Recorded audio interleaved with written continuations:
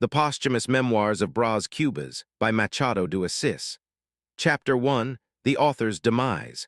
I hesitated for some time as to the form in which I should begin these memoirs, pondering whether I ought to start with my birth or with my end. Although custom dictates that one should narrate a life from the beginning, I decided to adopt a different method. For I am not a defunct author, but an author who is defunct, for whom the grave served as a cradle. Furthermore, the writing gains a more singular and renewed tone in this manner. Unlike Moses, who narrated his own death upon concluding his accounts, I chose to begin with the outcome. I expired on a Friday at 2 o'clock in the afternoon in August of 1869 at my country house in Cottamby. At 64 years of age, I enjoyed good health, was a bachelor, and possessed a considerable fortune. I was accompanied to the cemetery by 11 friends, without announcements or formal invitations. It was raining in a fine and persistent manner, a melancholy that led one of those present to deliver a speech at the edge of the grave, exalting my character and suggesting that nature itself was weeping for my loss with that somber weather.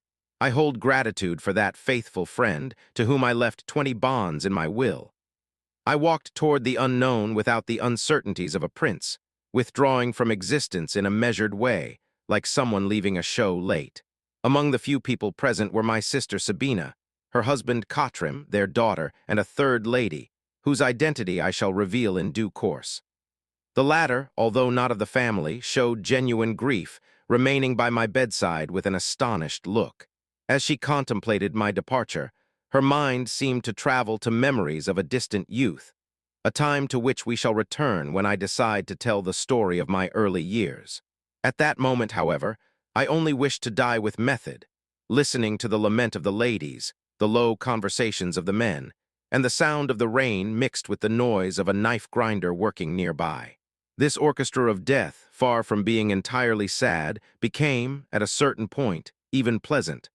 I felt life ebb away as my consciousness dissolved, and my body lost its vitality. Although the clinical cause of my demise was pneumonia, the true culprit was a grandiose and useful idea, the nature of which I shall proceed to set forth, leaving to the reader the judgment regarding the veracity of what I relate.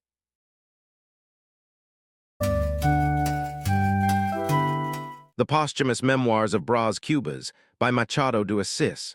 Chapter 2. The Plaster. One day, while walking through the estate, an idea sprang into my brain with such vivacity that it seemed like an acrobat in full performance. It moved, leaped, and suddenly took the form of a challenge, as if it demanded to be understood or would consume me. It was the invention of a medicine, an anti-hypochondriac plaster, conceived to alleviate the melancholy of humanity. At the time, when requesting the patent for the invention from the government, I highlighted the Christian and humanitarian character of the discovery, without failing to mention to my friends the profits that such a product would certainly bring. Today, observing life from this side, I can confess the truth about my motivations. What really moved me was the desire to see my name printed in newspapers, pamphlets, and on the medicine boxes. I nurtured a passion for notoriety, for fanfare, and for public fame. If the modest may criticize me for this desire, the skillful will certainly recognize my talent, for I was, in fact, a skillful man. My idea possessed two distinct faces, one turned toward the benefit of others and financial gain, and another, deeper one, turned toward my own glory. I remember an uncle of mine, a canon who condemned the love of temporal glory, arguing that only eternal glory should be sought. In contrast, another uncle, a military man, argued that the desire for recognition was the most genuine and human characteristic a man could possess. I leave to the reader the task of judging which of the two was correct, while I return to the story of my plaster.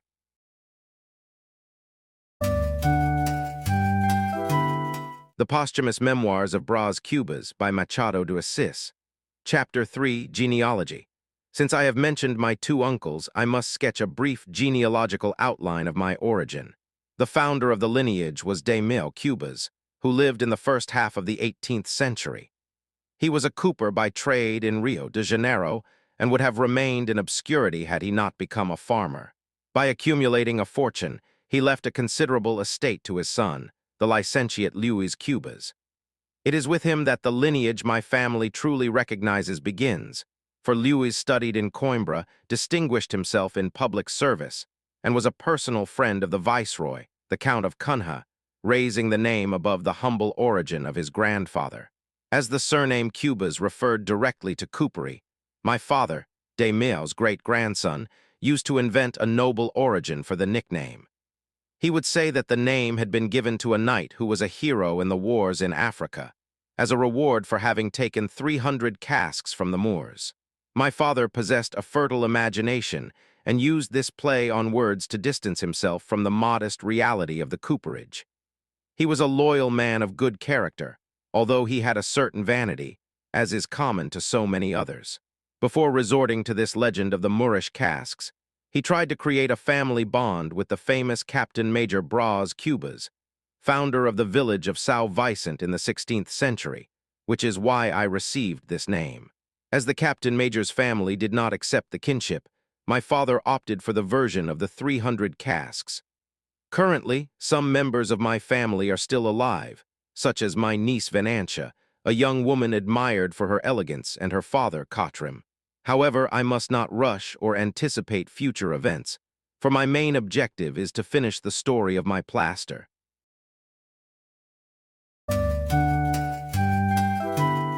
The Posthumous Memoirs of Brás Cubas by Machado de Assis. Chapter 4, The Fixed Idea. After so many turns, my idea became fixed.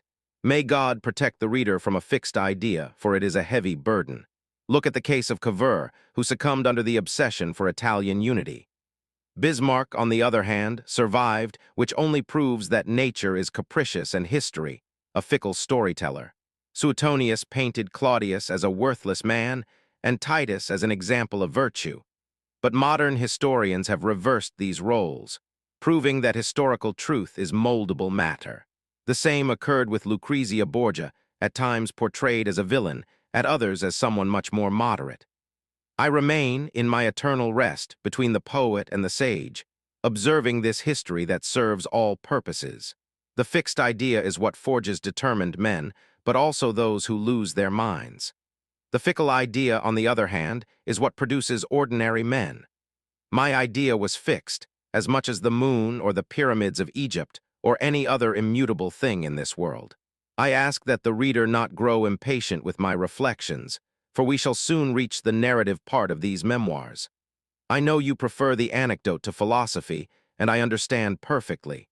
I write this book with the calm of one who is in no hurry, with an uneven philosophy that shifts between the austere and the playful, something that intends neither to build nor to destroy, serving only as a record between a pastime and an apostolate. Let us return, then, to my plaster. Let us set history aside with its whims. After all, none of us participated in great battles or historical treaties.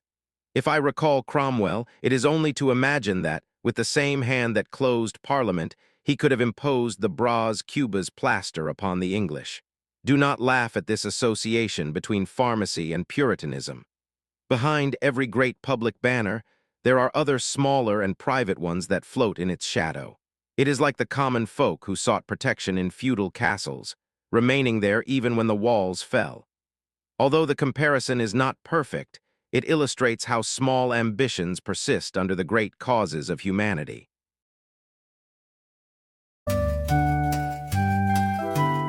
The Posthumous Memoirs of Brás Cubas by Machado de Assis.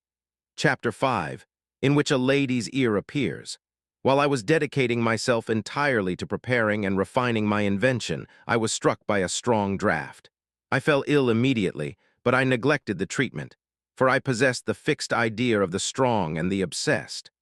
I saw myself, from afar, rising above the crowd like an immortal eagle, and before such a sublime spectacle, physical pain became irrelevant.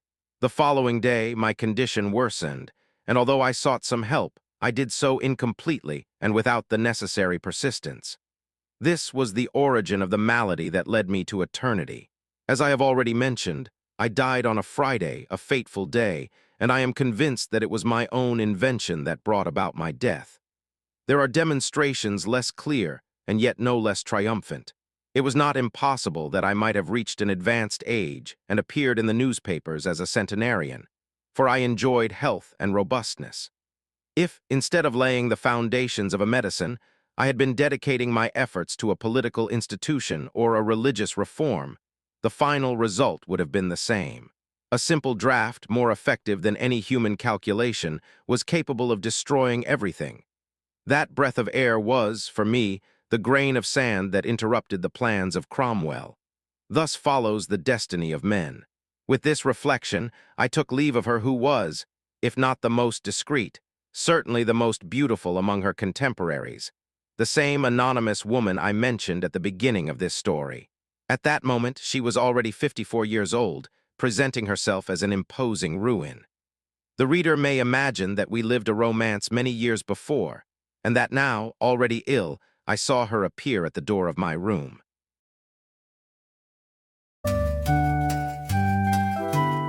The Posthumous Memoirs of Brás Cubas by Machado de Assis. Chapter 6, Chiming, who would have said it, Rodrigue, who would have believed it. I saw Virgilia appear at the door of my room, pale and dressed in mourning. For a few moments I remained motionless, unable to say anything, while I watched her. We had not seen each other for 2 years, but at that moment time retreated and I saw her not as she was, but as we had been in our youth. That memory was stronger than the death itself that awaited me. With the departure of an acquaintance who was there to discuss trivial matters, Virgilia approached my bedside. We remained in silence, observing one another. 20 years had passed since our old affections, and what remained there were only 2 people marked by life. She maintained a serene and austere beauty, with her dark hair beginning to show the first strands of silver. I asked her with my habitual sarcasm if she made a habit of visiting the dead. She replied lightly, held my hands, and stated that she was merely taking care of organizing things. Her voice kept the sweetness of other times, though stripped of its former emotional weight. We talked for some time about the news of the world, and I amused myself with her witty way of commenting on the lives of others, feeling a bitter pleasure in mocking a world that I would soon leave. When I mentioned my proximity to death, she scolded me, saying that we are all destined for that end. Upon noticing the time, she said goodbye, promising to return. Faced with my observation that the house belonged to a bachelor and could generate gossip, she decided she would bring her son, Enhanho, to accompany her. The young man, who in his childhood had been a silent witness to our meetings, came to visit me 2 days later. Upon seeing them together, I felt a strange awkwardness. But Virgilia, with great skill, dispelled the mood by joking about my supposed stubbornness, in pretending I was on the verge of death. The son laughed, and the tension dissipated into a pleasant conversation. Virgilia maintained an impeccable posture, without any gesture that could betray our past. At one point, while we were discussing the loves of others, she spoke with such dignity and disdain about the conduct of third parties that her son listened to her with visible satisfaction. I merely observed that scene, reflecting with irony on how we would be judged if the world could see the truth behind the appearances. It was the beginning of my deliriums.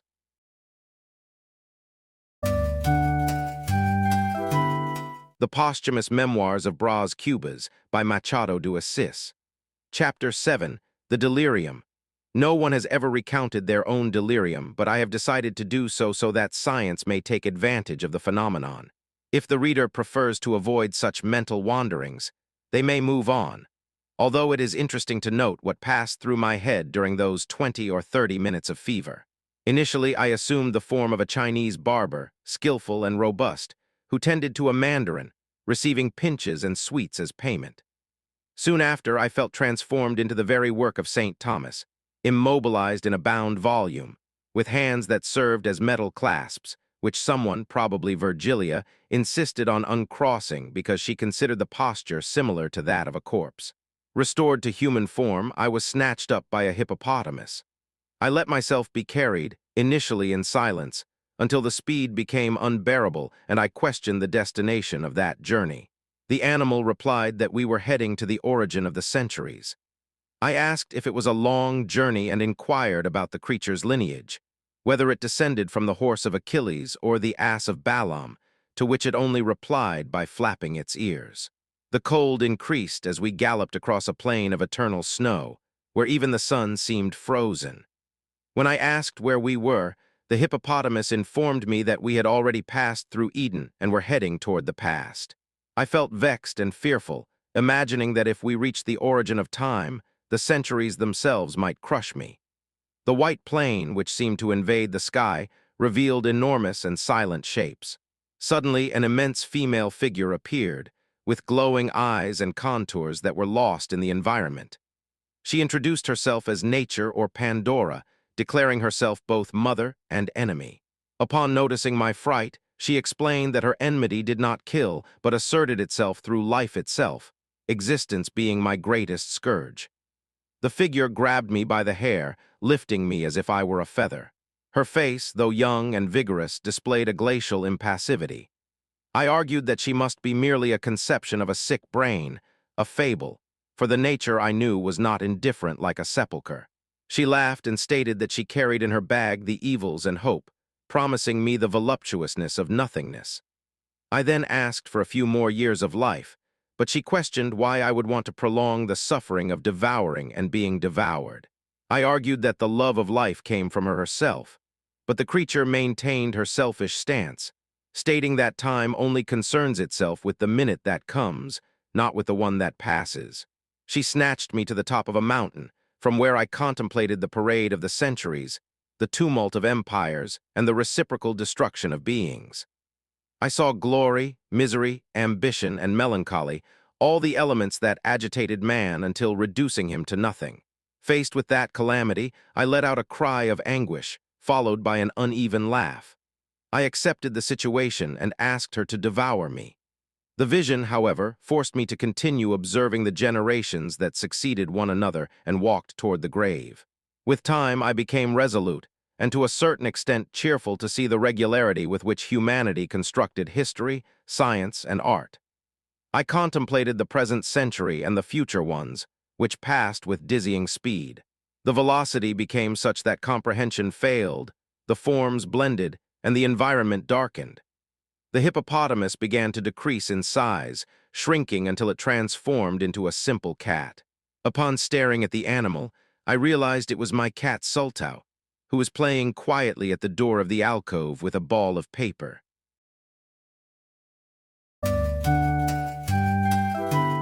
The Posthumous Memoirs of Brás Cubas by Machado de Assis. Chapter 8, Reason versus Folly. The reader must have already understood that it was reason returning to my mental house, demanding that folly withdraw, claiming with all justice that the dwelling belonged to her. It is an old vice of folly to grow fond of houses that are not her own, and once installed, it becomes almost impossible to evict her. Shame is a non-existent concept to her, and upon observing the amount of space she occupies, sometimes permanently, sometimes for brief seasons, we realize that this wanderer is the true terror of property owners. In my case, there was an internal conflict, almost a disturbance at the door of my brain, for the intruder did not want to yield the space, and the rightful owner was not willing to give up what was hers. Folly even suggested that she would be content with just a little corner in the attic. But reason, tired of yielding space and knowing her intentions, refused the proposal, for she knew that Folly would soon try to migrate to the dining room and the other rooms of the house.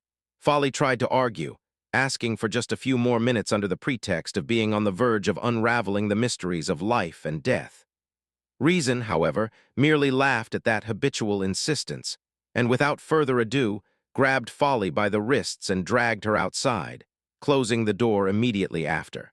Folly still tried to plead and grumbled a few complaints, but soon convinced herself of her defeat, took her leave with a mocking gesture, and went on her way, likely to walk the world until the end of time.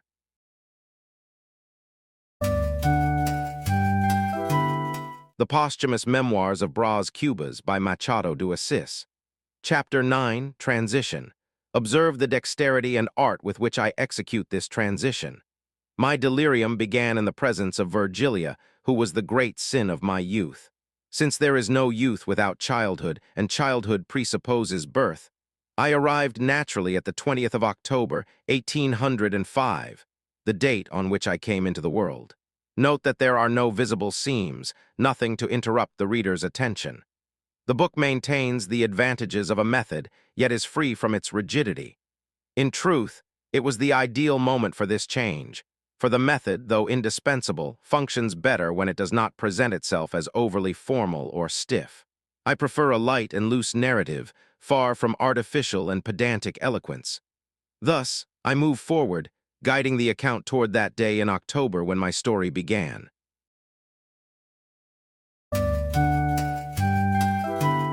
The Posthumous Memoirs of Brás Cubas by Machado de Assis. Chapter 10. On that day.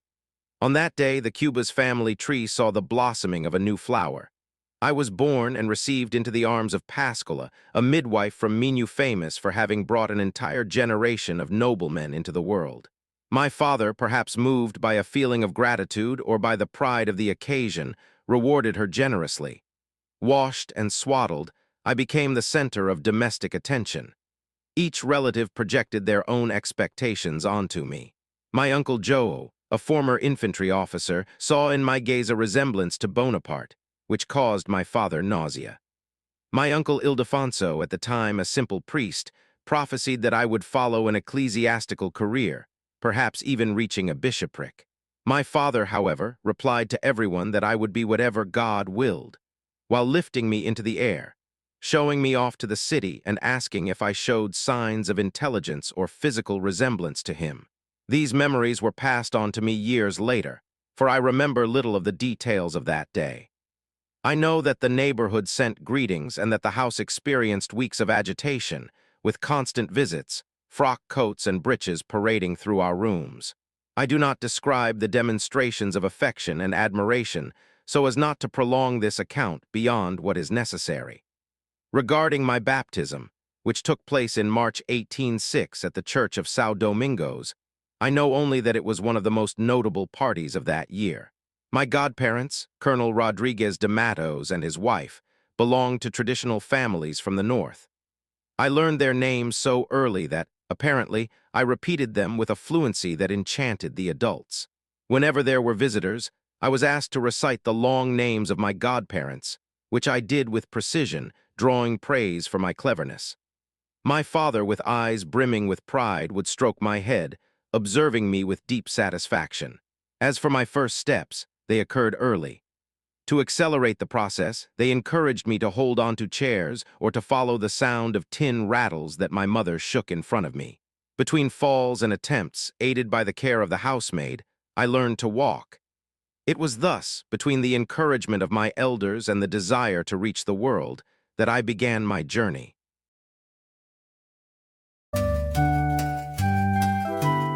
The Posthumous Memoirs of Brás Cubas by Machado de Assis. Chapter 11. The Child is Father of the Man.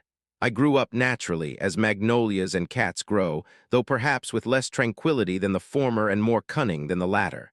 They say the child is father of the man, and if this be true, it is worth observing the traits of my childhood. By the age of 5, they already called me the Devil Boy, and the nickname was not unjust. I was a restless, indiscreet, and willful child.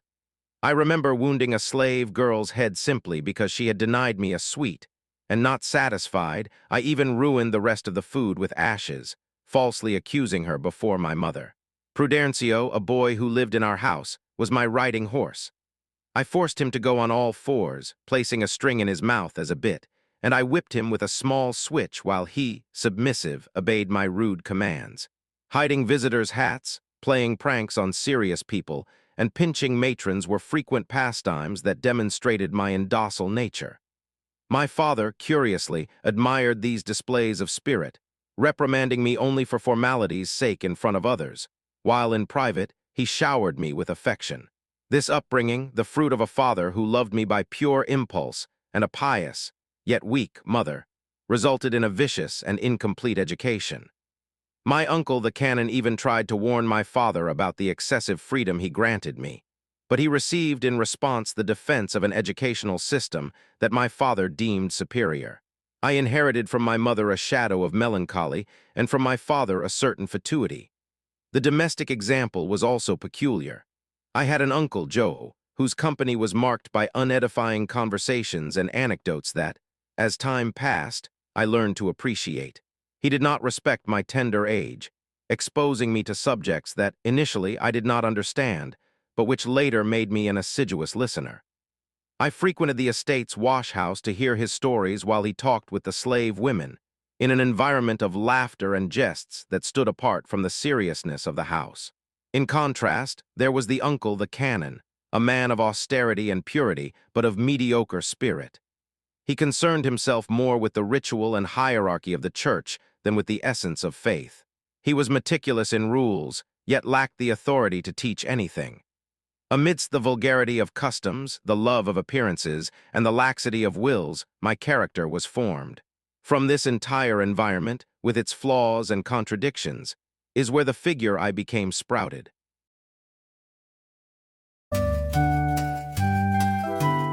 The Posthumous Memoirs of Brás Cubas by Machado de Assis.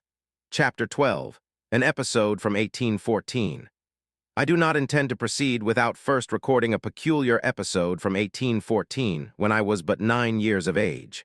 At that time, the name of Napoleon hovered over the world, awakening admiration in many, including my Uncle Joe. My father, however, harbored a secret hatred for the emperor, which generated constant family arguments. When the news of Bonaparte's fall reached Rio de Janeiro, the house plunged into a prudent silence in the face of public rejoicing. While the city lit up and celebrated with festivities, I occupied myself with a new small sword I had received from my godfather, valuing that toy far more than the destinies of Europe. To celebrate the emperor's deposition, my father organized a solemn dinner, gathering judges, officers, and men of letters. The house was prepared with the best available, from the inherited silverware to the ordered preserves. Among the guests, Dr. Vilassa stood out, a man given to poetic glosses who, between one dish and another, displayed his supposed acquaintance with illustrious figures and recited endless verses. While the adults discussed politics, business, and the arrival of slave ships, I remained anxious, desiring only the preserve that rested upon the bountiful table. My patience was exhausted by the tedious oratory of Dr. Vilassa. Upon demanding the sweet and being contradicted, I ended up being removed from the room by Aunt Emerentiana, which awakened in me an immediate desire for revenge against the guest. During a walk through the estate, I followed Dr. Vilassa and observed him in a private conversation with Dona Eusebia. Amidst the twilight, I witnessed the moment when he, making use of stock phrases, approached the lady and exchanged a gesture of affection with her. Without hesitation, I broadcast the news through the garden, announcing with shouts what I had just seen. The revelation caused an immediate stir among the guests, forcing the families to withdraw under the pretext of the evening dew. Although my father reprimanded me for the indiscretion at that moment, the following day, upon recalling the episode, he could not contain his laughter, treating my mischief with the condescension of one who recognizes a roguish spirit.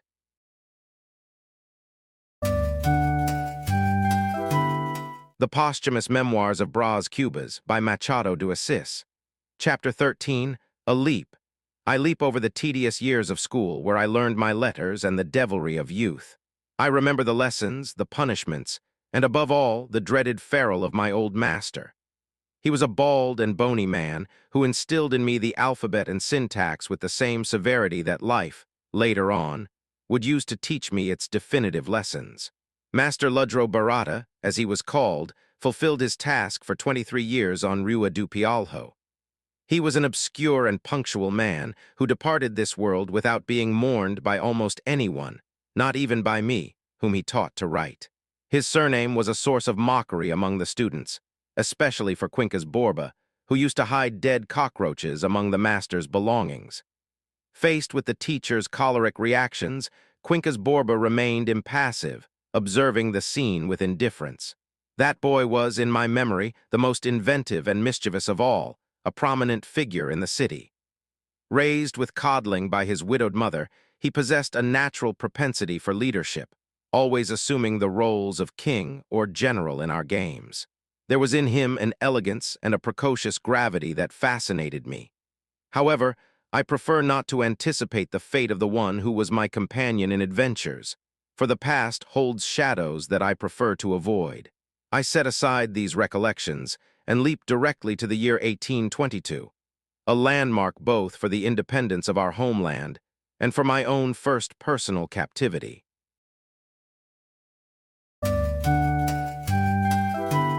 The Posthumous Memoirs of Brás Cubas by Machado de Assis. Chapter 14, The First Kiss.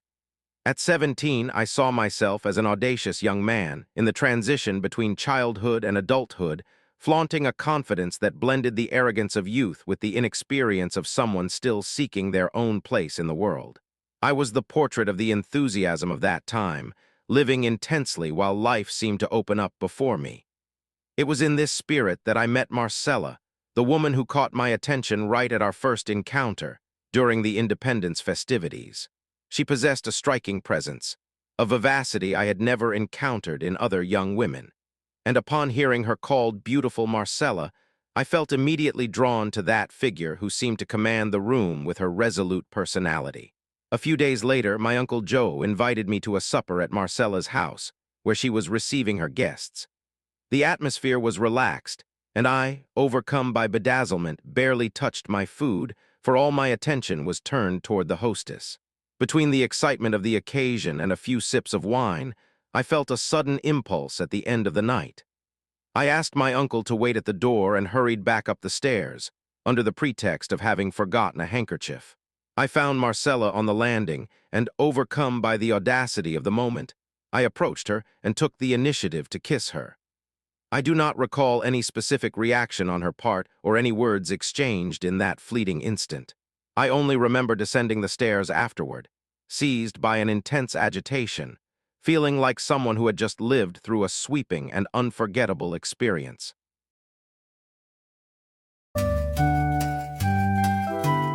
The Posthumous Memoirs of Brás Cubas by Machado de Assis. Chapter 15, Marcella. It took me 30 days to win Marcella's affection, not with the impetuosity of youth, but with the methodical patience of one who knows how to wait. At that time, I understood that the conquest of a woman could be a direct assault or an insidious and patient process, and I chose the latter path. It was a period of strategies and hesitations that, in the end, proved effective. This first romantic experience marked my youth with a solar intensity, like the light that awakens a world in bloom. Our relationship had two distinct phases, an initial one, in which I shared influence over her with a fellow named Xavier, and a second, in which I assumed total control. To sustain this involvement and satisfy Marcella's desires, I needed many resources. I exhausted my father's generosity, resorted to my mother's secret savings, and finally compromised my financial future with debts I hoped to repay later. Marcella received my gifts with a mixture of feigned censure and genuine joy. She admired jewels and fabrics, keeping her savings in an iron box, the key to which she kept under strict secrecy. Her house in the Cajueiros was adorned with solid furniture and valuable objects, some inherited from former suitors, which, I must admit, caused me bitter jealousy. She noticed my discomfort and seemed to find amusement in it, maintaining an attitude that oscillated between candor and an almost unfathomable mystery. Once, upon refusing a necklace I intended to give her, Marcella stated that our affection did not need material stimuli. She claimed she would never sell her own reality, although she acknowledged having traded in appearances in the past. She spoke to me with a certain nostalgia about an old love, the ensign Duarte, and showed me a gold cross he had gifted her, admitting that the stories she had invented about the origin of the jewel were only to avoid my discomfort. When she feared our future separation, she displayed deep emotion, seeking to reassure me with promises of eternal loyalty. I, still insecure, insisted on the gifts, and she would end up accepting them after a theatrical resistance. In return, Marcella catered to my most childish whims, dressing or acting as I desired with a docility that, at the time, I interpreted as absolute proof of her love. I was, in her eyes, someone from the Arabian Nights, capable of anything for a whim, and she, with her charming obedience, seemed willing to play the game that our passion dictated.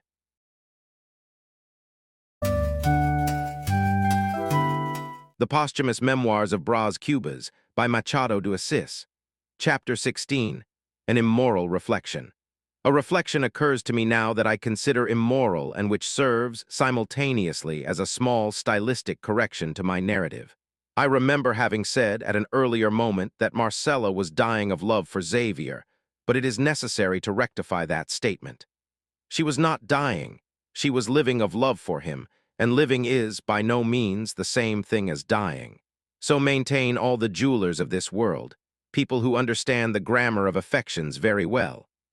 I ask myself, with the irony that befits me, what would become of love without these men who live on credit and promises, responsible for a considerable part of the universal commerce of hearts? This is the reflection that I call immoral, and which is perhaps even more obscure than immoral, for I recognize that it is not exactly understood what I mean. The central point is that the most beautiful forehead in the world does not lose its charm, nor its value, if it is adorned by a diadem of precious stones. Marcella, who possessed a remarkable beauty, was someone who, in her own way, also dedicated feelings to me.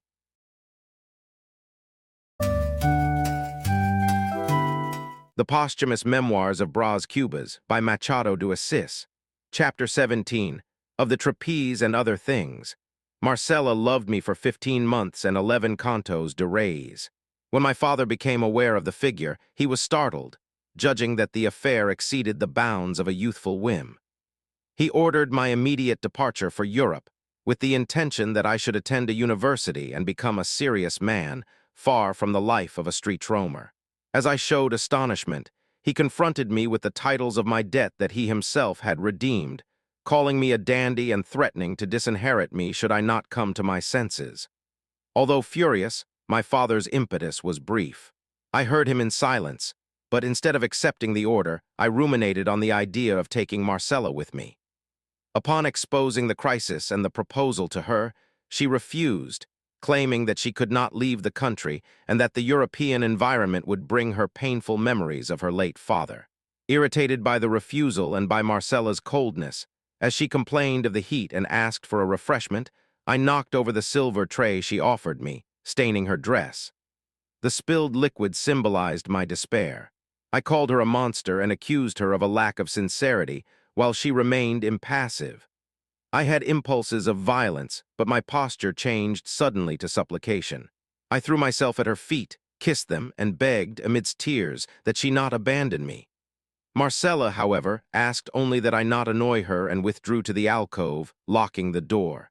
I left distraught, wandering for hours through the deserted neighborhoods, debating between the idea of leaving alone or forcing her company. It was then that a saving idea occurred to me, a sort of trapeze for my sins. I decided to fascinate her with a concrete gesture. I resorted to one last loan and bought an ivory comb studded with 3 large diamonds. Upon arriving at Marcella's house, I found her reclined, with a countenance of boredom. I showed her the jewel, and before the sparkle in her eyes, I felt a renewed hope. With an almost maternal affection, I fastened the comb in her hair, seeking a symmetry that would justify my offer. Upon seeing me, she called me a madman, but returned the gesture with an ardent kiss. After admiring the jewel and chiding me with a false modesty, she finally accepted my invitation to embark for Europe within a few days. I thanked her on my knees, convinced that I had recovered the Marcella of the early days, while she put away the comb and I descended the stairs, relieved by the resolution.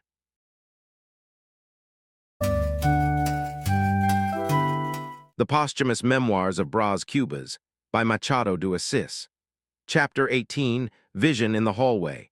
At the foot of the stairs, at the end of the hallway, I paused to catch my breath and organize my thoughts in the face of so many conflicting sensations. I felt happy, although the shadow of the diamonds still slightly clouded that contentment. Nevertheless, I maintained the conviction that Marcella loved me, despite her faults. I even murmured to the air that she was an angel, but at that very instant, I was assailed by a memory that sounded like a mockery. I recalled her gaze, which shortly before had caused me a certain suspicion, and that gaze brought to my mind the figure of the character from the Arabian Nights, the young man who pursued the vizier's wife until he was ridiculed and assaulted in the street. Those images merged with my reality. The hallway where I stood transformed into the avenue from the story, and the exit door seemed to lead to that street in Baghdad. It was then that I saw, with clarity, 3 men appear on the sidewalk. one in a cassock, another in livery, and a third in civilian clothes. They advanced, grabbed me by the arms, and forced me into a carriage. My father settled on the right, my uncle the canon on the left, and the man in livery took the reins. I was taken directly to the house of the chief of police, and from there transferred to a galley bound for Lisbon. All resistance was useless. 3 days later, I set out to sea in silence and dejection. I did not cry, but I carried with me a fixed, insistent, and bitter idea, which led me to desire a plunge into the ocean waters, while I repeated, like an echo, the name of Marcella.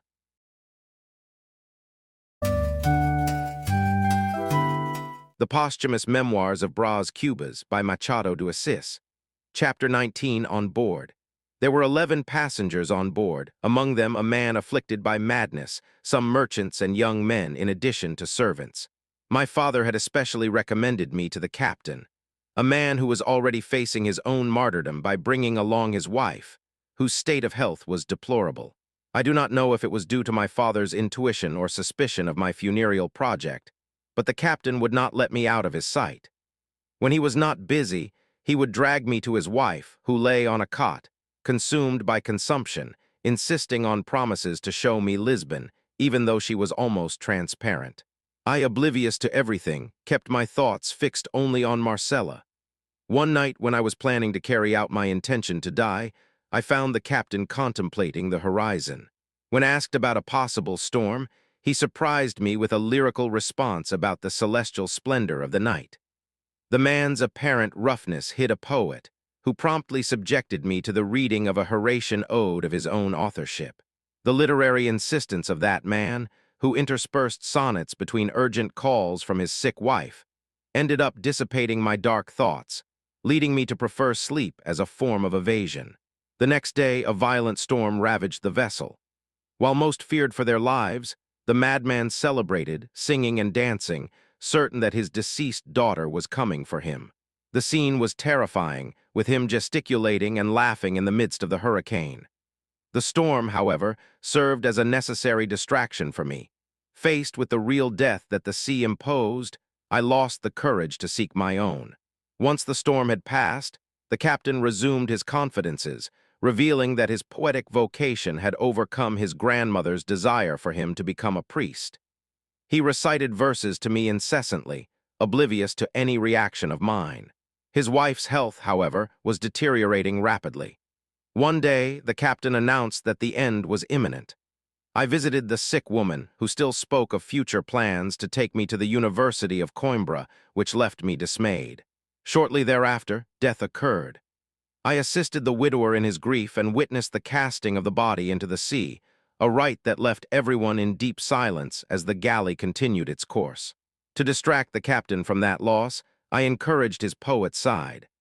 I offered to publish his works, which seemed to cheer him briefly, although his spirit soon plunged back into the memory of his deceased wife. The next day, he already presented an epicedium composed on the passing and burial of his companion. With a trembling voice, he recited the composition, seeking from me the validation that those verses did justice to the treasure he had lost. I affirmed that they were perfect, and the captain, recovering his literary pride, ended up accepting the compliment, shaking my hand and predicting a grand future for me.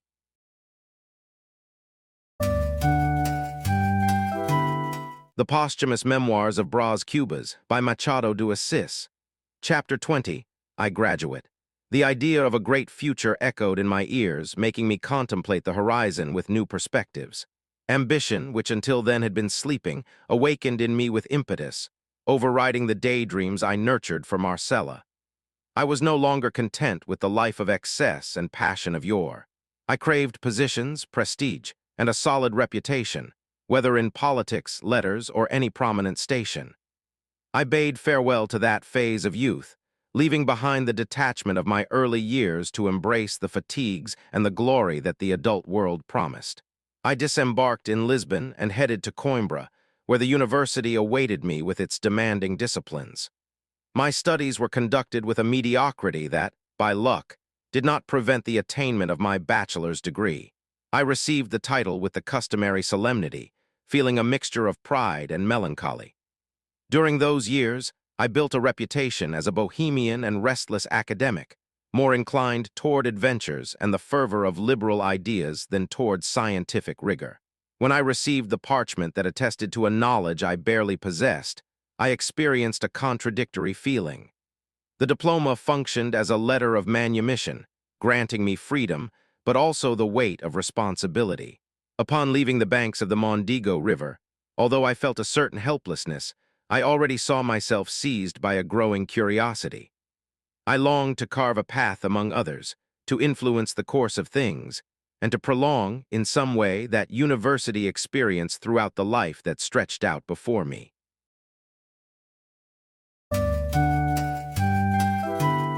The Posthumous Memoirs of Brás Cubas by Machado de Assis. Chapter 21, The Muleteer. The donkey on which I was traveling decided to stop suddenly, and after a series of bucks, I was thrown to the ground with my foot caught in the stirrup. The animal, startled, prepared to bolt down the road, which would certainly have resulted in serious injury or even the end of my academic trajectory. But a muleteer passing by managed to grab the reins and immobilize the beast in time. Upon finding myself free and on my feet, I felt my pulse racing and recognized that this man had just saved my life. While I caught my breath and regained my senses, the muleteer adjusted the harness with diligence. In an initial impulse of gratitude, I decided to reward him with 3 gold coins, a significant sum that I was carrying. However, as I reached for the money in my saddlebags, I began to ponder whether such an amount might be excessive. I analyzed the man's figure, dressed in humble garments, and concluded that perhaps a single gold coin would be enough to cause him immense contentment. While I hesitated with my back turned, the man spoke to the animal, advising it to behave and even kissing the beast's forehead with unusual tenderness. That scene made me smile, and after a moment of doubt, I ended up giving him only a silver cruzado. I mounted the donkey again and continued on my way, feeling a certain uncertainty about the value of that gratuity. Looking back, I saw the man bowing and demonstrating clear satisfaction with the payment received. At that instant, my reflection changed course. I realized that the muleteer had acted out of a natural impulse, almost like an instrument of providence, and that therefore there was no extraordinary merit in his action that would justify such a reward. Upon feeling the copper coins in my pocket that should have been the correct payment, I felt like a spendthrift. I charged the expense to the account of my dissipations, and I confess that, right there, I was overcome by a late and melancholy remorse.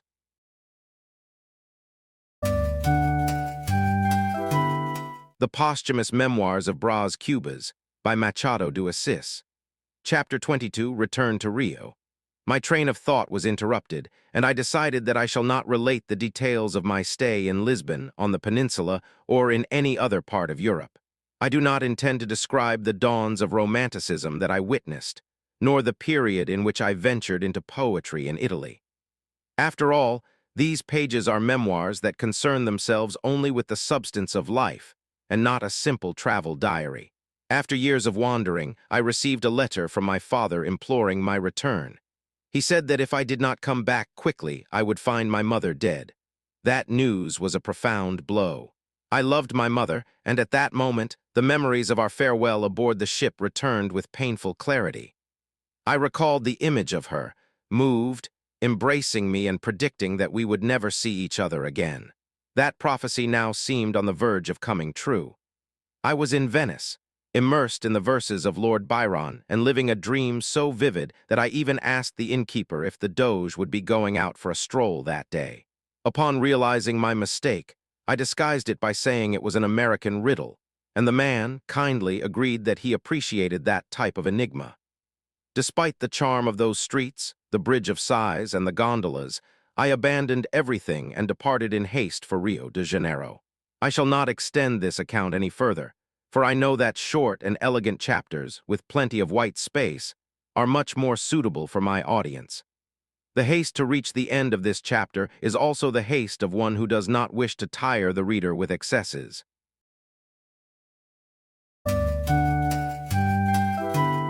The Posthumous Memoirs of Brás Cubas by Machado de Assis. Chapter 23, sad but short. Upon catching sight of my hometown, I experienced a singular sensation. It was not a patriotic feeling, but something that sprang from the place of my childhood. The street, the tower, the fountain, and the figures that populated my memories as a boy emerged in my mind like a kind of rebirth.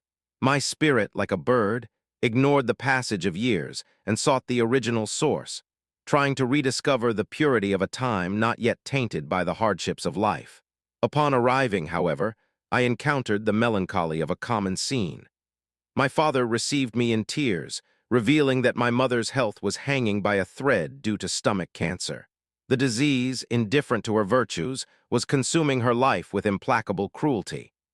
My sister Sabina, married to Katrim, appeared exhausted from caring for the invalid, sleeping little and dedicating herself entirely to family support. Uncle Joe and other ladies present, such as Dona Eusebia, also carried the weight of that deep sadness. When I entered the room, a smile lit up my mother's face. The beauty that had once dwelt there had given way to the extreme fragility of the disease. I knelt at the foot of the bed and took her hands in mine, remaining silent, for any word would be a sob that might betray the imminent end. It was a useless fear, for she herself confessed to me even then that she knew she was about to depart. The agony that followed was long and cruel. It was the first time I witnessed death in action, devoid of any rhetoric or heroism. I, who until then had only known death through historical examples or distant funerals, saw the real duel between being and non-being. I did not cry. I remained with my consciousness stunned before that scene. I asked myself how a creature so docile and dedicated could suffer such a painful and insane end. All of it seemed obscure and incongruous to me. I closed this sad chapter to seek, further on, something more cheerful.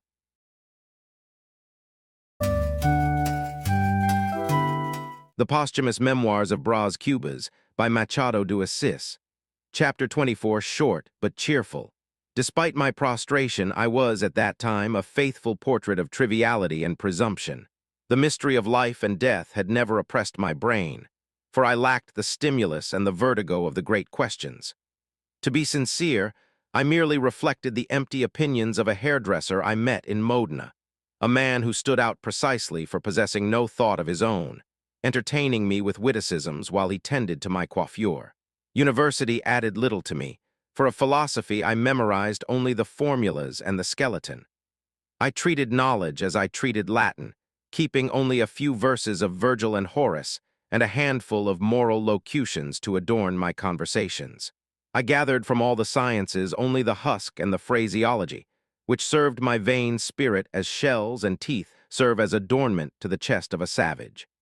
Perhaps the frankness with which I expose my mediocrity causes astonishment, but I must remind you that sincerity is the first virtue of a deceased person. While alive, the gaze of others' opinions and the struggle of interests force us to hide our flaws and wear masks, going so far as to deceive ourselves to avoid embarrassment. However, in death, everything turns into a great outpouring. Without neighbors, friends, or enemies, and without the audience of life, I feel the freedom to shake off the cloak and discard the sequins of existence.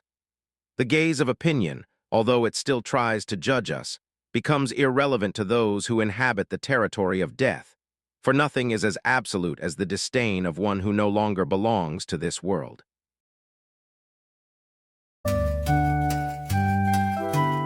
The Posthumous Memoirs of Brás Cubas by Machado de Assis. Chapter 25, in Tijuca. I avoided an emphatic tone and sought the simplicity that marked my days in Tijuca shortly after my mother's passing. On the 7th day, following the funeral ceremonies, I departed taking only a shotgun, a few books, some clothes, and the young Prudencio to an old family property. My father tried to dissuade me from the idea, just as my sister Sabina and her husband, Katrim, wished for me to accompany them. Katrim was a transformed man, dedicated to trade and family, although many judged him to be a miser. I refused all invitations. I was stunned and felt a deep melancholy rising within me, which found an echo in the verses of Shakespeare. I remember sitting under a tamarind tree, cultivating that silent pain which, for me, possessed a strange and subtle voluptuousness. My days passed between hunting, reading, and idle contemplation, letting my thoughts wander aimlessly while time slipped away. I had asked not to be disturbed, but at the end of a week, the solitude became unbearable. The pain had cooled, and the need to live impelled me to end my retreat. While I was packing my belongings, Prudencio informed me that Dona Eusebia had moved to a nearby house in the company of her daughter. The news brought to mind distant episodes from 1814, generating a brief discomfort in me. I reflected on past events, on the legacy left by the late Velasa, and the repercussions of those old facts. I realized that time had made those memories distant, and that there was no longer any close bond between us. However, Prudencio reminded me that it was Dona Eusebia who had prepared my mother's body for burial. Faced with that revelation, I understood that a visit was a duty of gratitude. I decided then to end my period of isolation and go down to pay her the due courtesy.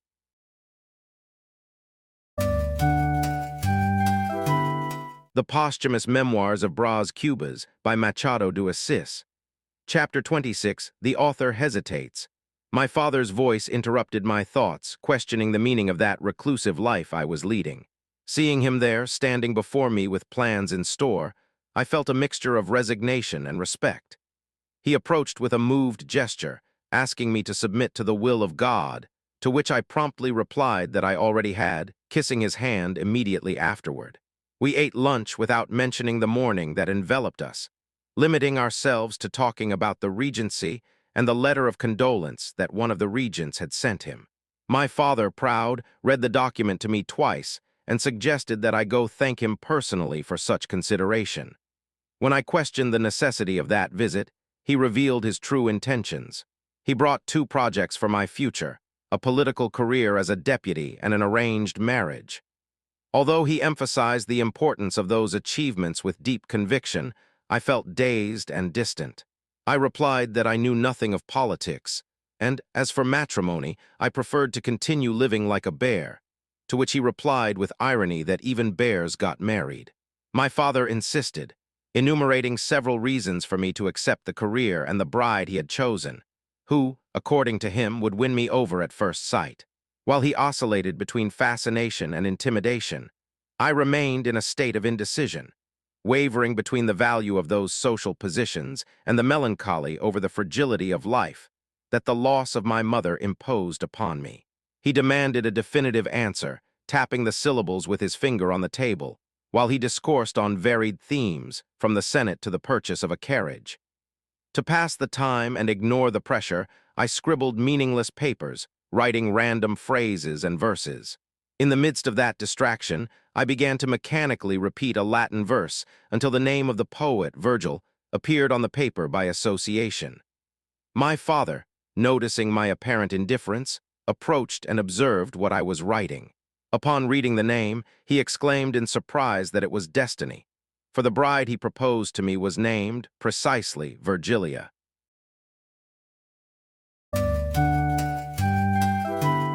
The Posthumous Memoirs of Brás Cubas by Machado de Assis. Chapter 27, Virgilia. Virgilia. It was the same lady who, years later, would accompany my final days and who, long before, had occupied a central space in my trajectory. At that time, at 15 or 16 years of age, she was a creature of strong and willful personality. I do not intend here to adorn reality or omit details, but I describe a young woman of pleasant appearance, full of that natural vitality peculiar to her age. She was a fair-skinned girl, coquettish, and at times puerile, moved by impulses that alternated between laziness and an almost devout fear. This was the portrait, physical and moral, of the one who would exert such influence over my destiny. I address her, if she still lives, to ask if she does not notice the difference between the language I use now and that which I employed when I met her. I guarantee that my sincerity remains the same. Death has not made me bitter or unjust. If she were to ask me how I can discern the truth of that time with such clarity, after so many years, I would answer that this is precisely the power that makes us masters of our own history. It is the capacity to restore the past in order to understand the instability of our impressions and the vanity of our affections. I do not agree with the idea that man is merely a thinking reed. We are, in truth, a thinking errata. Each phase of our life is a new edition that corrects the previous one, in a continuous process of revisions, until the definitive edition is finally delivered to the worms.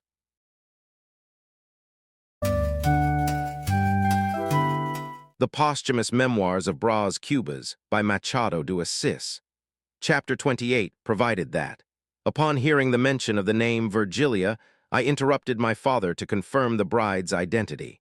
He described her with enthusiasm, presenting her as a vivacious young woman, the daughter of Councillor Dutra, and highlighting the importance of that political influence. I asked which Dutra he was referring to, but he insisted on the proposal, asking if I would accept it. I reflected for a few moments, observing the tip of my shoe, before declaring that I would be willing to examine both the political candidacy and the marriage, provided there was no obligation to accept both simultaneously.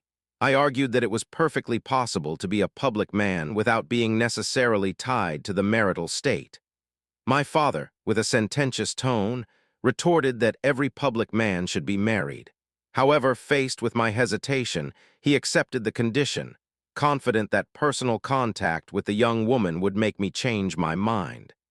He stated that, in the end, the bride and the marriage were two sides of the same coin, though he left it for me to discover the details later. I accepted the extension of the deadline, playing with his voice by repeating his interruption. The old man, in turn, scolded me with good humor, insisting that I should not remain useless, obscure, or sad. He emphasized that all the investment of money and dedication throughout my upbringing had the purpose of seeing me shine and elevating our name even further. At 60 years of age, he declared that, if necessary, he would restart his life without hesitation, and advised me to fear obscurity and avoid anything trivial. According to him, the value of a man is measured by the opinion of others, and I should not waste the advantages of my social position. As he spoke, he dangled the promises of success before me as if they were a child's rattle, used to hasten one's steps. Under the effect of those words, the melancholy of my hypochondria retreated, giving way to a more vivid and less morbid desire. The love of reputation, my true Brás Cubas plaster.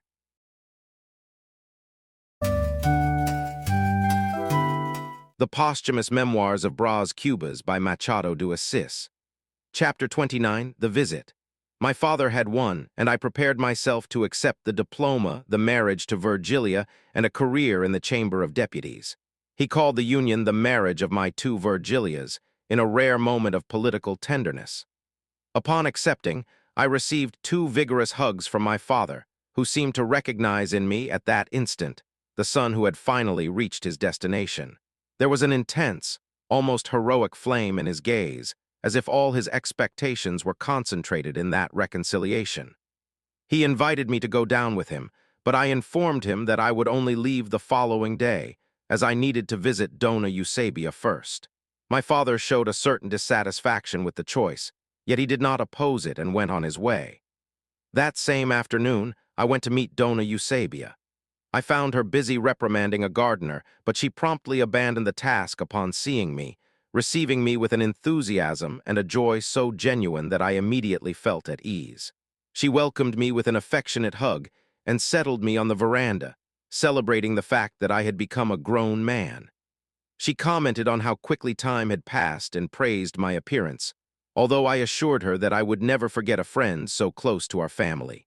Dona Eusebia then began to speak of my mother with a deep longing, which, although it caused me a certain sadness, brought me closer to her. Noticing my state, she changed the subject and asked me to tell her about my travels, my studies, and even my romances. While she, in an amused tone, questioned me about such matters, I suddenly recalled a distant episode, which occurred in 1814, involving her, Vilasa, a bush, and a kiss that, at the time, had provoked my cry of surprise. It was exactly while this memory occurred to me that I heard the creaking of a door and the rustling of skirts, followed by a voice calling for her mother.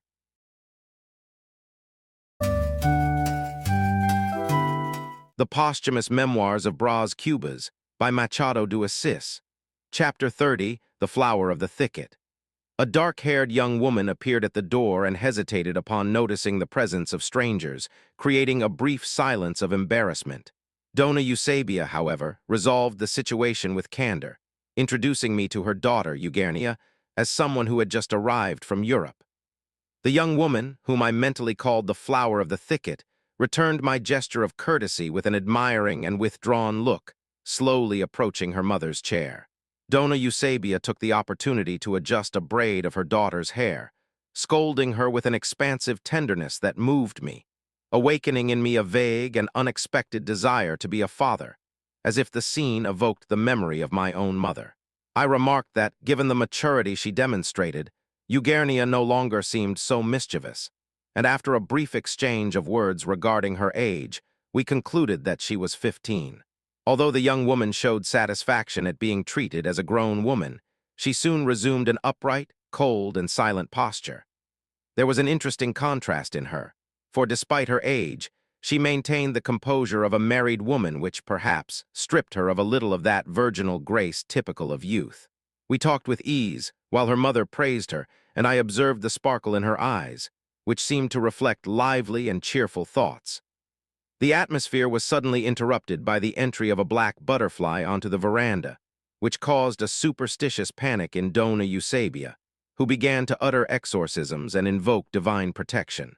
I reassured her, shooing the insect away with my handkerchief, which made her return to her seat somewhat embarrassed, while Eugenia, although visibly affected by the fright, strove to maintain her composure. I took my leave of them with a handshake and withdrew, laughing to myself at that superstition with an air of philosophical superiority. Later, I saw the young woman pass by on horseback, accompanied by a page. She greeted me with a simple gesture of the tip of her whip, and although I flattered myself with the expectation that she would look back as she rode away, she continued on her path without diverting her attention.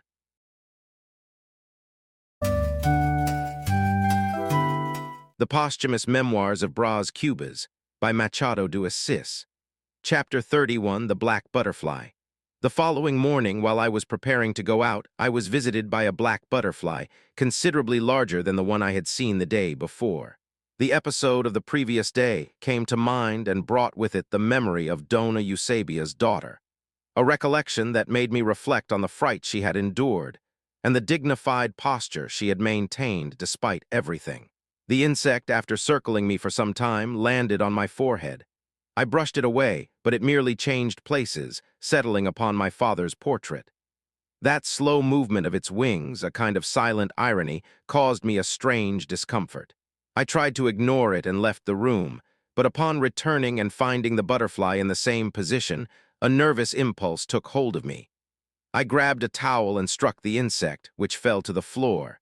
It did not die immediately. Upon noticing that it was still writhing, I felt a pang of remorse, picked it up in the palm of my hand, and placed it on the windowsill. Shortly after, its life ebbed away. I remained troubled, questioning why that creature could not have been born blue, a reflection that, in my view, possessed a singular depth and ended up consoling me, reconciling me with my own conscience. I stood contemplating the small corpse with a touch of sympathy.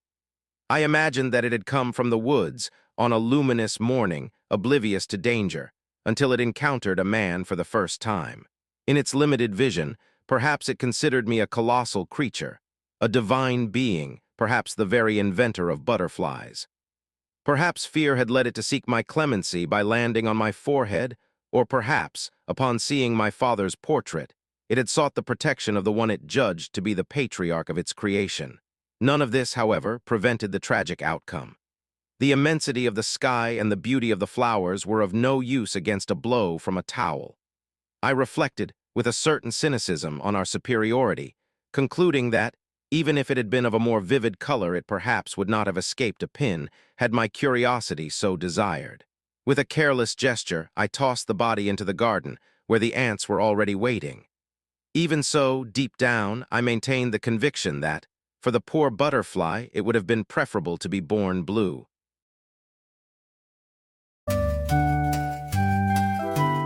The Posthumous Memoirs of Brás Cubas by Machado de Assis.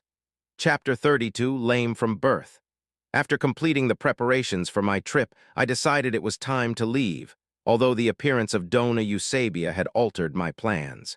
She insisted so much that I postpone my departure and dine in her company that I ended up yielding, feeling that I owed her such courtesy. Upon arriving, I noticed that Eugenia was dressed with remarkable simplicity, wearing only a white muslin dress without any adornment or jewelry. Her appearance reflected a natural elegance and a serene spirit, reminding me, by the similarity of her mouth, of an old love affair experienced with her mother in 1814. After coffee, her mother invited me to see the estate. It was during the walk along the veranda and through the grounds that I noticed a slight difficulty in Eugenia's gait. In a moment of tactlessness, I asked if she had been injured, to which she replied naturally that she was lame from birth. I felt deeply embarrassed by my rudeness, mentally reprimanding myself for not having noticed the details sooner and for having asked such an indiscreet question. I then noticed a shadow of sadness on her countenance. To circumvent the situation, I focused my attention on the conversation of Dona Eusebia, a woman of cheerful spirit who guided me through the gardens, trees, and ponds of the property. While she spoke, I discreetly observed Eugenia. I realized that, despite her physical limitation, her gaze was clear and steady. Her calm, black eyes met mine with frankness, turning only rarely toward the ground, but always maintaining a posture that showed neither excessive shyness nor any artifice.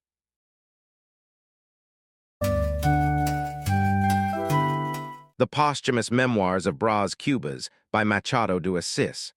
Chapter 33, Blessed are those who do not descend. What troubled me most was Eugenia's physical deformity. The contrast between the lucidity of her gaze, the freshness of her mouth, and her elegant posture with her lame leg led me to believe that nature, at times, practiced a cruel mockery. I questioned myself about the meaning of this combination, trying to solve that enigma while returning home at night. Until, finally, I decided to brush those thoughts aside like someone shaking a towel to shoo away an insect. The relief, however, was fleeting, and the mystery returned to haunt me during my sleep. The rain delayed my descent from Tijuca, but even when the weather cleared, I remained there throughout the week. I ignored my family, my fiancé, and my parliamentary obligations, preferring the company of that young woman. There was no deep enchantment, but a genuine satisfaction in her presence. Between us, a kind of bucolic idyll was forming. Dona Eusebia watched us, albeit with a certain leniency, allowing Eugenia in her youth to demonstrate her affection in a simple way. One Saturday, she asked me if I would be leaving the following day. When I replied that I intended to do so, she asked me to stay. I obeyed and even created a new verse, declaring blessed are those who do not descend, for to them is reserved the first kiss of ladies. It was on that Sunday that I received from Eugenia the first kiss of her life, delivered with the honesty of someone settling a debt. While she, trembling with emotion, saw in me her future husband, my mind wandered to old memories, questioning whether the origin and blood of that young woman would not be, in the end, an insurmountable obstacle. Dona Eusebia surprised us shortly after, but not in time to find us close. While I headed to the window, Eugenia began to fix her hair with an admirable naturalness. That dissimulation, which seemed as instinctive as sleep or appetite, fulfilled its role, and Dona Eusebia suspected absolutely nothing.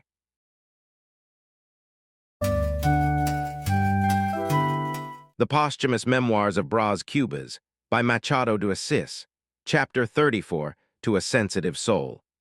I suspect that among the few readers who follow these memoirs, there exists a sensitive soul who feels somewhat troubled by the previous chapter. Perhaps this person fears for the fate of Eugenia and deep down may even consider me a cynic. I a cynic? This accusation seems an injustice to me, for I was not a cynic. I was merely a man. My brain functioned as a stage where spectacles of all genres were performed. There were solemn dramas, light comedies, disheveled farces, and buffooneries. It was a true pandemonium, a chaotic mixture of impressions and experiences. Within it, the most distinct images coexisted, from the elegance of a distant rose to the simplicity of a backyard plant, and from the luxury of grand royal beds to the shelterlessness of a beggar on the beach. My thoughts crossed into diverse casts and features.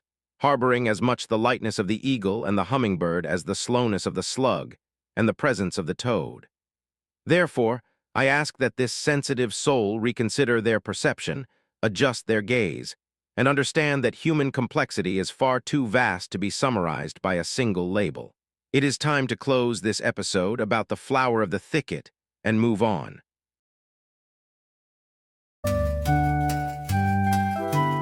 The Posthumous Memoirs of Brás Cubas by Machado de Assis. Chapter 35, The Road to Damascus. 8 days later, I felt as if I were on the road to Damascus when an inner voice ordered me to rise and enter the city. This voice, in truth, emanated from within myself and possessed a dual origin. On one side, the pity that disarmed me before the candor of that young woman, and on the other, the genuine terror of coming to love her in fact and uniting my destiny with hers. After all, it was a matter of a woman with a physical limitation, a detail that she herself perceived and verbalized with clarity. It was on a Monday afternoon, on the veranda, that I announced my departure for the following morning. Upon hearing the news, she extended her hand to me with simplicity and sighed, stating that I was doing well to leave. When I questioned the reason, she pointed out, with serenity, that I was acting correctly by avoiding the ridicule of marrying her. Although I tried to deny it, she withdrew slowly, holding back tears. I reached her shortly after and swore, resorting to hyperboles that I myself knew to be cold, that my departure was an obligation, but that my affection for her remained intact. Upon asking if she believed my words, I heard a direct denial and the reaffirmation that my decision to leave was the most sensible one. I tried to hold her back, but the look she cast at me contained no plea, but rather an authority that immobilized me. The following morning, I descended from Tijuca feeling a mixture of bitterness and relief. During the journey, I sought to convince myself that it was just to obey my father and convenient to embrace a political career, while I tried to distract my thoughts with reflections on the Constitution, my fiancée, and the pace of my horse.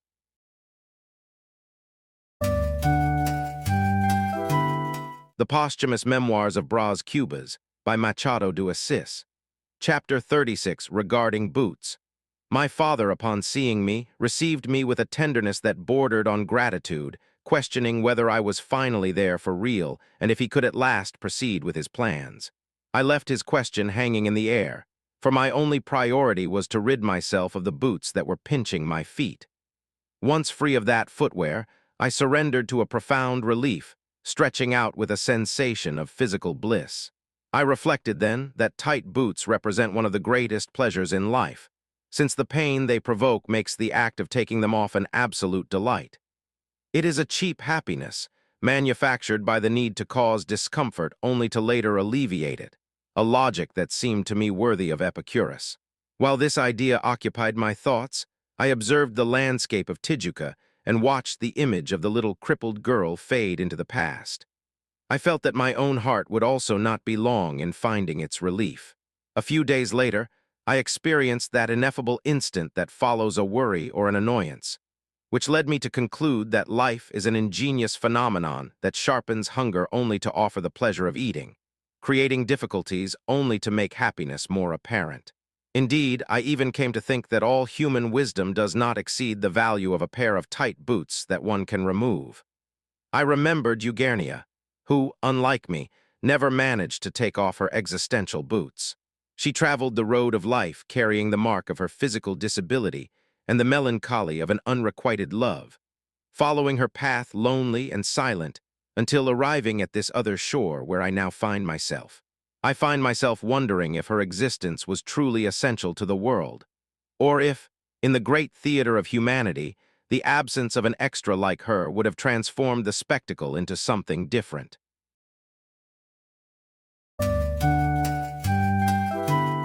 The Posthumous Memoirs of Brás Cubas by Machado de Assis. Chapter 37, At Last. At last, we reach the point where Virgilia appears in my trajectory. Before heading to Councillor Duttra's house, I questioned my father about the existence of any prior matrimonial agreement.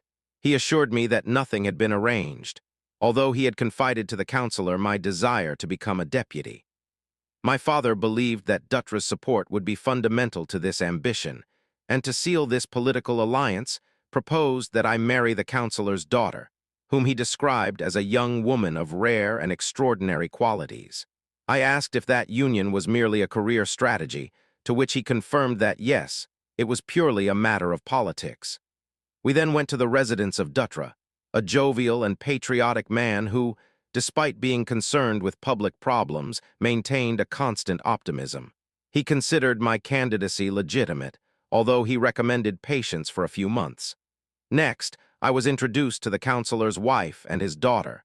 The young woman fully met the expectations created by my father's words. Upon meeting her, we exchanged glances that already carried a conjugal nature, as if our destinies had been traced since that first contact. Our acquaintance flowed rapidly, and by the end of a month, our intimacy was already a fait accompli.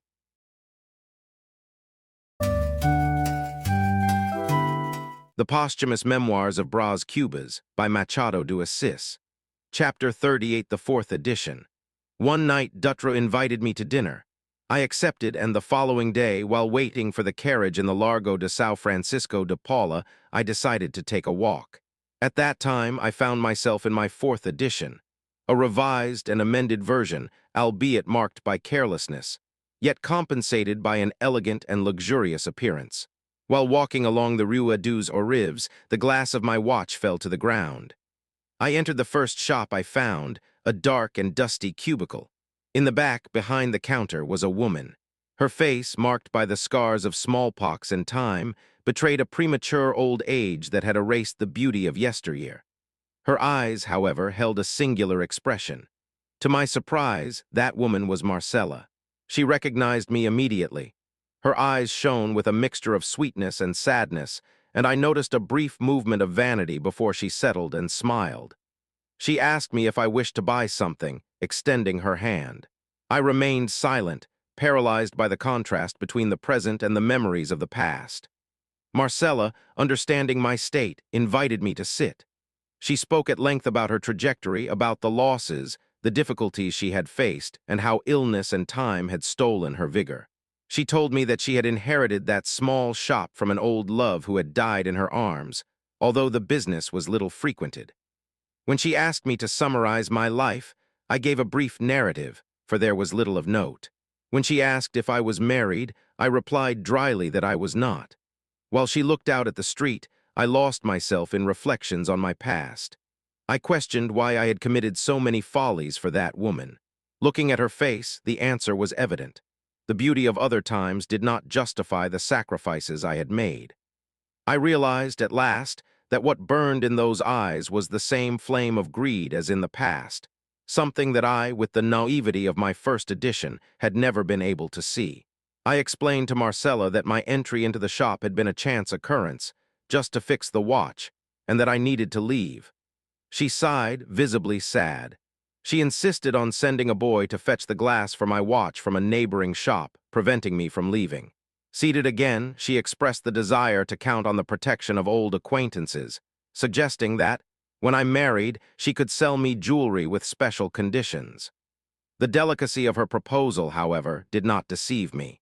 I began to suspect that, despite the marks of illness, her real motivation was the avidity for profit, the gnawing worm that, as I learned later, continued to guide her steps.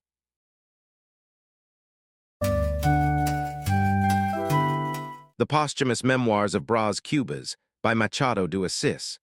Chapter 39, The Neighbor. While I was immersed in my own reflections, the shop's routine was interrupted by the arrival of a short man, hatless, leading a 4-year-old girl by the hand. He greeted Marcella, inquiring about her condition since the morning, to which she responded with a certain indifference, inviting little Maricota to come closer. The man then lifted the child and placed her inside the counter, encouraging her to ask about Marcella's night and explaining that the girl had been anxious for the visit, although her mother had not managed to get her ready in time. The child's father insisted that she ask for a blessing and behave herself, commenting with evident pride on how much his daughter spoke of Marcella at home, even though she seemed shy there. When the man tried to recount an episode from the previous day, the girl asked him not to tell it, but the father proceeded, reporting to Marcella that the little one, accustomed to praying to Our Lady, had humbly asked to offer her prayers to Marcella herself. Faced with that revelation, Marcella kissed the child with tenderness, while the father completed the account by describing his daughter's affection as a true passion, something the girl's mother even attributed to some kind of spell. After sharing other pleasantries, the man withdrew, taking his daughter with him, but not before casting a look at me laden with suspicion or curiosity. Curious, I asked Marcella about the identity of that visitor. She explained that he was a watchmaker from the neighborhood, describing him, as well as his wife, as good people, and weaving praises for the gracefulness of the girl who harbored a special affection for her. As she uttered such words, I noticed a tremor of joy in her voice and an expression of rare happiness that spread across her face, revealing a contentment that seemed to me, at that moment, somewhat discordant with our reality.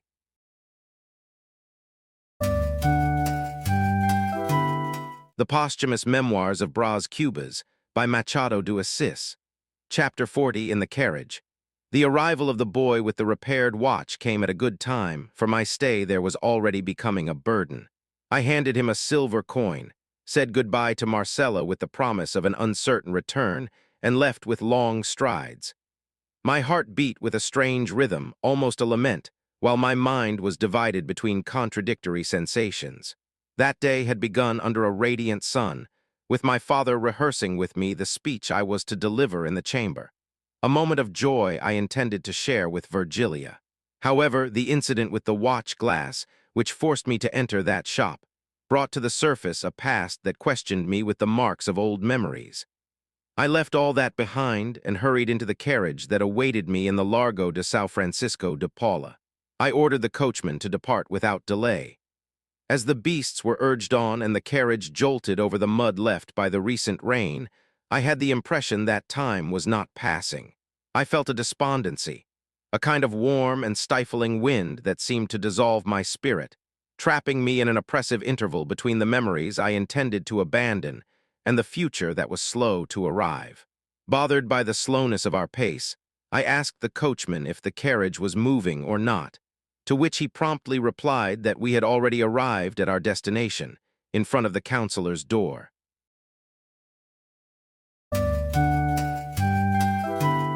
The Posthumous Memoirs of Brás Cubas by Machado de Assis. Chapter 41, The Hallucination.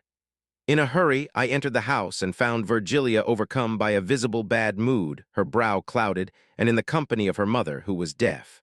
As soon as she saw me, she expressed her annoyance that I had arrived later than they expected. I tried to justify myself, mentioning setbacks with the horse and the interruption of a friend, but the voice died on my lips when I was seized by a sudden astonishment. I stared at Virgilia, and for an instant, the sensation was so painful that I had to step back and look away.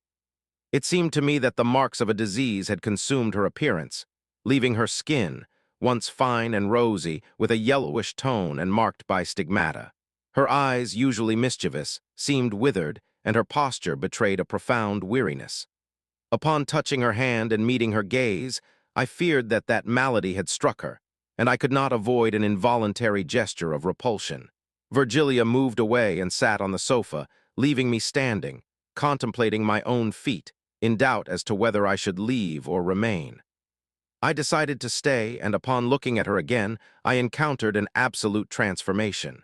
She was once more the fresh and youthful Virgilia of always, without any trace of that infirmity I had believed to see moments before. When she questioned me, with insistence, if I had never seen her that way, I replied that I had never seen her so beautiful. I sat down while she, in silence, cracked her nails. I tried to steer the conversation toward trivial matters, but she did not answer me, remaining like a statue of silence. In a single moment, she cast a haughty look at me, accompanied by a gesture of eyebrows and lips that gave her face an expression between the comic and the tragic. I realized there was an affectation there, a ruse to hide an internal suffering, whether from hurt or spite. And as dissimulated pain tends to be deeper, I supposed that she suffered doubly, although such a reflection was nothing more than a metaphysical digression.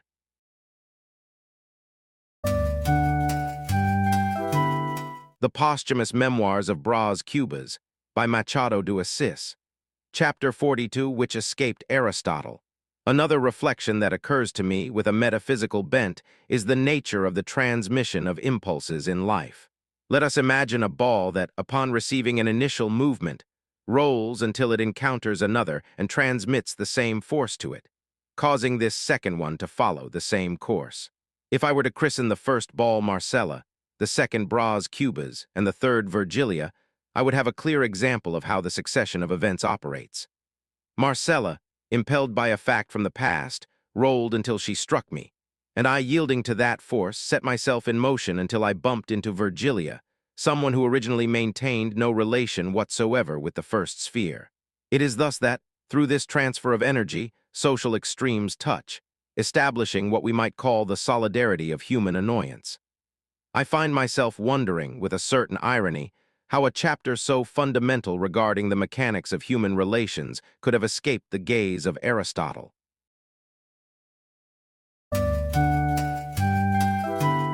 The Posthumous Memoirs of Brás Cubas, by Machado de Assis. Chapter 43, Marchioness, because I shall be a marquis. Virgilia was, in her own way, a little demon, a being with angelic contours, but endowed with a cunning that escaped me. It was then that Lobo Neves appeared, a man who, in my view, possessed no more elegance, erudition, or charm than I did. Yet he snatched Virgilia and the candidacy from me in a few weeks, with an overwhelming determination. There were no family conflicts or great resistance. Dutra merely advised me to wait for better times, justifying that the rival's candidacy had influential support. I yielded, and that was the beginning of my downfall. Shortly thereafter, I witnessed a revealing conversation between the two. Virgilia, with a smile, asked when he would become a minister. Lobo Neves replied that, if it depended solely on his will, it would be immediately, but that, in practice, it would take about a year. Virgilia then asked him to promise her the title of Baroness, to which he promptly raised the stakes, assuring her that she would be a Marchioness, for he himself would become a Marquis. At that moment, I understood that I was lost.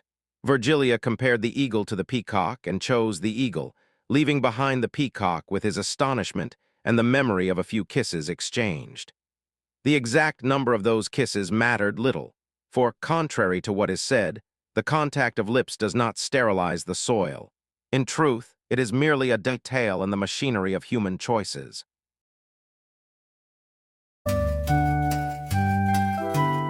The Posthumous Memoirs of Brás Cubas, by Machado de Assis. Chapter 44, A Cubas. My father was astonished by the outcome of that episode, and I am inclined to believe that the cause of his death was none other than the weight of that disappointment. He had built so many castles and nurtured so many expectations that he could not bear to see it all crumble before his eyes. At first, he refused to accept the fact, repeating with unshakable conviction that I was a Cubas, an heir to our illustrious lineage, while I, already aware of the modest reality of our origins, observed that curious phenomenon of an imagination that transformed itself into absolute conviction. The following morning was marked by a joyless lunch, during which I could barely keep myself awake after a sleepless night. It was not out of love, for I did not feel bound to that woman by deep ties, but merely by a passing fantasy, a bit of vanity and obedience to the customs of the time. What kept me awake was an acute spite, which I gradually dissipated between cigars and reading before the sun rose. I was young and possessed the remedy for despondency in youth itself, but my father did not have the same luck. The political and social disaster in which I found myself involved seriously complicated his health. He spent the next 4 months plunged into a deep sadness and a disenchantment that seemed like remorse, replacing his old physical complaints with a constant anguish. Only a brief visit from a minister returned to him. For a moment, the smile of other times, a final flash of hope before the melancholy returned. Upon realizing that I would not reach the elevated position he so desired for me, he passed away on a morning in May, surrounded by me, my sister Sabina, Uncle Ildefonso, and my brother-in-law. Neither the science of the doctors, nor our affection, nor the dedicated care were able to stop him. The destiny was drawn, and he departed, ending his existence with that same name he so cherished echoing in his mind, as the final mark of a pride that found no echo in reality.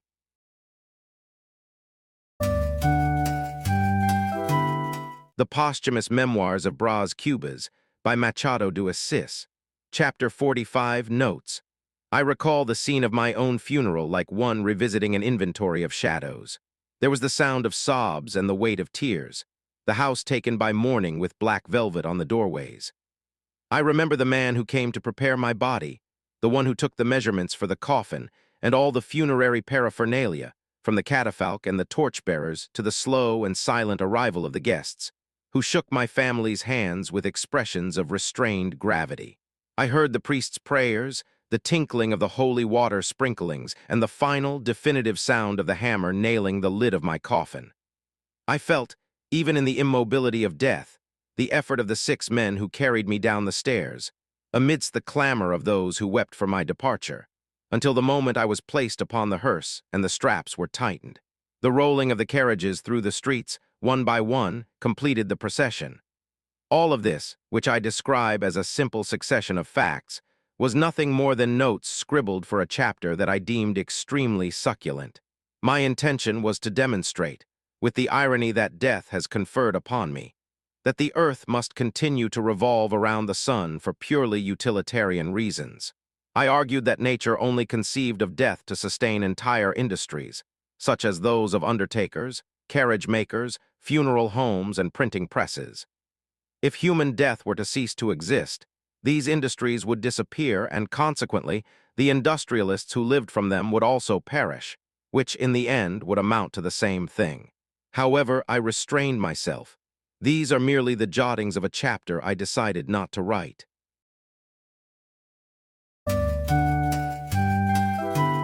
The Posthumous Memoirs of Brás Cubas by Machado de Assis. Chapter 46 The Inheritance. 8 days after my father's death, the atmosphere in the house was one of heavy, silent mourning. We were gathered in the living room. My sister Sabina, her husband Katrim, and I, Sabina, remained seated, while Katrim, restless, paced or leaned against the furniture, and I, in silence, walked from one side of the room to the other. The subject was the division of the estate, starting with the valuation of the house, which I estimated at 50 contos, while my brother-in-law insisted on devaluing it, citing the drop in real estate prices.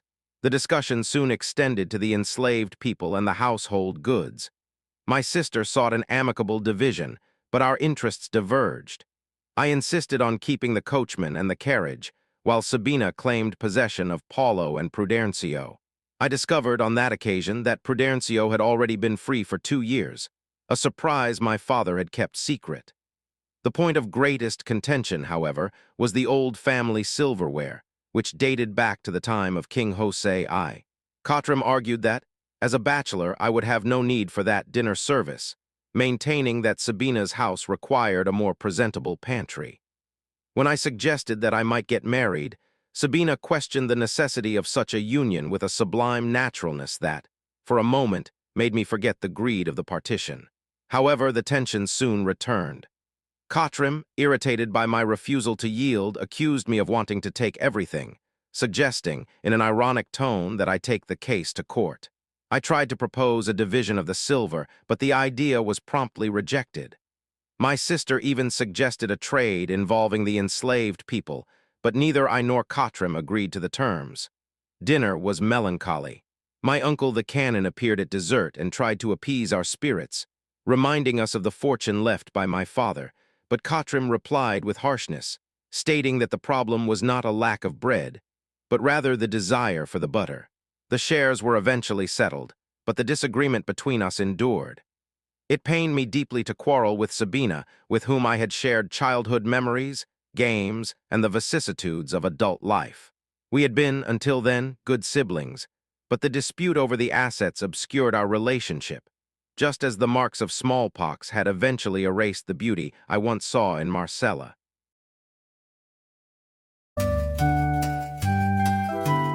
The Posthumous Memoirs of Brás Cubas by Machado de Assis. Chapter 47 The Recluse.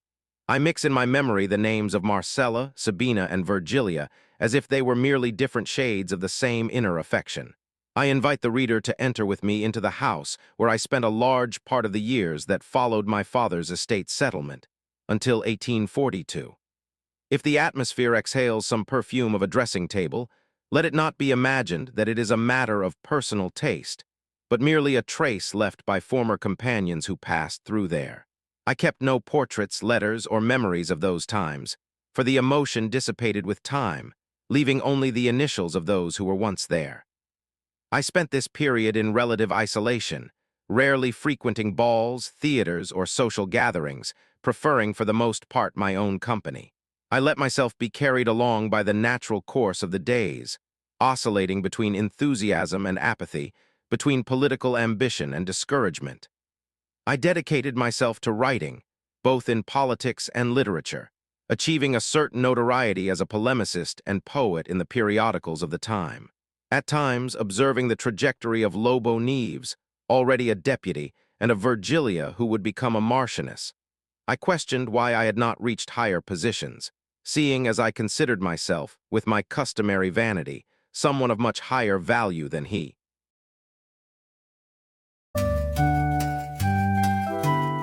The Posthumous Memoirs of Brás Cubas by Machado de Assis.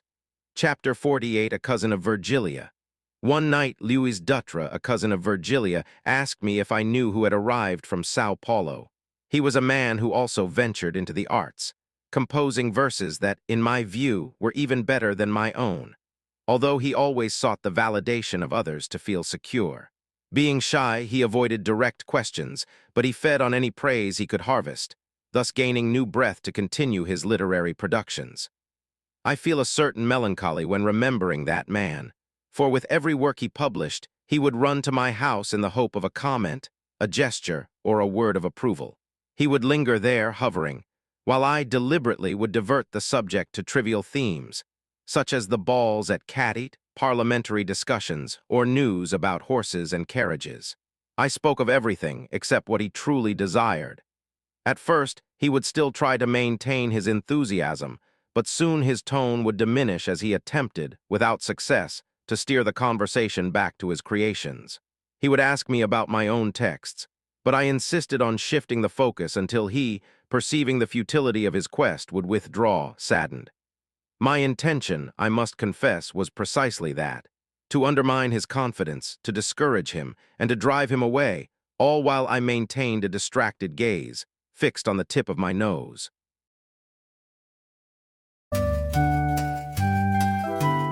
The Posthumous Memoirs of Brás Cubas by Machado de Assis. Chapter 49, The Tip of the Nose. Reflecting upon my trajectory, I recognized that my nose was a sort of conscience without remorse that greatly assisted me. For a long time, I accepted Dr. Pangloss's explanation that the nose had been created solely to support spectacles. But upon meditating on philosophical questions, I found a deeper truth by observing the custom of the fakirs. They spend hours contemplating the very tip of their noses to reach celestial light, losing contact with the external world and rising above the trivialities of the earth. I realized that this capacity for sublimation is not exclusive to those ascetics, but a universal phenomenon. All men possess the need and the power to contemplate their own noses, an exercise that ensures the balance of societies. For if we lived only by observing others, humanity would certainly be extinguished in a short time. If any reader doubts this theory for never having seen anyone standing still looking at their own nose, it is because they lack the understanding of the internal workings of a professional, such as a hatter, for example. Imagine this man passing by the shop of a competitor who is prospering more than he is. He observes the rival's windows and the movement of customers, feeling mortified as he compares the success of others with his own stagnation, despite considering himself a superior professional.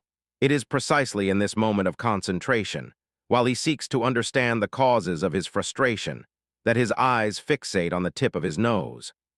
I conclude, therefore, that human existence is sustained by two fundamental forces: love, which acts in the multiplication of the species, and the nose, which subordinates the individual to himself, thus ensuring the balance necessary for life.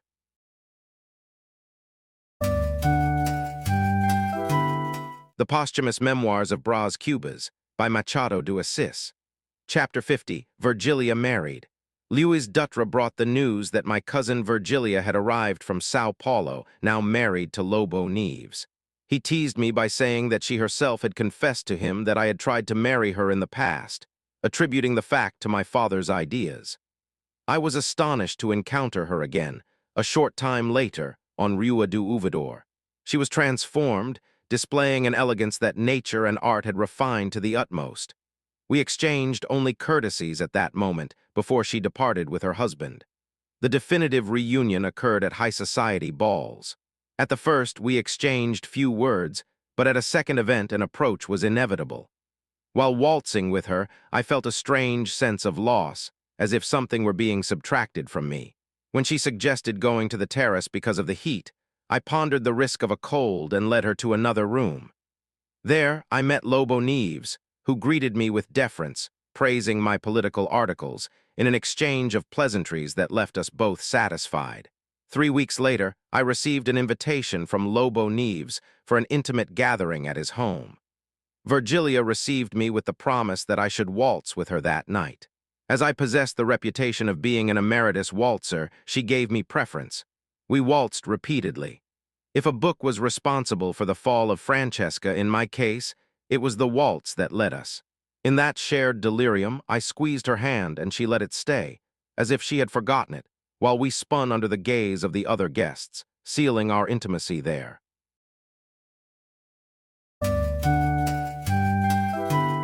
The Posthumous Memoirs of Brás Cubas by Machado de Assis. Chapter 51, It is Mine. As soon as I handed the lady over to another gentleman, an idea fixed itself in my mind with the persistence of an augur. I repeated to myself that she was mine, a thought that accompanied me to my front door. However, fate, as if wishing to feed my outbursts of possession, placed a gold coin in my path, a half-dobra. I picked up the object and, putting it in my pocket, reiterated my conviction that that piece belonged to me. Nevertheless, the following morning, my conscience began to question me about the right to appropriate a good that had been neither inherited nor earned, but merely found. I reflected on the possible owner, someone who could be a needy laborer or even a wealthy man, but whose loss demanded the same rectitude on my part. I decided then to write to the chief of police, sending the coin so that it might be returned to its rightful owner. After sending the letter, I felt a profound relief. My conscience, which before had seemed stifled, found in the restitution an open window through which entered a pure and renewing air. I reflected on how that simple act, stripped of other intentions, revealed a just scruple and a delicate soul. My inner lady, in an austere and gentle tone, praised my conduct, describing that air as balsamic. To illustrate the value of my gesture, she presented me with a mirror where the coin multiplied, transforming from a single unit into hundreds, symbolizing the moral benefit of that action. I contemplated the reflection of my own goodness and greatness, feeling myself aggrandized by such a simple gesture. It was thus that I discovered the law of the equivalence of windows, establishing that, for every moral closing, there must be an opening that allows for the airing of the conscience. If this explanation seems abstract, I offer you now a more concrete example, a mystery that I shall keep for the opportune moment.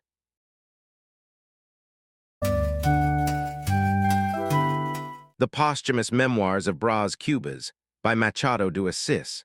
Chapter 52, The Mysterious Bundle. A few days later, while walking along the sands of Botafogo, I came across a bundle on the beach. It was not exactly a stumble, but an instinctive kick I gave the object. Upon noticing that the package, clean and well tied with sturdy twine, resisted the impact, I looked around. The beach was deserted, except for a few young people playing in the distance and a fisherman tending to his nets. Unobserved, I picked up the bundle and continued on my way, though fearful that it might be some prank in poor taste. Upon arriving home and entering my study, I hesitated for a moment, feeling a touch of shame. I imagined that, if there were anyone there to observe me, I would be the target of mockery should the contents be something trivial. However, curiosity won out. Upon opening the package, I counted no less than 5 contos de reis in organized banknotes. It was a rare find. During dinner, I even suspected that the servants had noticed something, but after questioning them discreetly, I convinced myself they had not. Later, I observed the money again and laughed at my own concern over that sum, considering that I was already a wealthy man. To distract myself, I went to Lobo Neves's house, accepting the invitation to attend his wife's receptions. There, I was introduced to the chief of police, who mentioned the letter and the half-dobra I had sent him days earlier. Virgilia seemed to appreciate my attitude, and the guests began to narrate similar stories, which I listened to with growing impatience. In the following days, I tried to think as little as possible about those 5 cantos, keeping them locked in the drawer. I avoided speaking about the matter, although I convinced myself that that money was a gift from Providence. After all, one does not lose such a significant amount through carelessness, and I saw no crime or dishonor in it, merely a stroke of luck that I was entitled to accept, for I felt worthy of such benefits. 3 weeks later, I considered applying that value to some act of charity, such as a dowry for a poor girl. Finally, I took the money to the Bank of Brazil, where I was received with exaggerated praise for my conduct in the case of the half-dobra. I replied with weariness that the matter did not deserve such attention, which only led those present to exalt my modesty even further.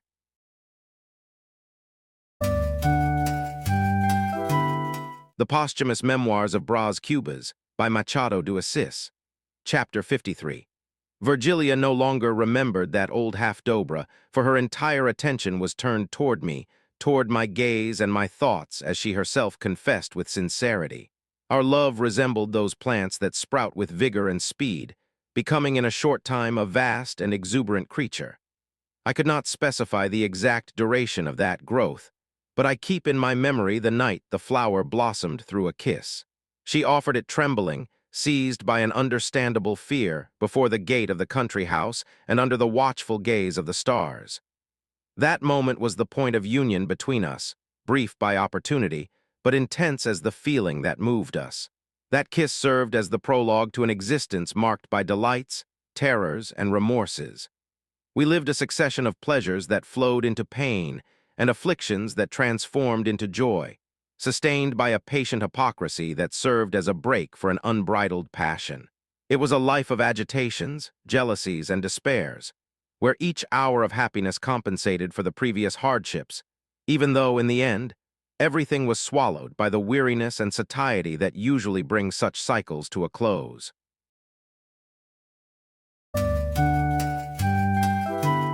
The Posthumous Memoirs of Brás Cubas by Machado de Assis. Chapter 54. The Pendulum. I left there savoring the kiss, and the night became an impossible vigil. I lay down, but sleep did not come, and I remained listening to the ticking of the pendulum. On other occasions, that dry and slow sound caused me a particular torment, for I imagined an old devil counting the coins of my existence, taking them one by one from life to hand them over to death.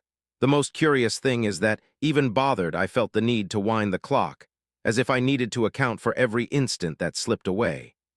It is a somber perception, but I believe that man himself, facing the end of time, will still carry a watch in his pocket to mark the exact hour of his departure. That night, however, the weariness gave way to a delightful sensation. Fantasies populated my mind with an almost festive intensity, overlapping one another. I no longer worried about the time passing, but rather about the moments I felt I had conquered. In a short time, my thought, always restless, left the bed and flew toward Virgilia's house. There I found her thought waiting, and both were lost in a silent conversation, while I remained physically in bed, in search of a rest that did not arrive. Our minds, in a solitary flight, reenacted the eternal dialogue of Adam and Eve.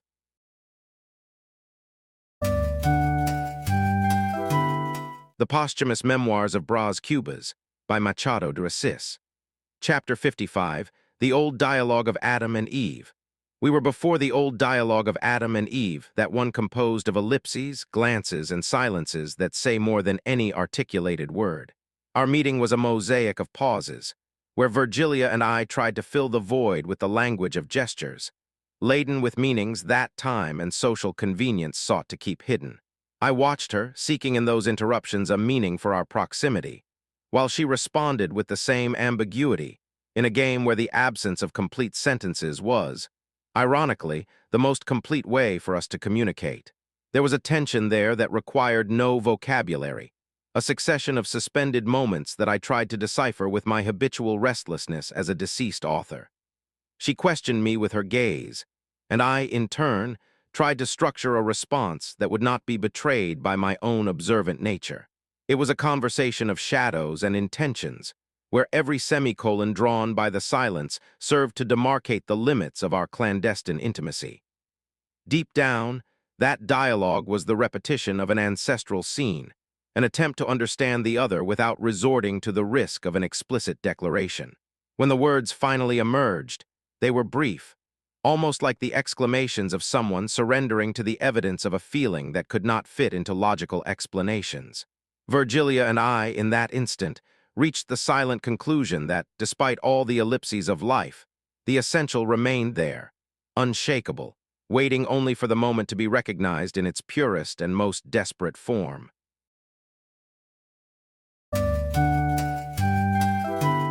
The Posthumous Memoirs of Brás Cubas by Machado de Assis. Chapter 56, The Opportune Moment. I asked myself, with a touch of perplexity, what the hidden reason could be for such a drastic change in our feelings. In the past, we had discussed a possible marriage with total coldness, breaking off the engagement without any trace of pain or passion, leaving me with only a slight resentment. Years later, upon meeting her again and spinning in a waltz, I found myself suddenly swept away by a romantic delirium that had not existed before. Virgilia, it is true, was even more beautiful, but we were both essentially the same people, and I had not acquired any new attribute of elegance or distinction. The explanation for this phenomenon lay in nothing other than the opportune moment. The first encounter had not been favorable because, although we were not inexperienced in love itself, we were not ready for our love. This fundamental distinction became clear to me 2 years after that fateful kiss. On an occasion when Virgilia confided in me her discomfort with an insistent young man who was courting her. She expressed her irritation and the disdain she felt for that suitor's importunity. As I observed her, I noticed that her indignation was genuine, and in that instant it occurred to me that perhaps I myself had awakened the same aversion in times past.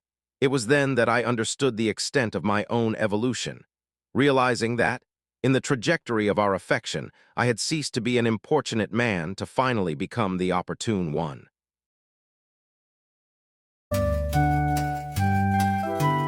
The Posthumous Memoirs of Brás Cubas by Machado de Assis. Chapter 57, Destiny. Yes, we loved each other, and the fact that social laws forbade that feeling only made our attachment deeper and more true. We felt united by an unbreakable bond, walking without a certain destination along tortuous and uncertain roads. I even worried about the direction it would take, but in the end, I decided to leave the solution to destiny itself, that great and mysterious administrator of human affairs. I let life follow the divine will. After all, our love seemed like something inevitable. If not for destiny, how could one explain the intensity of our connection? Virgilia shared this same perception. In a moment of confidence, she admitted to feeling remorse, but when I countered by saying that remorse would be proof of a lack of love, she embraced me and stated with conviction that our feeling was the very will of heaven. This mention of the divine was not empty, for Virgilia possessed her own form of religiosity. Although she did not attend Sunday masses and preferred temples only on festive occasions, she kept the habit of praying every night. She had a deep fear of thunderstorms, moments when she would take refuge in prayers memorized from the catechism. In her room, she kept a small rosewood oratory, an object of intimate devotion that she avoided mentioning to her friends, even going so far as to criticize those who displayed a more public religiosity. For a time, I even imagined that she felt a certain embarrassment about her faith, treating religion as something reserved and almost secret. But I realized that this was merely her peculiar and sincere way of seeking spiritual comfort.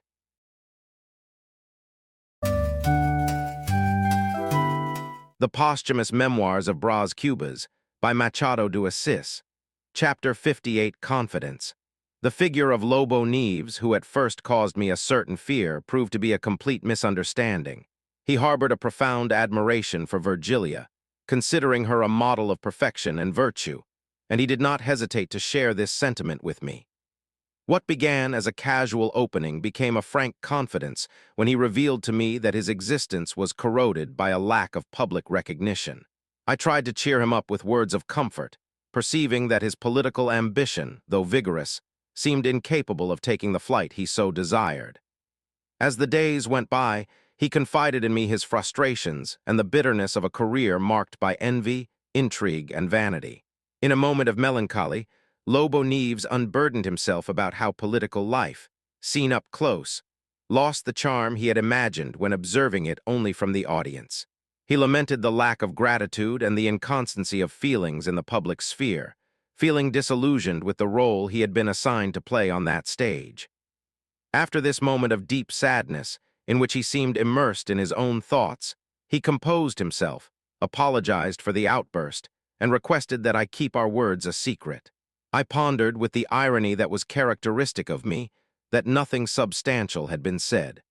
Shortly thereafter, the arrival of some deputies and a political leader completely transformed the atmosphere.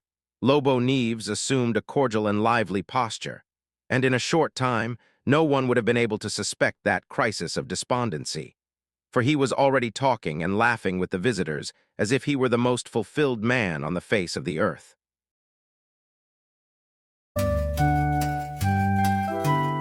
The Posthumous Memoirs of Brás Cubas by Machado de Assis. Chapter 59, An Encounter. I left Lobo Neves's house reflecting on politics, which seemed to me an energetic and engaging drink. As I walked, I saw a carriage pass by with an old schoolmate, now a minister. We exchanged an affectionate greeting, and he went on his way. I stood there, motionless, questioning myself why I too could not occupy a ministerial position. The idea took hold of me like a vertigo, making me forget my friend's concerns and plunging me into a strange attraction. I recalled our childhood runs and games, comparing the boy I had been to the man he had become, and the question repeated itself in my mind like an invitation. I entered the Paseo Publico feeling invigorated by the possibility, imagining even the satisfaction this would bring to Virgilia. Sitting on a bench, submerged in these reflections, I noticed the approach of a man who seemed vaguely familiar to me. He was a tall, thin, and pale figure, dressed in rags that denounced a profound misery. The wide frock coat hung over protruding bones, the dark fabric faded to a worn yellow, and the buttons had almost disappeared. The trousers were frayed, and the whole ensemble revealed total abandonment. As he approached, he asked if I did not recognize him, and upon identifying himself as Quincas Borba, my former study companion, I felt a deep shock. It was hard to believe that this ragged man, with a white beard and decadent appearance, was the same intelligent and wealthy youth of yesteryear. Although his eyes still held a trace of his youthful expression, and his smile maintained a mocking air, the transformation was desolate. He accepted my astonishment with a peculiar coldness, as if misery had calloused his soul to the point of erasing any sense of dignity. With an indolent indifference, he commented that fortune had been adverse to him, reducing the former king of games to a beggar. I offered him help, but he replied with a skeptical smile, doubting my real willingness to assist him. He complained of the deprivations, of his empty stomach, and of his precarious dwelling on the steps of the Church of São Francisco. Faced with that confession, I handed him a 5,000 reis note. He received it with a glint of greed in his eyes, waving it enthusiastically, and even kissing the paper with a display of tenderness that caused me a mixture of disgust and pity. Upon noticing my discomfort, he tried to justify the reaction as the legitimate joy of someone who had not seen such an amount in years. I suggested that he could obtain more money if he worked, but he dismissed the idea with a gesture of disdain, stating categorically that he did not wish to work. Sickened by that mixture of abjection and comedy, I prepared to leave, but he insisted that I should not depart without first hearing his philosophy of misery.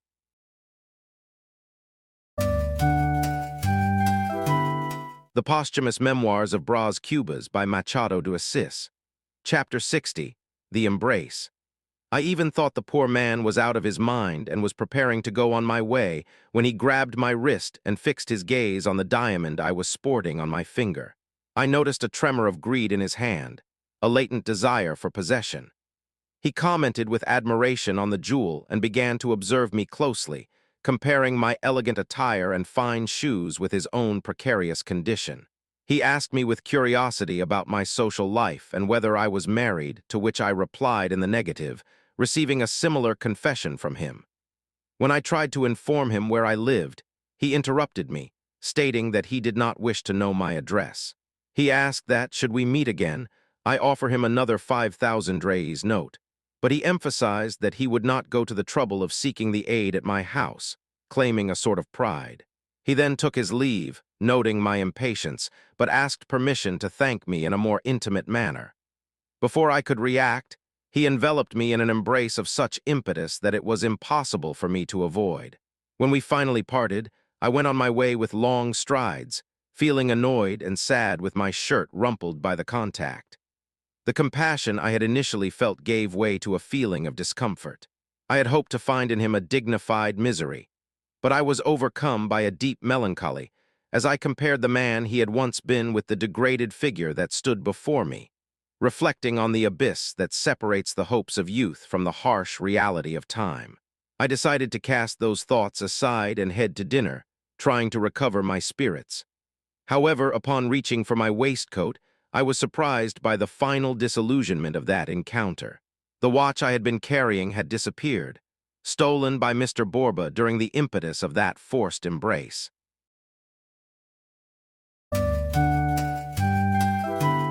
The Posthumous Memoirs of Brás Cubas by Machado de Assis.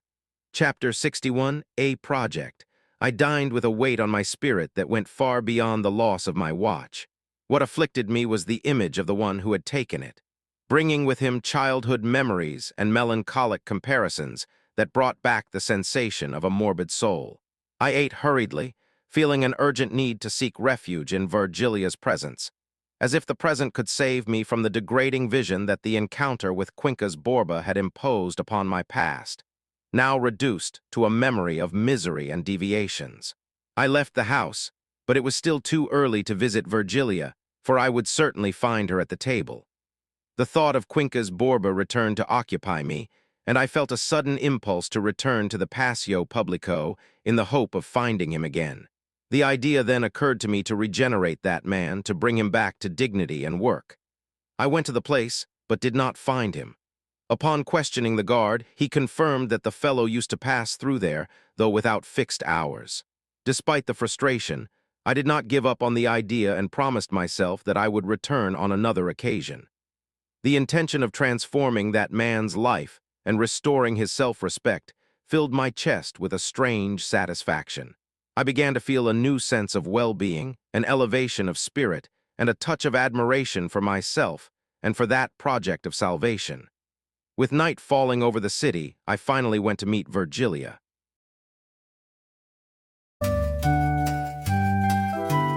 The Posthumous Memoirs of Brás Cubas by Machado de Assis.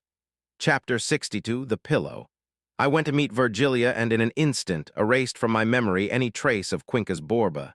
To me, she was a refuge for the spirit, a soft and welcoming rest where I sought shelter against the unpleasant or painful sensations of routine.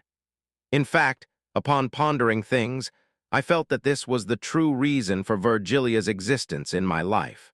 It took only 5 minutes of silent contemplation, with our hands intertwined, followed by a gesture of affection, for the name of Quincas Borba to dissolve completely. That memory, which I saw as an annoying mark of the past, lost all importance in the face of the peace I found by her side. What did the rest of the world or the afflictions of others matter to me, if I had that divine refuge to close my eyes and rest?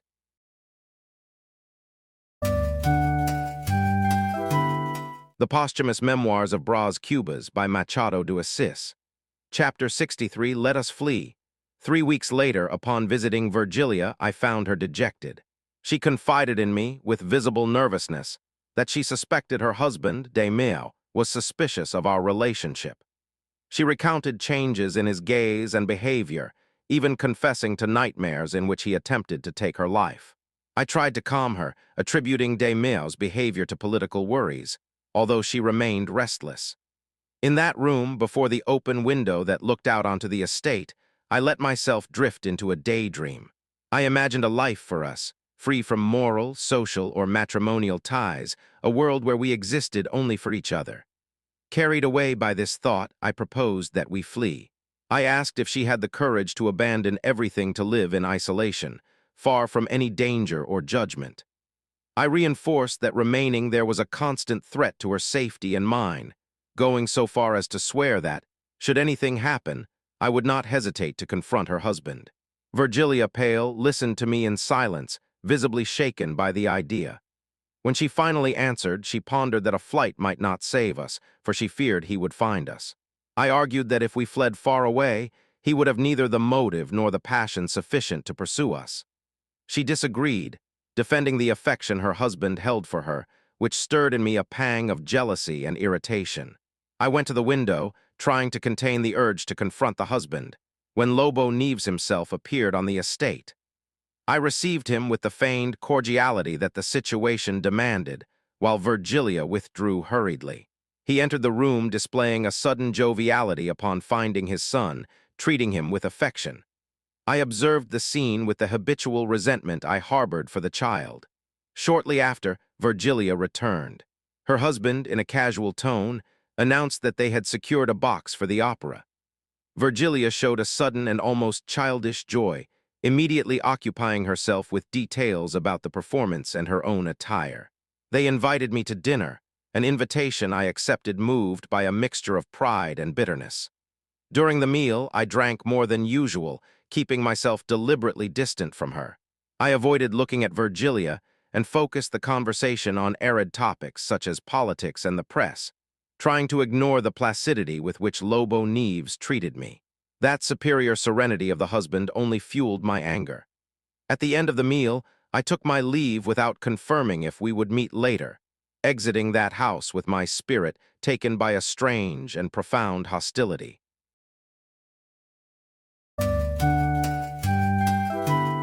The Posthumous Memoirs of Brás Cubas by Machado de Assis. Chapter 64, The Transaction. I wandered the streets that night until I returned home, unable to sleep, oscillating between reading and writing. At 11 o'clock, regret for not having gone to the theater took hold of me, but I gave up on going out so as not to show weakness. The idea that Virgilia might be tired of my company tortured me, awakening contradictory feelings of contempt and possessiveness. I imagined her at the theater, displaying her elegance under the gaze of others, which caused me deep jealousy. The next day, moved by an inevitable restlessness, I sought out Virgilia. I found her with eyes visibly marked by crying. She accused me of a lack of affection and of having treated her with indifference the day before, without her understanding the reason for such behavior. I tried to ease the situation, kissing her hands and asking that the misunderstanding be put to an end. I argued that my behavior was the fruit of the jealousy I felt toward her husband, and insisted that the solution to our anguish would be to carry out the plan I had proposed the day before, of us living in an isolated house. Virgilia pondered the idea of the solitary house, but questioned the need for an escape. Her stance, marked by a candor that disarmed me, led me to accuse her of selfishness, stating that she preferred my daily suffering to yielding to my desires. This attack provoked in her a fit of stifled sobbing, which forced me to try to calm her down to avoid being heard.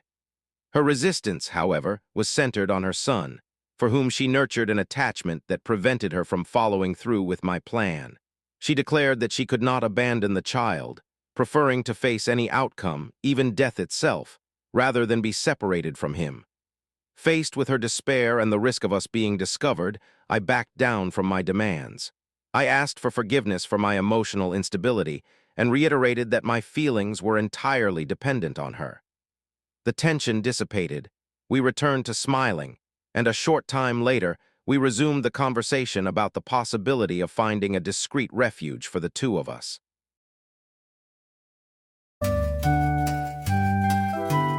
The Posthumous Memoirs of Brás Cubas by Machado de Assis. Chapter 65, Observers and Eavesdroppers. The sound of a carriage at the estate interrupted our conversation. A slave came to announce the arrival of the Baroness, and Virgilia looked to my eyes for guidance. I suggested that, given her headache, it would be best not to receive visitors, but the Baroness had already disembarked and insisted on speaking with her.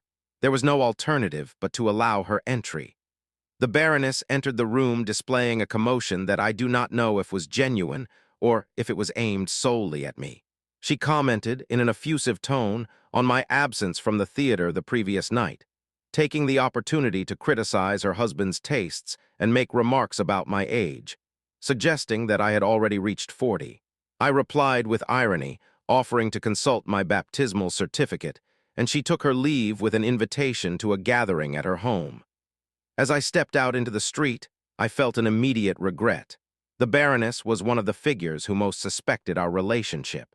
With her 55 years very well disguised, she possessed the ability to listen while minutely observing others. She had the habit of leaning back in her chair and casting a sharp gaze, capable of stirring another's soul, even when she appeared distracted. She was not the only threat.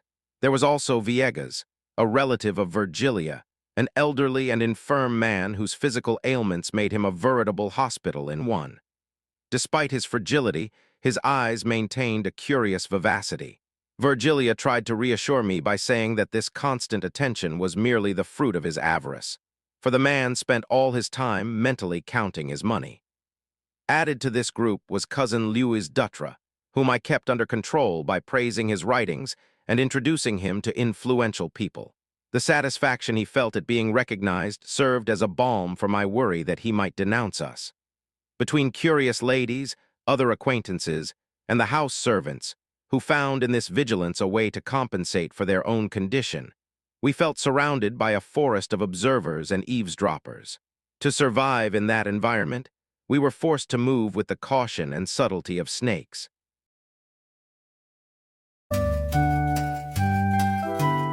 The Posthumous Memoirs of Brás Cubas, by Machado de Assis. Chapter 66, The Legs.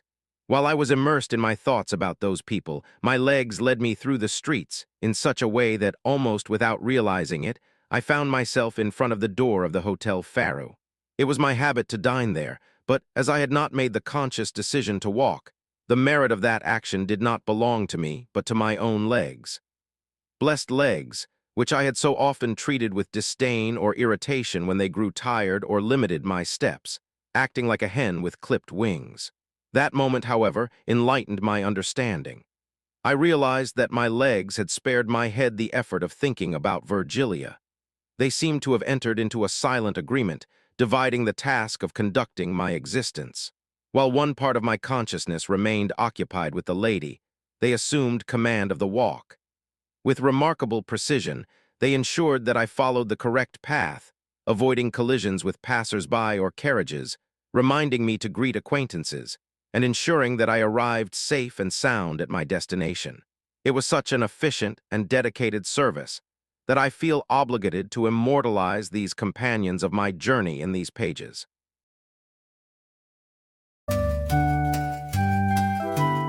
The Posthumous Memoirs of Brás Cubas, by Machado de Assis.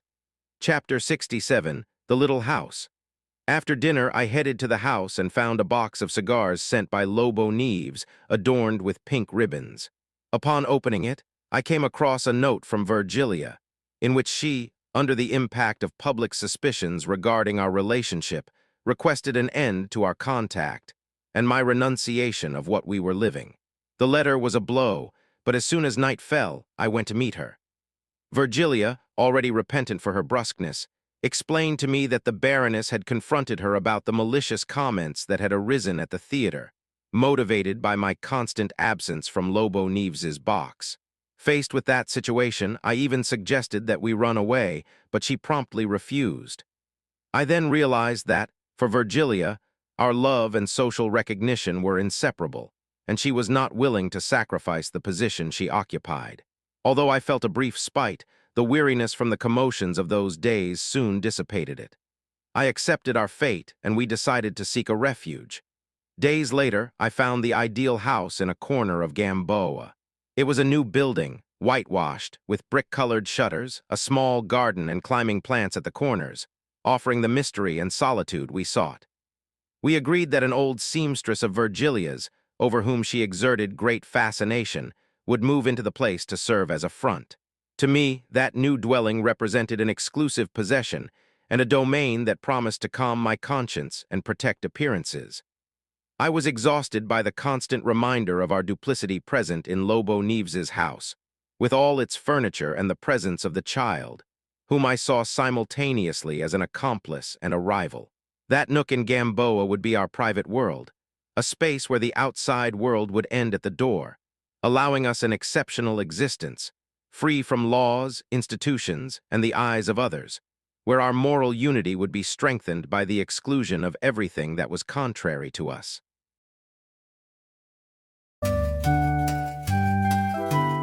The Posthumous Memoirs of Brás Cubas by Machado de Assis. Chapter 68, The Whip. I was walking through Valongo, absorbed in reflections about the house I had just rented, when I was interrupted by a gathering in the square. It was a man punishing another with a whip. The victim did not try to flee, merely begging for forgiveness while receiving new blows accompanied by insults and orders to be silent. I approached and, to my astonishment, recognized in the aggressor my former houseboy, Prudencio, the very same to whom my father had granted manumission years before. As soon as he saw me, he stopped the punishment and asked for my blessing. I questioned him about the condition of that man, to which he promptly replied that he was his slave, a lazy fellow who had abandoned his work to drink. I ordered him to forgive the man, and he, with a blind obedience to his former master, complied immediately, telling the other to head home. I walked away under the curious gazes of the spectators, immersed in thoughts that, unfortunately, I have lost over time. The episode, although it seemed severe at first glance, revealed within it a curious and profound logic. Prudencio had found a peculiar way to avenge the humiliations he suffered in the past. When I was a child, I would mount him like a horse, putting a bit in his mouth and punishing him without mercy. Now, free and master of his own strength, he was reproducing the cycle of oppression. By buying a slave, the former houseboy was paying, with high interest, for the wounds I had inflicted upon him in childhood. It was a subtlety of life, a bitter reflection of the human condition that, for an instant, seemed almost graceful to me.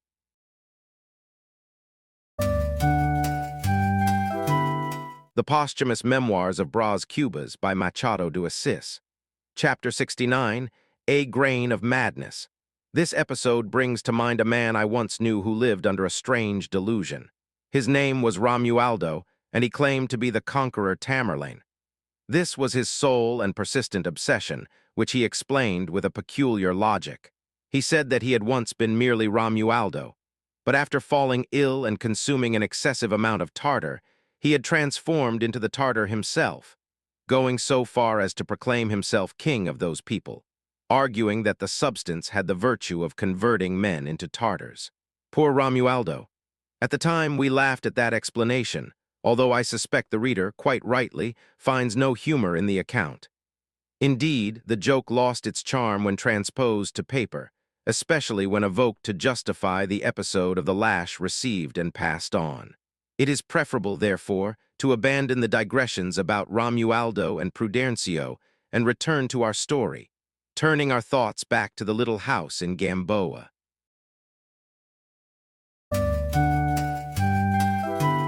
The Posthumous Memoirs of Brás Cubas by Machado de Assis. Chapter 70, Dona Placida. I return now to that little house, which today I would be unable to find, for time has consumed it and the owner has replaced it with another, much larger in size, but certainly smaller in meaning. The world was narrow for Alexander, but that attic nook was infinity for us. I observed the neutrality of life, which ensures that, on the same ground where we once sheltered a pair of sins, today a pair of virtues might rest, or any other human condition, all seeking their place there. Virgilia took care of organizing the place, arranging the furnishings with her elegant taste, while I provided some books to compose the environment. Everything remained under the guardianship of Dona Placida, who functioned as the supposed and, in certain aspects, the true mistress of the house. Accepting that charge was not simple for her, as she soon perceived the nature of our intention and felt the weight of that role. In the early days, I noticed that she avoided my gaze, remaining serious and sullen, possibly struggling against her own discomfort. With patience, I sought to win her benevolence and subsequently her trust. To facilitate this approach, I constructed a story about my feelings for Virgilia, presenting our romance as something that predated her marriage, marked by obstacles and resistance. Donna Placida accepted the narrative as a way to ease her own conscience, and as the months passed, our coexistence became so natural that, to anyone who saw us, she would appear to be my mother-in-law. I was not ungrateful to her. I earmarked for her the 5 cantos de reis that I had found in Botafogo, thus ensuring a livelihood for her old age. Donna Placida received the help with visible emotion, and from then on began to include my name in her daily prayers before an image of the Virgin in her room. It was in this way, between necessity and gratitude, that she overcame the burden she felt on our account.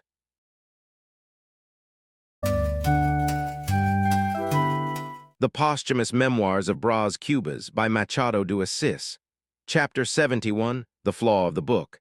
I am beginning to feel a certain regret for having written this book, not that the task tires me. After all, I have nothing to do in eternity, and drafting these chapters serves as a pastime to alleviate the boredom of the beyond. The problem is that the work reveals itself to be tedious, carrying a scent of the sepulchre and a cadaverous rigidity that bother me. However, I recognize that this is only a minor defect, for the true problem lies with the reader. You, who accompany me, are in a hurry to grow old, while my book walks with slow steps. You prefer a direct narrative, a fluent and well-nourished style, but my text and my own way of writing behave like drunkards. They sway between right and left, stop and start again, grumble, guffaw, and threaten the heavens, stumbling and falling along the way. And in fact, these pages shall fall like any other autumn leaves, even if they are showy. If I had eyes, I would dedicate a tear of longing to them, but this is the great advantage of death. If I have no mouth left to laugh, I also have no eyes to weep. These leaves of mine, which compose my cypress, breathe a murky air. The sun that illuminates them, although it is the same for everyone, seems to me here an opaque and wretched star, mixing the melancholy of the cemetery with the irony of a carnival.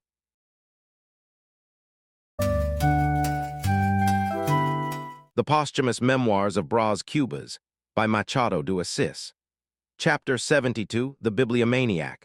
I am seriously considering suppressing the previous chapter, for I fear that certain passages might sound like nonsense, and my desire is to avoid providing ammunition for the critics of the future. I imagine, 70 years from now, a man of fragile appearance, gray-haired and deeply devoted to books, hunched over my pages in search of some flaw. He reads and rereads, dissects every syllable, examines the words against the light, and tries to find a hidden meaning where perhaps there is nothing more than what I have written. He is a bibliomaniac, a man who does not even know my name, for it does not appear in his biographical dictionaries. He found my volume by chance in a second-hand bookstore, paying a pittance for it. What fascinates him is not my story, but the discovery that he possesses a unique copy. Anyone who shares this mania understands the ecstasy of this man. He would trade any wealth or power just for the satisfaction of holding something that no one else possesses, be it my book or any old almanac, provided it were the only existing copy in the world. His torment, however, remains the supposed nonsense he believes he has found in my text. He even plans to write a memoir of his own about the find, attempting to decipher a sublimity that, in truth, does not exist. In the end, overcome by fatigue, he settles for the mere possession of the object. He closes the book, admires it, exposes it to the sun like a relic. Meanwhile, great figures of history pass beneath his window, ignored by him. The bibliomaniac simply shrugs, closes the window, settles into his hammock, and leafs through his conquest with the calm and pleasure of one savoring a solitary treasure.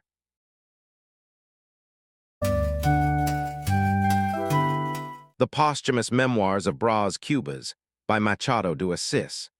Chapter 73, The Lunch.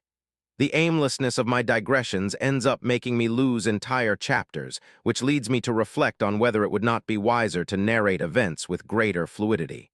I have already compared my style to the erratic gait of drunkards. But if that image seems inadequate, I prefer to compare it to the meals I shared with Virgilia in the little house in Gamboa. In those meetings, which we called lunch, We enjoyed wines and fruits, although the act of eating was merely a pretext for amorous dialogue, punctuated by glances and exchanges of affection. There were occasionally small misunderstandings that served to season the excessive sweetness of those moments. Virgilia would often retreat to a corner of the sofa or seek solace in the attentions of Dona Placida, only for us to return to our conversation a short time later, in a continuous cycle of interruptions and resumptions. We tried at times to include Dona Placida at the table, but she always declined our invitations.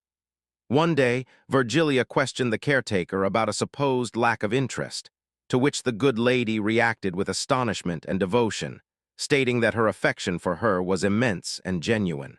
Dona Placida held Virgilia's hands and fixed upon her a gaze so intense that her eyes ended up brimming with emotion. While Virgilia returned the affection of that woman, I discreetly left a sum of money in the pocket of her dress, as a gesture of recognition for her constant and silent presence.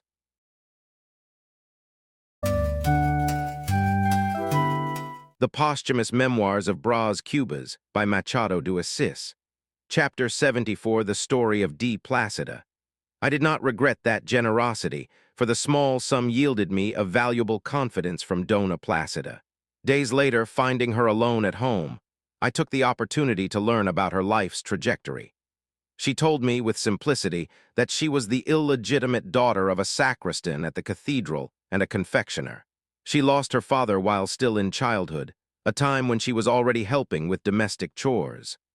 At 16, she married a tailor who passed away shortly thereafter. A widow while still young, she found herself responsible for supporting her elderly mother and her young daughter. To survive, she dedicated herself intensely to work. She made sweets, sewed day and night for shops, and even gave lessons to neighborhood children. Dona Placida recounted that, although she had received proposals and suitors throughout her life, she always refused informal relationships, as her desire was to maintain the dignity of matrimony. Her mother, however, pressured her constantly, criticizing her stance and insisting that she accept any companion, arguing that life could not be sustained by illusions or expectations of advantageous marriages. She assured me that she never waited for a nobleman. She merely sought a legitimate union for herself and her daughter. She worked until exhaustion, facing the loss of her mother and financial hardships, while watching her daughter, now an adolescent, become distracted by the young men who loitered around their house. The situation became even more painful when her daughter ran off with a man, leaving her alone and plunged into deep sadness. It was during this period of loneliness and illness that she found Virgilia's family, who offered her work and shelter for a long time. While recalling these facts, Dona Placida displayed her calloused hands, marked by needles, witnesses to a lifetime of effort. She confessed, with a visible fear of ending her days in misery, that Virgilia's protection and my own help had been her only refuge. After uttering these words, she seemed to realize the impropriety of her confession before me, the lover of a married woman. She tried to disguise her emotion with nervous laughter, calling herself a fool, and withdrew from the room, leaving me there, pensive, contemplating the tip of my own shoe.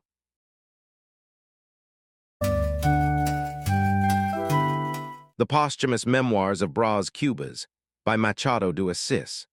Chapter 75, With Myself.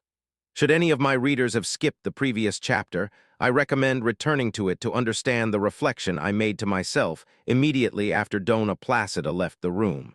What I thought about was the origin of that woman, imagining the meeting between the sacristan of the cathedral and his collaborator, who would be her parents. I reflected on how that man, while assisting at Mass, noticed the lady's presence, became interested in her, and initiated a contact that culminated in an involvement between the two. From this casual union, Dona Placida was born. I imagined, in an ironic digression, that if she could have spoken upon coming into the world, she would have questioned her parents about the reason for her existence. In my mind, the answer those two would have given would be a bitter portrait of the life of deprivation that awaited her. They would have confessed that they brought her into the world only so that she would wear herself out in exhausting labor, suffer from hunger, live the constant cycle of illnesses and cures, alternating between sadness, despair, and resignation. All this so that she would follow a trajectory of continuous effort until meeting her end, whether in the mud or in a hospital, as a direct consequence of that brief moment of sympathy that gave rise to her life.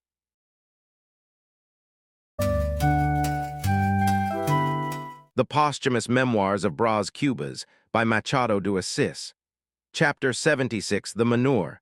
Suddenly my conscience gave me a jolt, accusing me of having forced Dona Placida's capitulation. I had subjected her to a base role, after a whole lifetime of work and privations, transforming her into a sort of concubine at the cost of favors and payments. I remained for long minutes without knowing how to answer this accusation, while my mind insisted on pointing out that I had taken advantage of the fascination Virgilia exerted over the former seamstress, in addition to that woman's gratitude and need. My conscience reminded me of Dona Placida's initial resistance, of the tears, the sour faces, the silences and downcast looks, and of how I had employed all my art to endure that behavior until I overcame her. I agreed that the analysis was correct, but I tried to justify my acts by claiming that Dona Placida's old age was, at least, protected from beggary, which served as a compensation. I reasoned, furthermore, that were it not for my love affairs, she would likely have ended her days like so many other creatures. I concluded, therefore, that vice is often the manure of virtue, which does not prevent virtue itself from being a fragrant and healthy flower. My conscience ended up agreeing with my argument, and I felt free to go and open the door for Virgilia.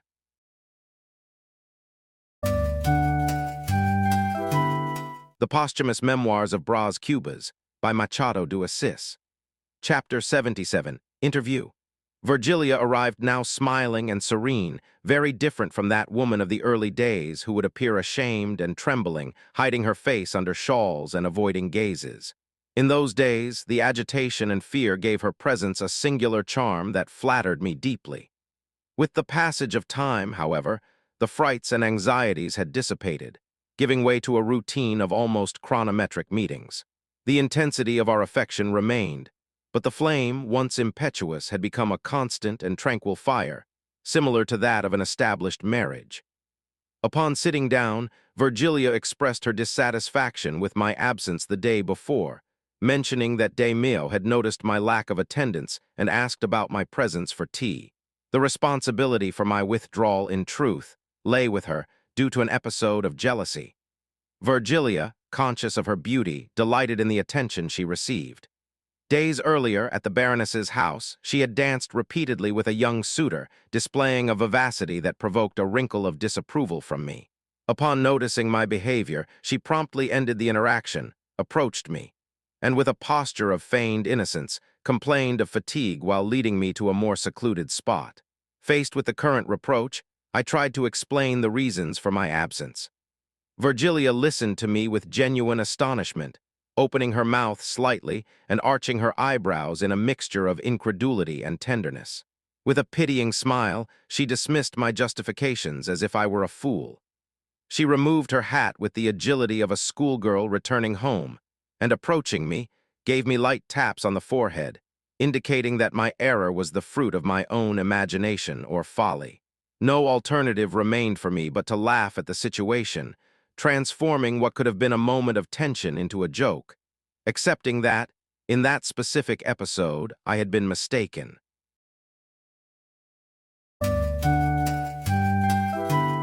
The Posthumous Memoirs of Brás Cubas by Machado de Assis. Chapter 78, The Presidency.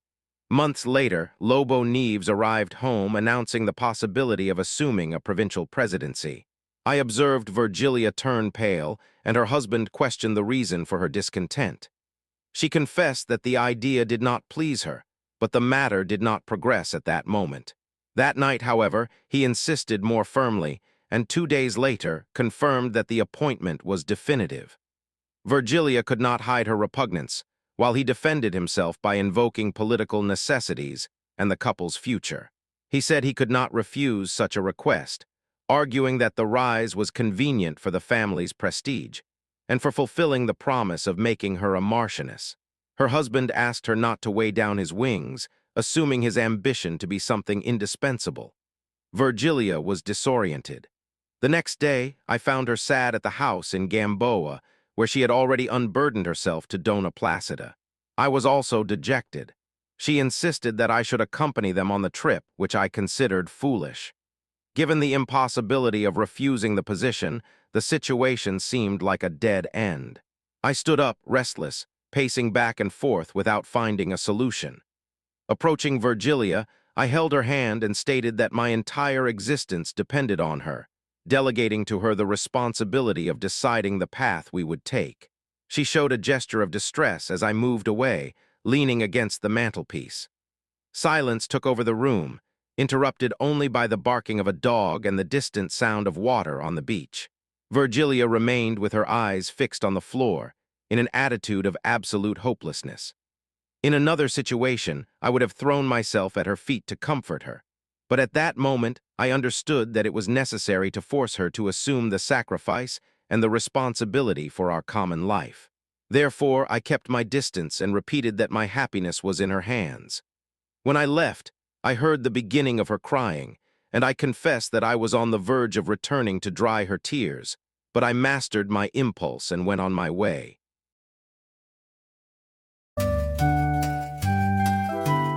The Posthumous Memoirs of Brás Cubas by Machado de Assis. Chapter 79, A Cat's Compromise. It would not be possible to narrate in detail the suffering that occupied me during those first hours.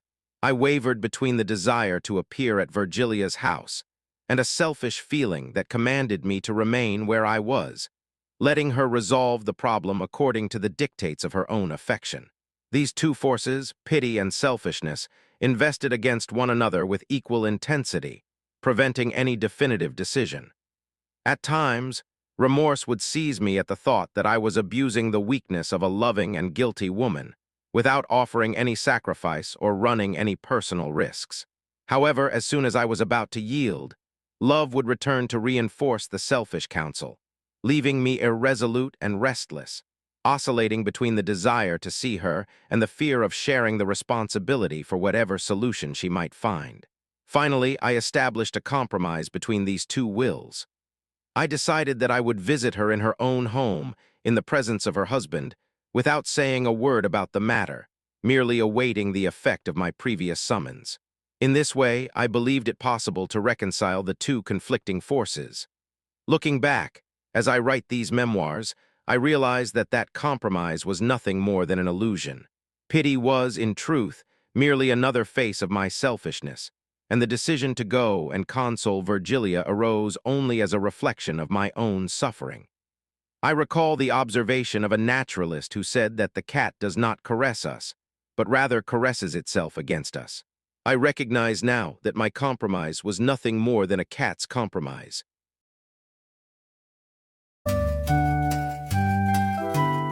The Posthumous Memoirs of Brás Cubas by Machado de Assis, Chapter 80 of The Secretary. The following night, I fulfilled my promise and went to Lobo Neves's house. I found them in opposite states of mind. Virgilia displayed a contained sadness, while he overflowed with joviality. Upon meeting, I noticed a clear relief in her eyes, a mixture of curiosity and affection that mirrored what I myself felt. Lobo Neves, oblivious to any tension, spoke at length about his ambitions for the presidency, detailing local difficulties, the hopes he cultivated, and the resolutions he intended to take. He was radiant. Virgilia, positioned by the table, pretended to concentrate on a book, but over the pages she cast intermittent glances at me, laden with anxiety and questioning. Suddenly, Lobo Neves confessed his concern regarding the lack of a secretary for the endeavor. After noting my reaction, he presented an idea that caused me an immediate shock. He suggested that I accompany him to the north in the role of secretary. He argued that, although I was a wealthy man and did not need the salary, the company would be a personal favor that he would greatly appreciate. My spirit recoiled instantly, as if it had encountered an unexpected danger in the path. I analyzed Lobo Neves's face with extreme attention, searching for any sign of ulterior motives or irony, but I found nothing. His gaze was frank, and his expression maintained a genuine tranquility, punctuated only by the joy of the project. I took a deep breath, feeling the weight of that proposal. I did not have the courage to face Virgilia directly, but I felt the silent appeal that came from her, a mute request for me to accept. Faced with that strange configuration of a president, a first lady, and a secretary, I ended up agreeing. It was, in my view, a curiously administrative way to resolve our impasse.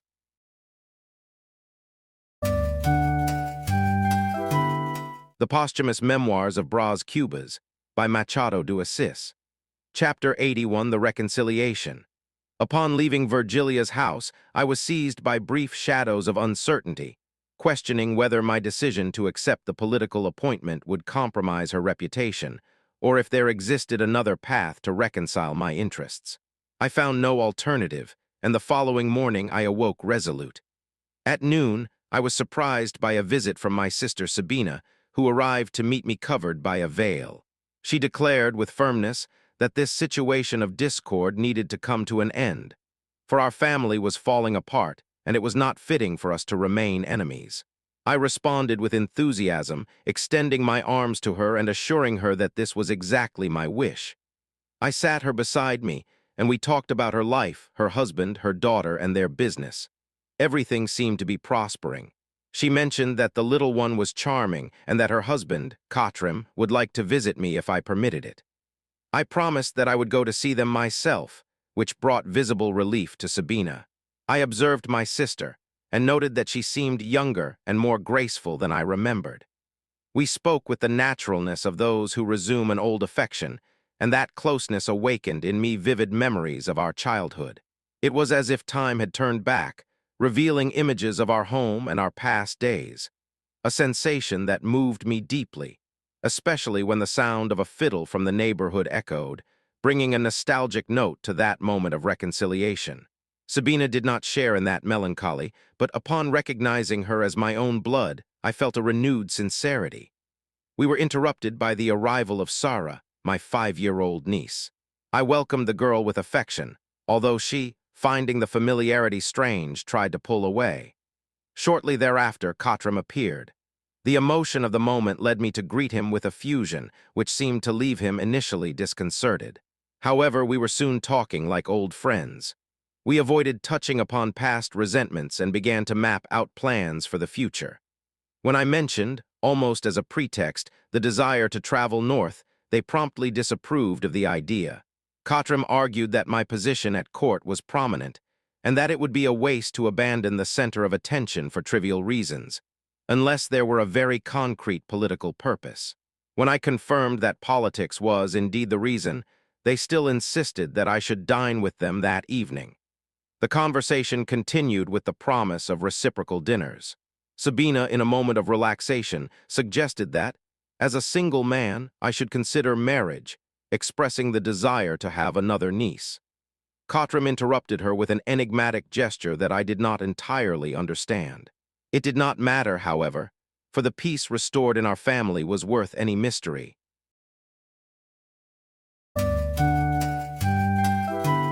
The Posthumous Memoirs of Brás Cubas by Machado de Assis.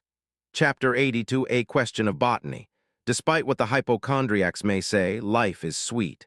I thought of this as I watched Sabina, her husband, and their daughter descend the stairs, exchanging affections with me while I observed them from the landing. I felt happy in that moment, surrounded by the affection of my sister, the trust of my brother-in-law, and the prospect of becoming secretary to both. It was enough for a single day. At that same time, I began to spread the rumor that I intended to travel north as a provincial secretary, serving my own political designs. I repeated the story on Rua do Ouvidor, at the Faro restaurant, and at the theater. Some smiled with malice, associating my possible appointment with that of Lobo Neves, while others greeted me with camaraderie.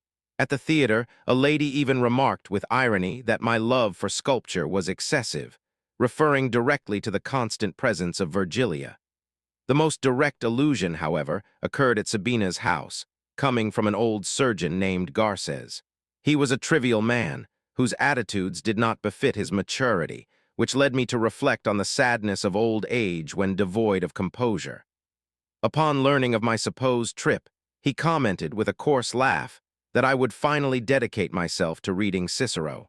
When Sabina showed confusion, the old man clarified with frivolous intent that her brother was a great Latinist, capable of translating Virgil with speed, emphasizing with sarcasm, so that there would be no confusion between the poet and the woman I loved. Sabina turned pale, fearful of how I would react, but relaxed upon noticing that I maintained a smile. I realized, from the curious and indulgent glances of those present, that my relationship with Virgilia was much more public than I had imagined. Despite this, I felt a secret satisfaction. In the past, I used to react with a scowl to such insinuations, but over time the sensation became soft and flattering. That smile which I once tried to hide, buttoned up inside me, ended up blossoming before everyone. It was, in short, a simple question of botany.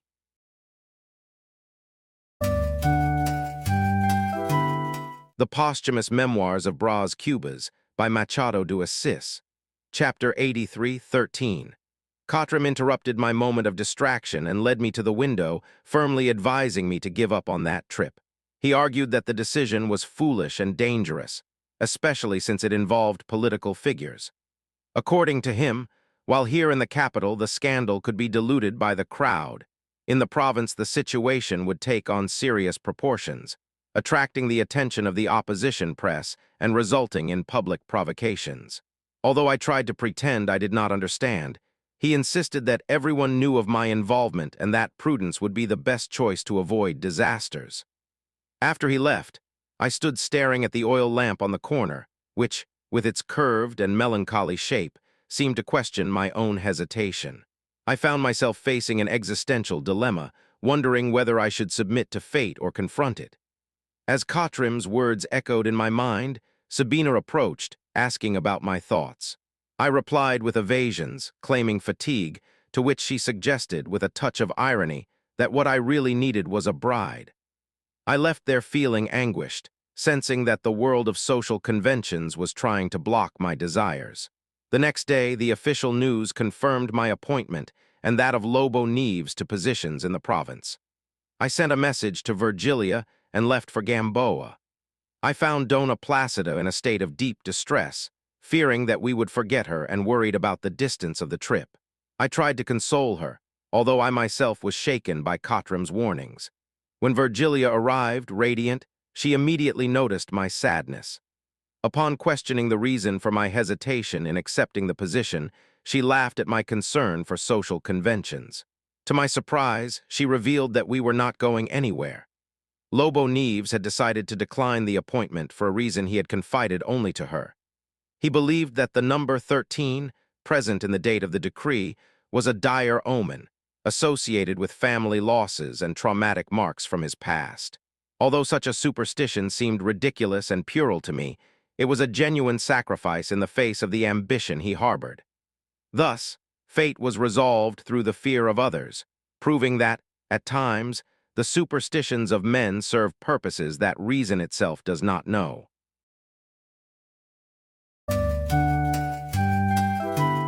The Posthumous Memoirs of Brás Cubas by Machado de Assis. Chapter 84: The Conflict.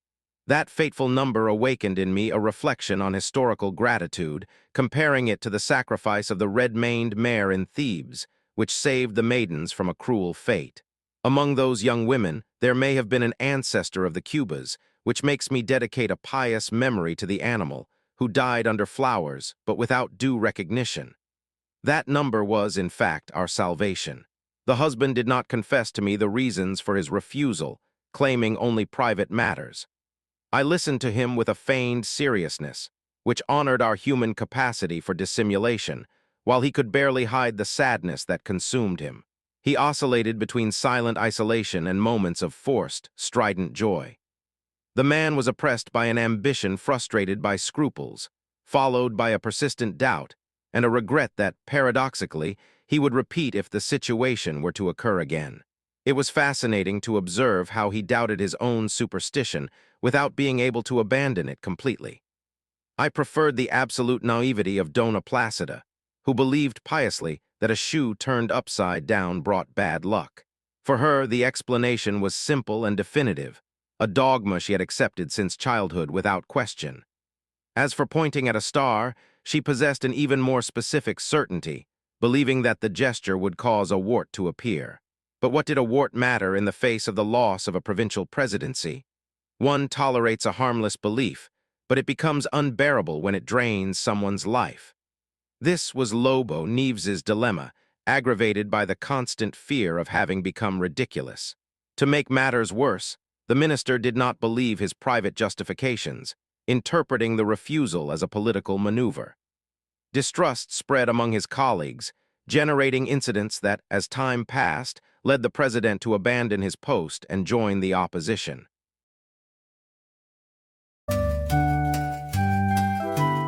The Posthumous Memoirs of Brás Cubas by Machado de Assis. Chapter 85, The Mountain Top. That imminent danger conferred upon my affection for Virgilia a renewed intensity, transforming the risk of losing her into a catalyst for an even deeper feeling. The episode of the presidency served as a seasoning, making our bond more valuable and vivid. In the days that followed, we found a melancholic pleasure in imagining the pain that an eventual separation would cause us, projecting the distance that an ocean could impose between us. Like children seeking protection in their mother's lap in the face of any threat, we sought refuge in one another, seeking in our embraces a security against the fear of loss. We reaffirmed our ties with fervor, assuring each other of our reciprocal possession and the permanence of our union, resuming the course of our history with the same dedication with which one weaves an endless tale. I believe that was the highest point of our trajectory, the mountain top from where we viewed serene horizons under a clear sky. However, after that period of calm, we began the descent, albeit slowly, following the natural course that would lead us down the slope.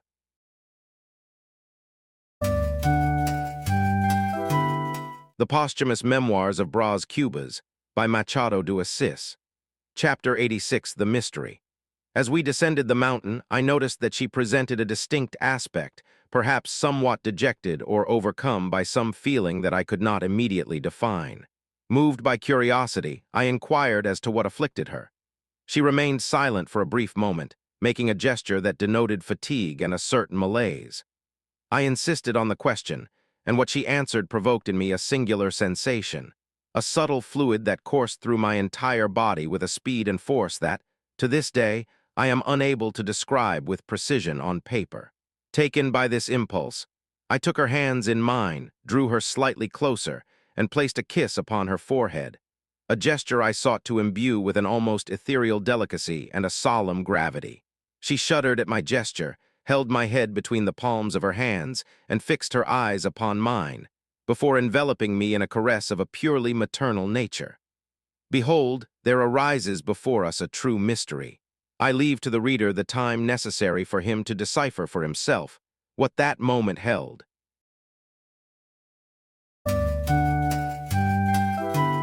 The Posthumous Memoirs of Brás Cubas by Machado de Assis. Chapter 87, Geology. At that time the death of old Villegas occurred, a relative whom we had already seen on the scene, consumed by asthma, rheumatism, and a heart lesion. He was a keen observer of our trajectory. Virgilia nurtured the expectation that that man, miserly by nature, would secure her son's future with some legacy. Lobo Neves, for his part, perhaps shared the same hope, although he maintained a fundamental dignity that prevented him from demonstrating such intentions. I would say that Lobo Neves's character possessed a layer of solid rock, while the superficial layers were constantly carried away by life, which I describe here again as a perpetual torrent. This observation leads me to reflect on the moral geology of men, including that of my reader. Life alters, preserves, or dissolves the layers of character according to the resistance of each, a vast theme that I prefer not to delve into so as not to extend these pages too much. I recall, however, a man named Jacob Tavers, who for me represented probity itself. He was so rigorous in his principles that he went so far as to refuse a fortune of 400 contos due to a scruple that others would consider irrelevant. Once, while we were talking alone, someone announced the visit of a tiresome fellow. Dr. B. Jacob, in an attempt to avoid the encounter, sent word that he was not at home. The visitor, who had already entered, promptly contradicted him at the parlor door. Jacob, recomposing himself, received the intruder with a forced courtesy, stating that he was expecting someone else and that his visit was a pleasure. We endured an hour and a half of unbearable boredom until Dr. B asked if Jacob was going out, to which he replied, inventing an appointment with his wife. As soon as the visitor withdrew and we could breathe, I pointed out to Jacob that he had just uttered 4 lies in a short space of time. He denied his own presence, feigned joy at the intruder, invented an outing, and even included his wife in the false excuse. Jacob reflected on my observation, and upon recognizing the veracity of what I was saying, justified himself with the coldness of one who understands conventions. He argued that absolute truthfulness is incompatible with an advanced social state, and that peace in cities is only possible at the cost of these small mutual falsehoods. The man was, in fact, a well of integrity, even if, to maintain it, he needed to resort to such artifices of social life.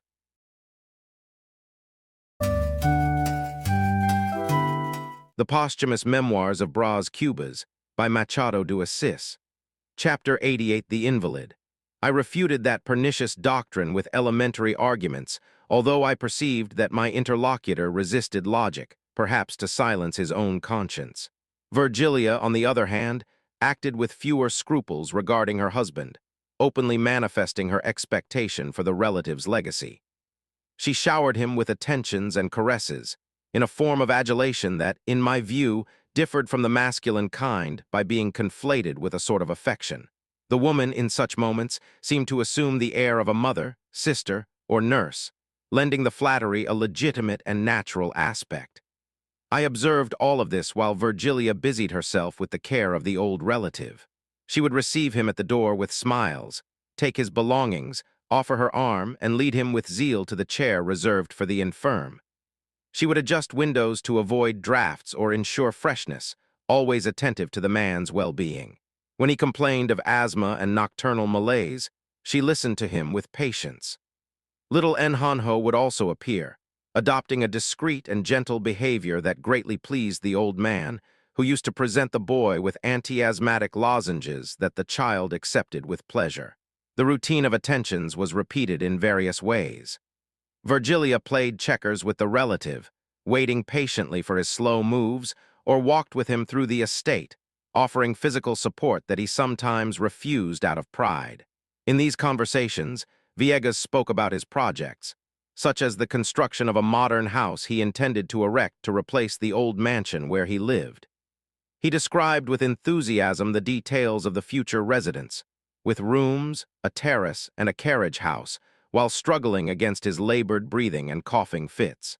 Between one groan and another, he would return to detailing the architectural plan, as if the comfort of that future construction could, in some way, erase the weight of the age and infirmity that consumed him.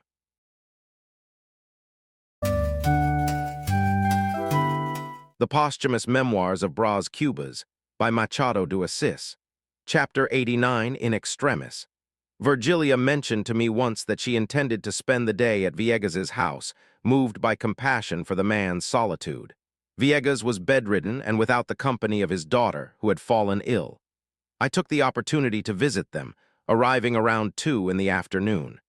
Villegas was coughing with such intensity that it caused me distress, but between coughing fits, he maintained a fierce negotiation over the sale of a house with a thin man. The buyer offered 30 contos, while the sick man demanded 40, refusing every counteroffer with obstinacy, even in the face of his fragile state. After a more severe coughing fit that left him mute for a few minutes, the buyer, demonstrating a self-interested solicitude, tried to adjust him better on the pillows and raised the offer to 36 contos. Villegas vehemently refused and asked me to untie a bundle of papers on his desk. With trembling hands, he requested that I read each of the construction bills, from the mason to the hardware and the wallpaper, insisting that the amount demanded was fair given the total cost. His words were uttered in jolts, as if each syllable were a fragment of his exhausted lung. His appearance was the very image of decay, with his bone structure marked beneath the sheet and yellowish skin covering a face already devoid of expression. Virgilia, sensing the proximity of the end, withdrew to the window, overcome by the fear of imminent death. The thin fellow, after a brief pause, tried to resume the offer, going up to 38 contos. Upon approaching the bed, the buyer noticed that Villegas's hand was already cold. I asked the sick man if he wanted anything, but he only tried to articulate, between spasms of coughing, the value of 40 contos. It was his last effort. Shortly thereafter, he expired. The buyer, in a mixture of consternation and lament, confided in me shortly after that, after all, he was willing to give in and pay the 40 contos, but it was already too late for any business.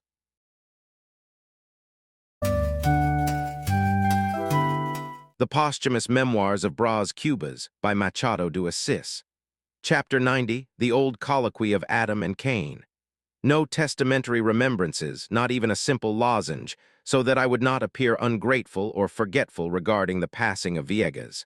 Virgilia absorbed that failure with anger and shared the frustration with me, albeit with a certain caution, for she knew that I harbored no affection for her son. I suggested that we forget that man, a person of no importance, and focus on more cheerful matters, such as our own child. It was at that moment that I revealed to myself the mystery that had occupied me for weeks, ever since I noticed Virgilia was different. The idea of a being generated by myself became my exclusive concern. Faced with that possibility, the eyes of the world, the jealousy of her husband, and political issues lost all meaning.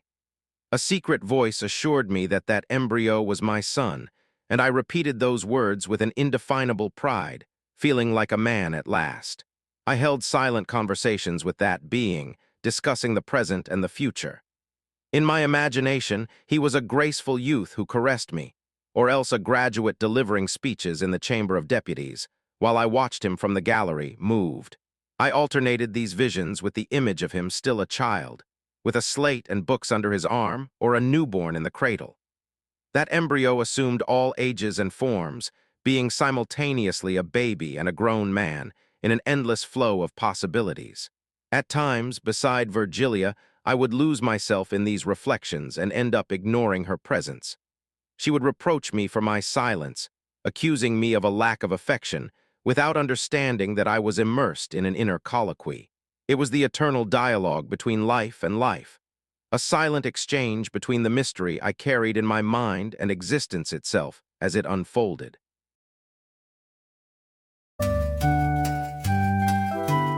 The Posthumous Memoirs of Brás Cubas by Machado de Assis.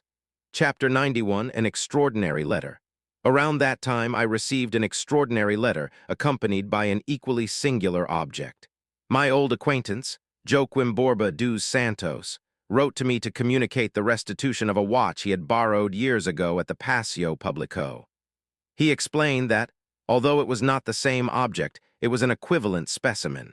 With a tone that mixed past necessity with a new stability, he narrated that his life had changed significantly, for he no longer wore the threadbare clothes of yesteryear, had left his condition of mendicancy, and was now finally able to take his meals with regularity.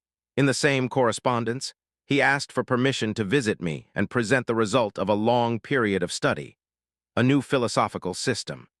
According to him, this doctrine would be capable of explaining the origin and end of all things, easily surpassing the stoicism of Zeno and Seneca, which he classified as something puerile in the face of his new moral recipe.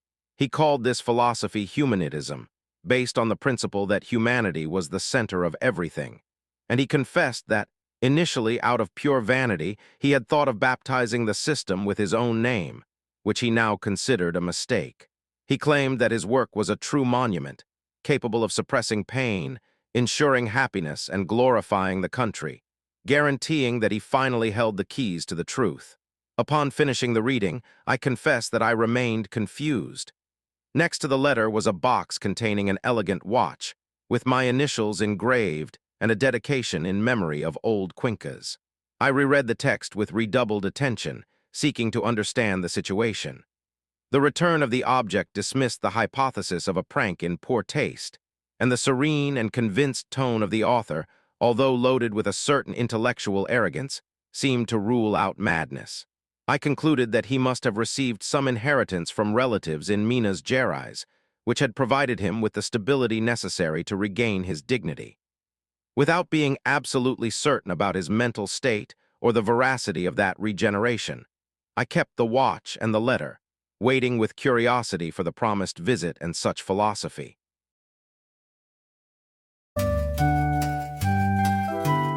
The Posthumous Memoirs of Brás Cubas by Machado de Assis. Chapter 92, An Extraordinary Man. To conclude with extraordinary things, shortly after putting away the letter and the watch, I received a visit from a thin man of medium height. He brought a note from Cottram inviting me to dinner. The bearer was named Damasceno, was married to a sister of Cottram, and had just arrived from the north.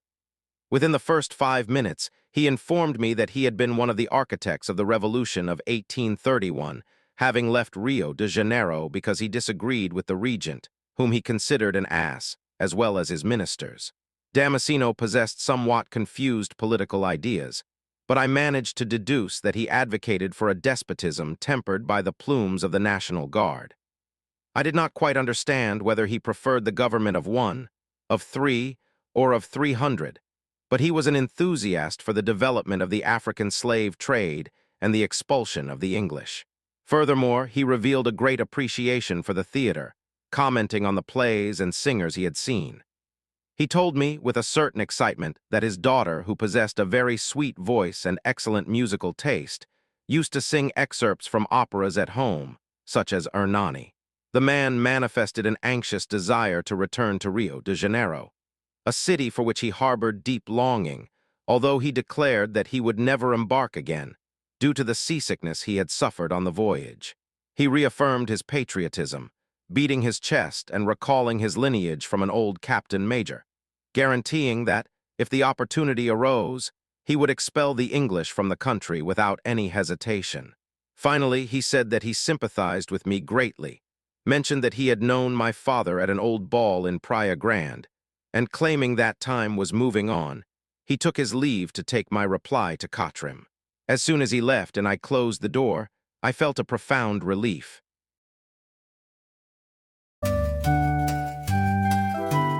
The Posthumous Memoirs of Brás Cubas by Machado de Assis.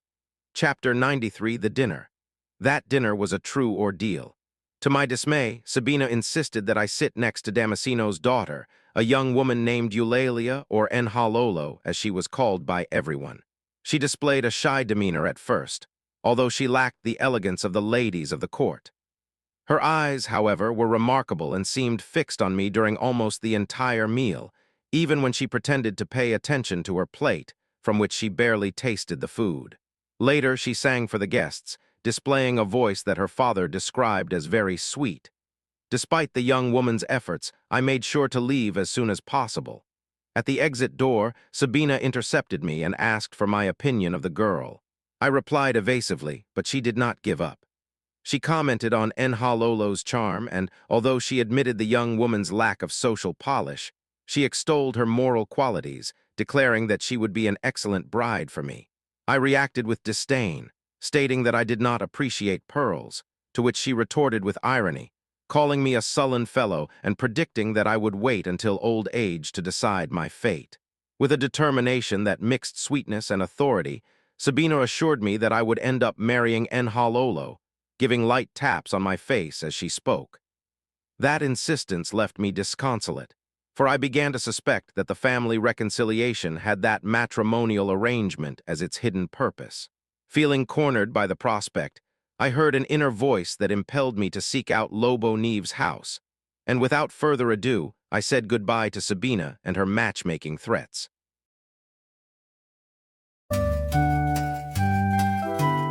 The Posthumous Memoirs of Brás Cubas by Machado de Assis. Chapter 94, The Secret Cause. Upon asking about my dear mother, I immediately noticed Virgilia's countenance darken. She was by the window, contemplating the moon, and had received me with joy, but the mere mention of our child was enough to provoke that habitual discontent. Virgilia did not appreciate my premature paternal affections, and I, considering her an almost sacred presence in my life, preferred to remain silent and leave her in peace. I initially considered that the idea of that being still in formation might have awakened in her a new weight of conscience regarding the nature of our relationship, but I soon realized I was mistaken. She remained expansive and unreserved, indifferent to the judgment of others or her husband's position. I also pondered whether the pregnancy might not be merely a stratagem to keep me bound to her, an invention that perhaps was beginning to cause her unwanted fatigue. For, even with much grace, my sweet Virgilia was capable of little inventions. That night, however, I unveiled the true cause of her melancholy. It was neither remorse nor artifice, but rather a profound fear of childbirth and the discomfort of pregnancy. The memory of the experience with her first child, marked by moments of extreme suffering, brought her an almost unbearable chill. Added to this was the vexation of having to renounce, albeit temporarily, the habits of the elegant life she so cherished. When I confronted her and claimed my rights as a father, Virgilia merely looked away, answering me with an incredulous smile that ended the matter.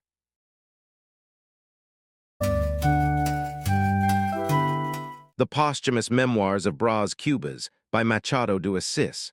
Chapter 95, Flowers of Yesteryear. Where could the flowers of yesteryear be, I asked myself while contemplating the void. One afternoon, after a few weeks of waiting, the entire edifice of my paternal expectations crumbled. The embryo had been lost, at that initial stage in which life is not yet distinguished in its most rudimentary forms. I received the news through Lobo Neves, who left me alone in the parlor while he accompanied the doctor to Virgilia's bedchamber, whose motherhood had been thwarted by fate. I leaned against the window and fixed my gaze on the estate. The orange trees, despite being green, bore no flowers. And faced with that stillness, my thoughts returned to the same melancholy question regarding the whereabouts of those flowers that had once adorned my path.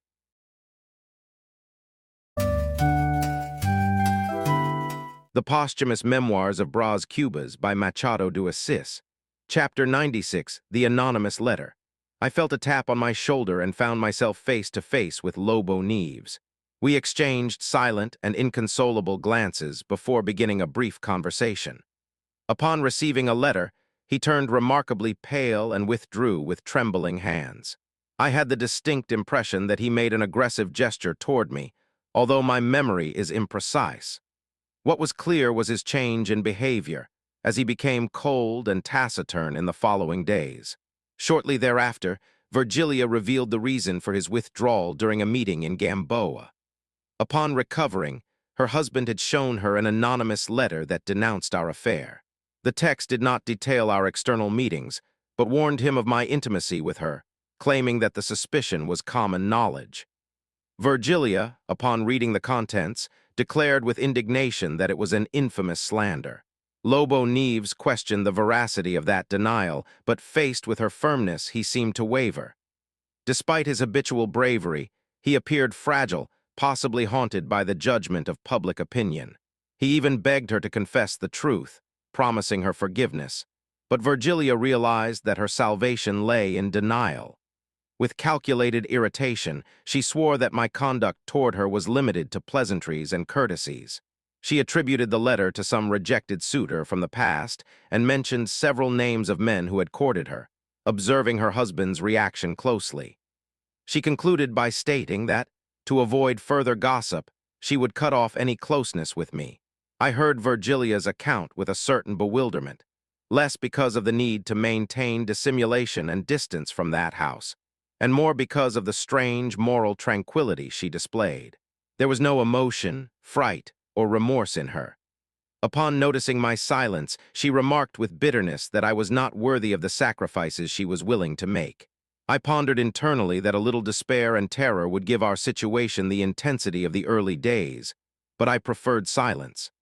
As she tapped her foot on the ground in a gesture of nervousness, I approached to kiss her on the forehead, but she recoiled, as if that contact had the weight of a dead man's kiss.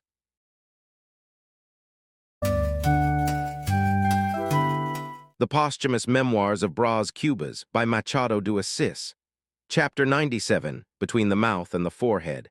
I imagine that the reader has shuddered, or at least should have, before this scene I describe. The situation in the small house in Gamboa was clear to anyone observing.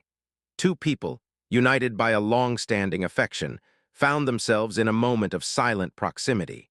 As one leaned in to place a kiss on the other's forehead, the latter recoiled, as if the anticipated touch were the cold contact of a corpse's mouth. In that brief interval between the intention of the gesture and its fulfillment, a vast and revealing space opened up.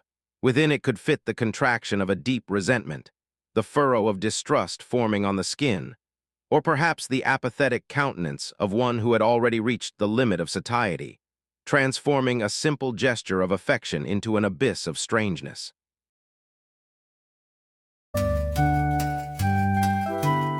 The Posthumous Memoirs of Brás Cubas by Machado de Assis.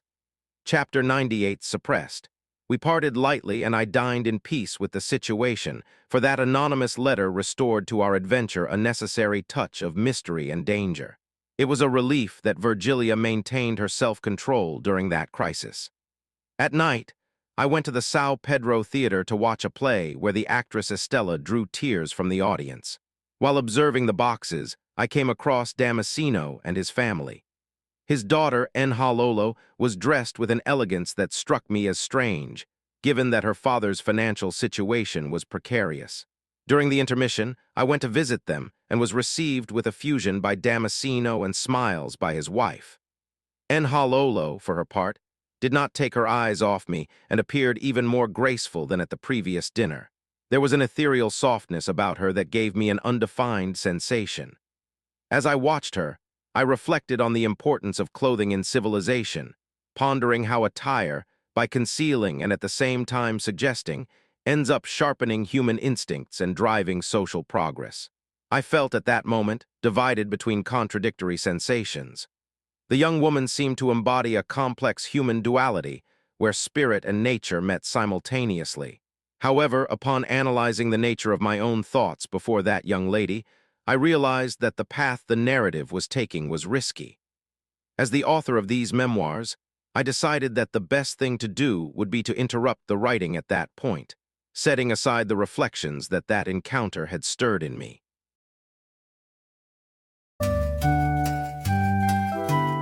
The Posthumous Memoirs of Brás Cubas by Machado de Assis.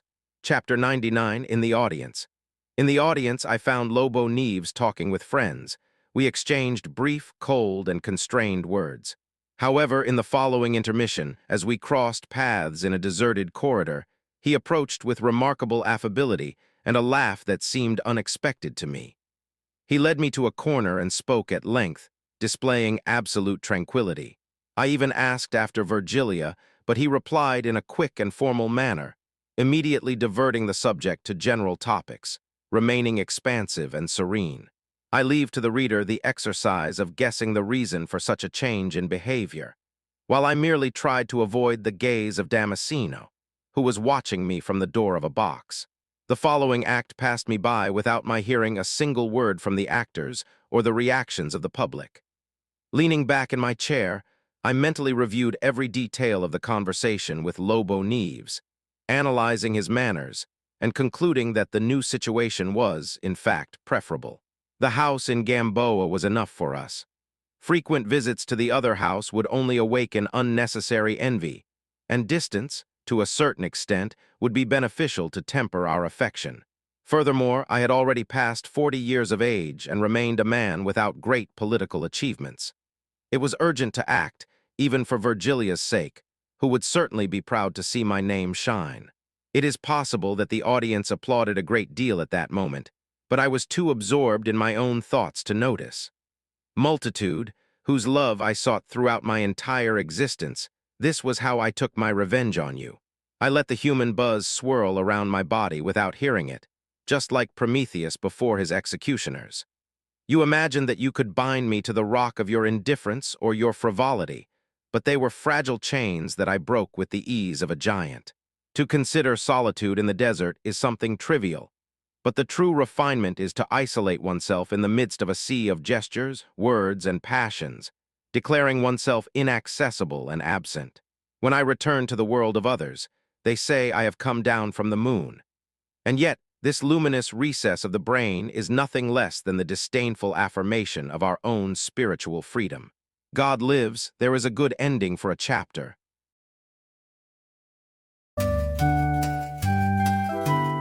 The Posthumous Memoirs of Brás Cubas by Machado de Assis.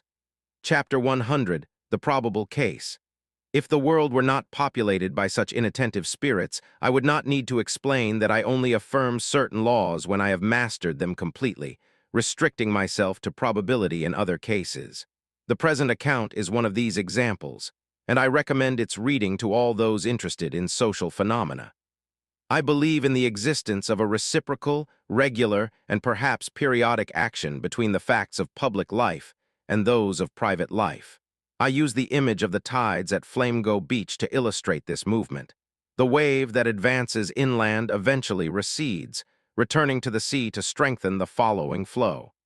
I apply this logic to what I lived. On another occasion, I mentioned that Lobo Neves refused the position of provincial president due to the number 13 of the decree, a gesture that resulted in his removal from the ministry. In that circumstance, a particularity of individual behavior generated a political unfolding. The reverse also occurs, and a political act can, some time later, determine a change in the course of private life. For reasons of method, I will not describe this second phenomenon now, but I anticipate that, 4 months after our meeting at the theater, Lobo Neves reconciled with the ministry. I ask the reader to keep this fact in mind, for it is fundamental to the understanding of the subtlety of my thought.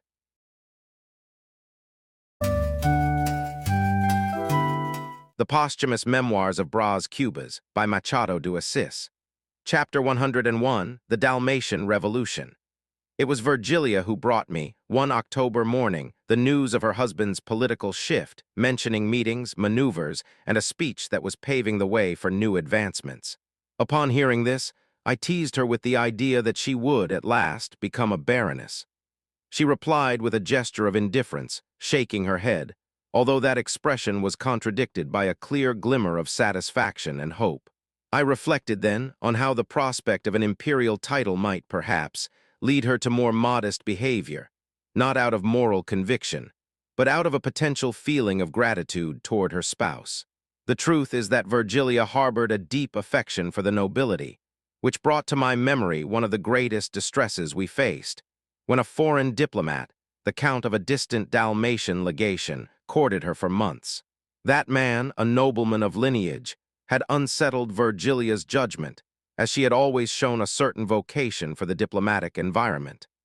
I even feared for the fate of our relationship until chance intervened in a drastic way. A revolution broke out in Dalmatia, toppling the government and sweeping away the embassies.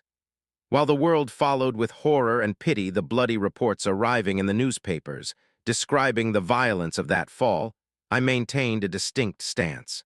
In my heart, I blessed that tragedy, for it functioned as a providential mechanism to remove an obstacle from my path, casting away once, and for all that rival who bothered me so much.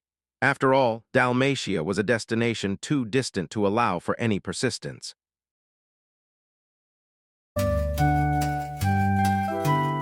The Posthumous Memoirs of Brás Cubas by Machado de Assis. Chapter 102, At Rest. That same man who once had felt relieved by the departure of an adversary ended up committing, some time later, an act that I prefer to keep in the silence of these pages. I shall not narrate such an episode here, for I reserve this chapter solely for the repose of my own vexation. It was a crude action, a base attitude stripped of any plausible justification that might mitigate my shame. Therefore, I insist on omitting what occurred, letting time and oblivion shroud this dark moment of my trajectory.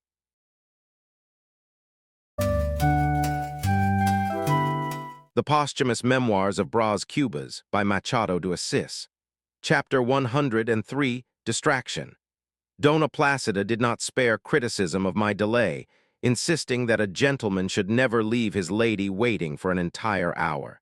I arrived at the meeting breathless, only to discover that Virgilia had already departed. The housekeeper recounted, with tears in her voice, Virgilia's disappointment and irritation, begging me not to abandon her, for she had sacrificed much for our relationship. I tried to justify the delay as a misunderstanding, although, deep down, I knew it had been merely a trivial distraction. Dona Placida lived in constant distress, zealously tending to the details that made our meetings more pleasant. With an imagination dedicated to preserving that adventure, She provided sweets and created an atmosphere of affection, even inventing lies or small intrigues just to keep the flame of our love alive. Once, when she tried to attribute a new romantic interest to me, she was promptly refuted by me, which left her visibly disheartened. I asked her to take an apology to Virgilia, taking the moment to reflect on life. When she mentioned that, if I were ever to marry Yea, I would see the angel that she was, I felt an immediate discomfort. I adopted the gesture of turning my face away and lowering my eyes to the floor, a resource I always recommend to those who find themselves speechless or who wish to avoid another's gaze. 3 days later, the explanations were given. Virgilia, still resentful, expressed her discontent, even going so far as to heap praise upon her husband, whom she described as a superior and exemplary man. While she spoke with harshness, I merely observed the floor, where a fly struggled against an ant that was biting its foot. Faced with my apparent passivity, Virgilia questioned my silence, suggesting that I was weary and wishing for the end of our connection. When she, in a burst of temper, tried to leave the room, I prevented her exit by holding her by the waist. After some resistance, she yielded and settled onto the sofa, where we exchanged words of reconciliation. During the agitation of the scene, one of her earrings fell to the floor. As I leaned down to pick it up, I noticed that the fly and the ant had climbed onto it. With a philosophical curiosity, I observed that small drama of nature, even attempting to separate them with a hairpin to free the ant from that outcome. The fly, however, escaped by flying away, leaving me alone with the reflection on the insignificance of such episodes before the vastness of the universe.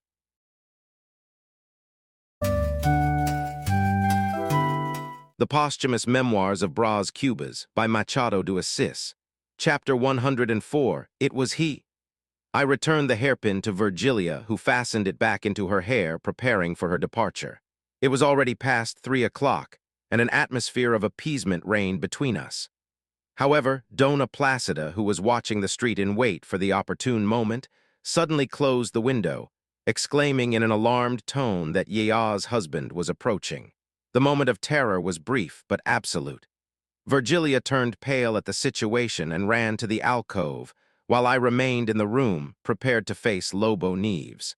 Soon, however, reason returned to Virgilia, who pushed me into the hiding place and ordered Dona Placida to return to the window to receive the newcomer. Dona Placida opened the door with a performance of surprise, receiving the visitor with effusive displays of respect and inviting him to enter, while at the same time calling for Virgilia. She, who had been keeping to a corner, approached her husband. I observed everything attentive through the keyhole. Lobo Neves entered slowly, maintaining a pale, cold, and restrained posture, scanning the room with a serene gaze.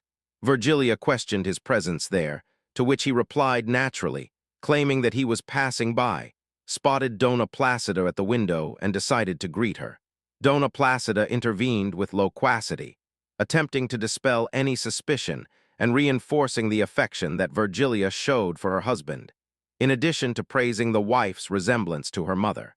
Lobo Neves stated that he could not stay long, which led Virgilia to propose that they return home together. While she prepared herself, adjusting her hat and fixing her hair in front of the mirror, she spoke to her husband, who remained silent.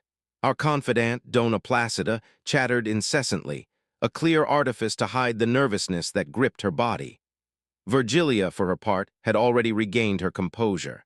In the end, she said goodbye to Dona Placida with recommendations for future visits, and both left, leaving behind the tension of that unexpected encounter.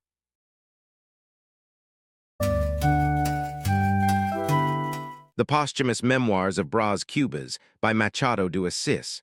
Chapter 105, Equivalents of Windows. Dona Placida closed the door and let herself fall into a chair. Immediately, I abandoned the alcove and took 2 steps toward the street, with the declared intention of removing Virgilia from her husband's influence. That is what I said at that moment, and honestly, it was an opportune remark, for Dona Placida grabbed me by the arm and prevented my departure. There was a time when I even suspected that I had only manifested such an intention so that she would stop me. But a more serene reflection suffices to show that, after 10 minutes in that environment, That gesture was the most genuine and cordial one I could offer. All of this is explained by the famous law of the equivalence of windows, which I had the satisfaction of discovering and formulating previously. It was necessary to air out the conscience. The alcove functioned as a closed window, and I, by making the gesture of leaving, opened another window and was finally able to breathe.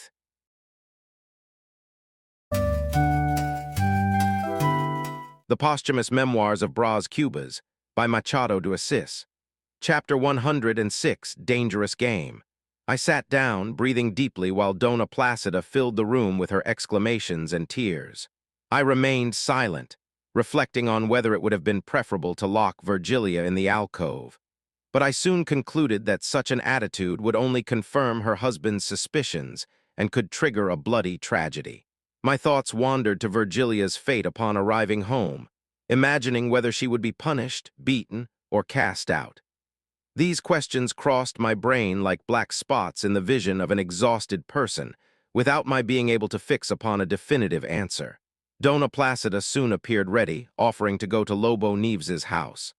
I tried to ponder the risk of that visit, which could arouse even more suspicion, but she reassured me, guaranteeing that she would know how to act and that she would not enter if he were present. After she left, I remained alone to ruminate on the developments of that situation. It seemed to me a dangerous game, and for the first time, I asked myself if it might not be the moment to end the match and seek a new direction. I felt then a sudden longing for the idea of marriage and a genuine desire to stabilize my existence. I questioned myself why I should not seek a more chaste, severe, and pure love, for amorous adventures, with their torrential and dizzying nature, seemed to me merely exceptions of which I was already weary. Perhaps there was a touch of remorse in that. I let myself be carried away by my imagination, visualizing myself married, at the side of an adorable woman, and observing a child sleeping in the nurse's lap. I imagined us all in a green and shady country house, contemplating through the trees a sliver of intensely blue sky.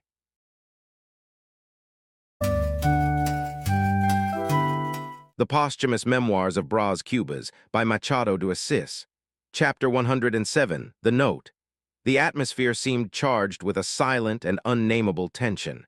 I observed that, although no concrete event had occurred, he seemed to suspect something, maintaining a grave posture and a persistent silence. After a long period of observation, during which he stared at me with a heavy countenance, he smiled only once, turning his attention to the young man of the house. There was no hostile or affable treatment on his part, only a disconcerting neutrality. Faced with that uncertainty about what fate held in store, the only prayer left to me was that that situation would dissipate quickly. For now, I understood that prudence was the only safe path to follow, demanding from me all possible caution.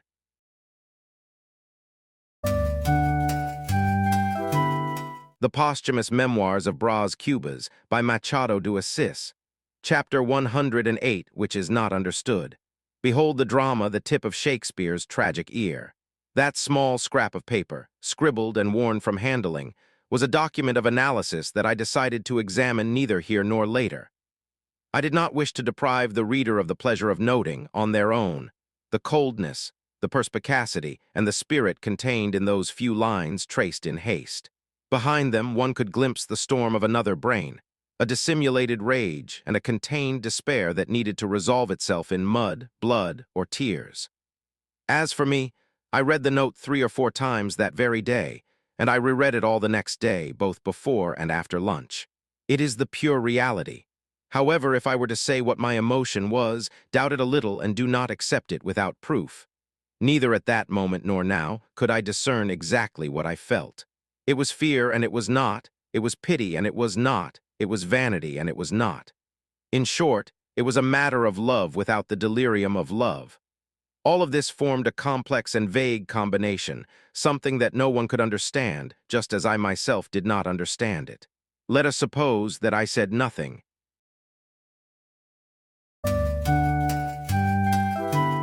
The Posthumous Memoirs of Brás Cubas by Machado de Assis. Chapter 109, The Philosopher. I reread Virgilia's letter before and after lunch, a frugal meal that consisted of an egg, a slice of bread, and a cup of tea. The reason for such dietary modesty was not my personal disaster, but the visit of Quincas Borba, who took the opportunity to instruct me. He argued that frugality was unnecessary to humanism, and that the system's philosophy perfectly accommodated the pleasures of the table and of love, with parsimony being a sign of asceticism and human folly. He cited the example of John the Baptist in the desert as a lapse in conduct, preferring the comfort of the city. I do not intend to narrate here the long and complex trajectory of Quincas Borba, nor to describe his appearance, which looked very different from the one I encountered in the Paseo Publico. He seemed a man of means, with impeccable attire, a perfect frock coat, and patent leather boots, the result of an inheritance received from an uncle in Barbacena. His voice had regained its clarity, and his gestures, though lively, now followed a method. At that moment, my spirit behaved like a shuttlecock, being tossed from one side to the other by Quincas Borba's revelations, by the memories of Virgilia, and by the tensions of my own situation. I felt unbalanced by so many opposing forces, wishing only that all of that would resolve itself with the simplicity I did not possess. Despite my confusion, the philosopher's narrative was instructive, especially when he detailed the evolution of vices and the battles of the human soul. He illustrated his point of view by describing how he had gradually adapted to the difficulties of street life, from the comfort of a bed to the harshness of abandonment. When he tried to expose to me the definitive foundations of his philosophy, I asked him to wait, claiming to be too preoccupied to absorb new teachings. Quincas Borba smiled maliciously, as if he perfectly understood the drama I was living. Upon leaving, he insisted that I adhere to humanism, defining it as the great sea where truth was found, criticizing the Greek metaphor of the well, which he considered a petty conception incapable of revealing any real wisdom.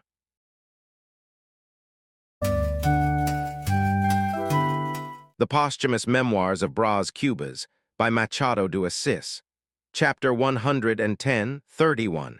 A week passed until Lobo Neves received his appointment to the provincial presidency. I confess that I clung to the hope that he would refuse the position, provided the decree were again dated with the number 13. However, the document bore the date of 31.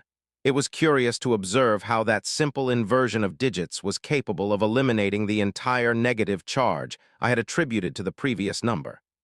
I reflected, then, on how deep and mysterious are the gears that move life.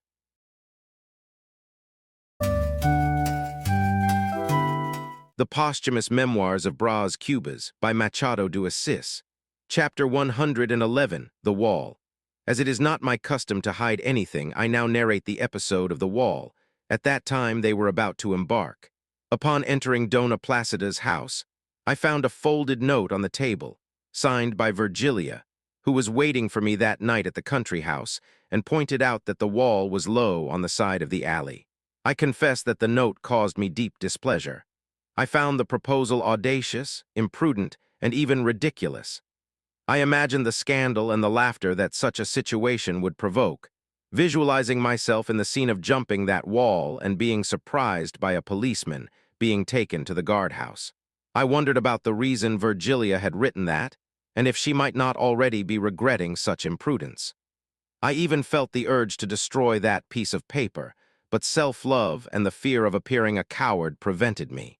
There was no alternative. I had to go. I informed Dona Placida that I would attend the meeting as requested.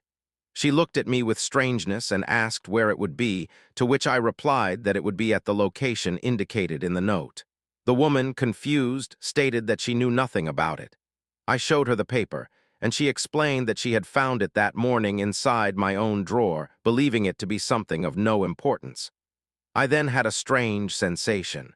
I reread the note carefully and realized the truth. It was an old paper, received back at the beginning of our encounters, referring to a meeting at the country house that had led me, years ago, to jump that same low and discreet wall. I kept the paper, feeling the weight of that memory which time had turned into a ghost, and I remained there, immersed in the strangeness of that reunion with my own past.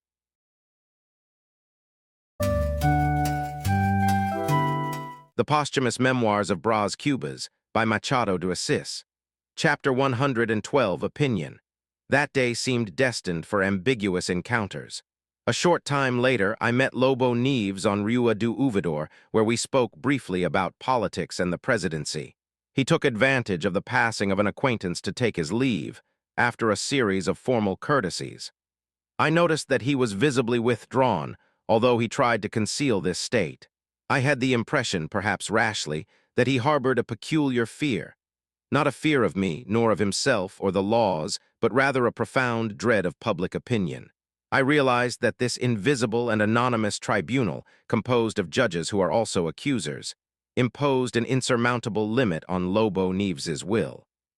I reflected that, possibly, he no longer nurtured the same affection for his wife, and that, for this reason, his heart no longer found reasons for indulgence in his attitudes. I believe he would have separated from her, as anyone moves away from worn-out relationships, were it not for the force of that public opinion. It was the entity that would drag his life through the streets, investigating every detail minutely, gathering evidence and debating the facts in every corner of the city. It was this terrible social curiosity that prevented the dissolution of the family, and simultaneously made any retaliation on his part impossible, which would have required the public disclosure of the scandal. He could not demonstrate resentment toward me without it necessarily implying a marital separation. There remained for him, therefore, the path of simulation, feigning the same ignorance and the same feelings of times past. I imagine that such an effort must have cost him dearly, especially in those days when I observed him with attention.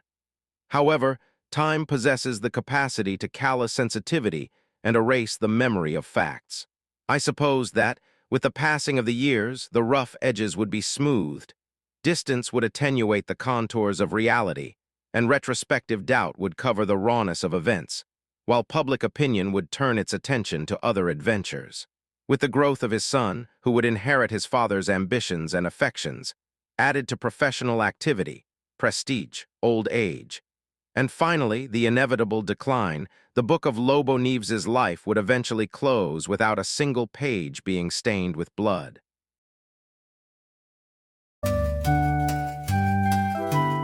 The Posthumous Memoirs of Brás Cubas by Machado de Assis.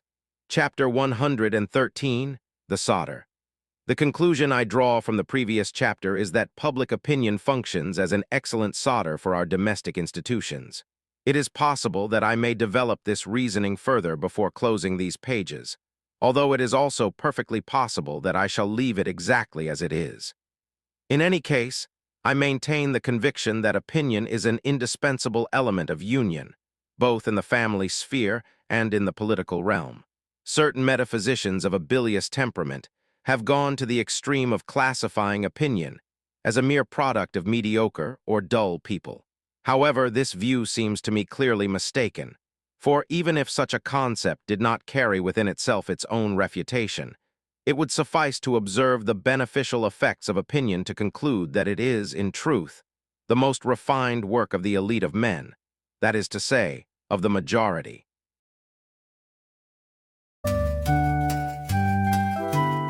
The Posthumous Memoirs of Brás Cubas by Machado de Assis.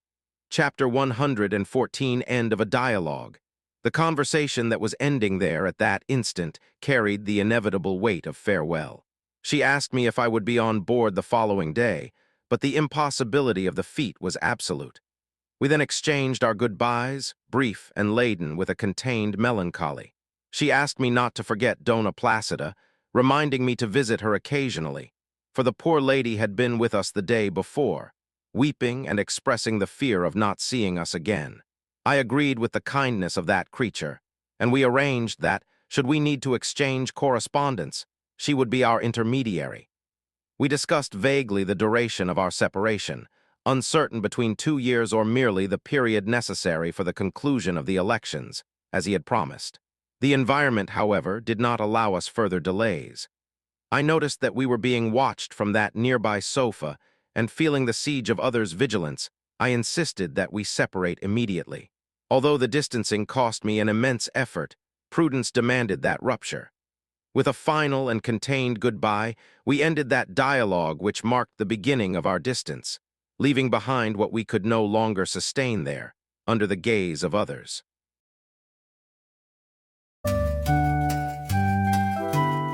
The Posthumous Memoirs of Brás Cubas by Machado de Assis. Chapter 115, Lunch. I did not witness the departure, but at the appointed moment I felt an undefined sensation, a mixture of relief and longing in balanced doses. I ask the reader not to be irritated by this confession. I know that, to satisfy the expectations of a dramatic narrative, I should have demonstrated despair, shed tears, and renounced my meal. That would be novelistic, but it would not be biographical.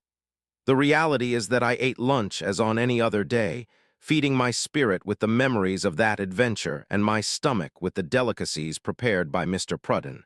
Those who lived in my time certainly remember this master chef of the Hotel Pharaoh, a fellow who, as it was said, had served in renowned establishments in Paris and in the palaces of great French nobles.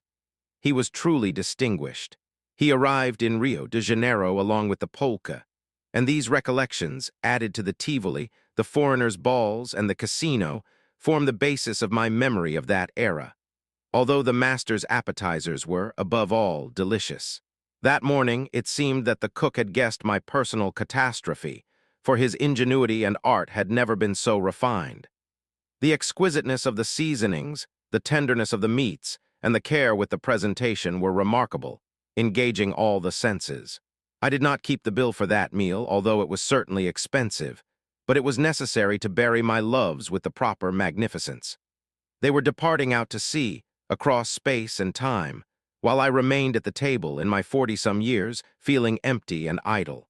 I sat there with the certainty that that moment would not repeat itself, for even if she could return, the freshness of that morning would never again be the same in the twilight of the afternoon.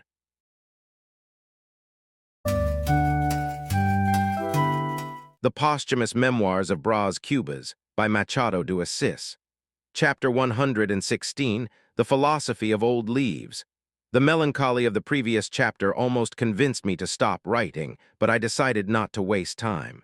Virgilia's departure gave me a sample of what widowhood would be like. In the first few days, I stayed at home, watching flies with my gaze while resting in the hammock, a forgotten book between my hands. It was a mixture of longing, frustrated ambitions, boredom, and daydreams.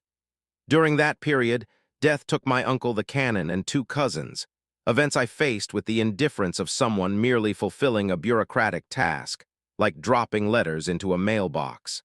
While some departed, others arrived, like my niece Venantia, daughter of Cottrim, but none of that pulled me out of that state of inertia.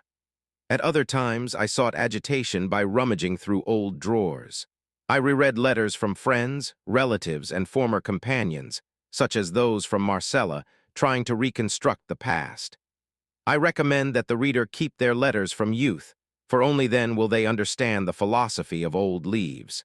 It is a necessary exercise to glimpse oneself in other eras, wrapped in the twilight of what we once were, with the fantasy and enthusiasm that time usually erases. If the image of a romantic past does not please you, I prefer the definition of an old sailor who frequented Cottrim's house. He used to say that keeping such correspondence is the only way to sing a longing. Just as sailors intone songs of the mainland while crossing the ocean, we, by rereading what we wrote in the past, intone the sad and necessary melody of that which no longer exists.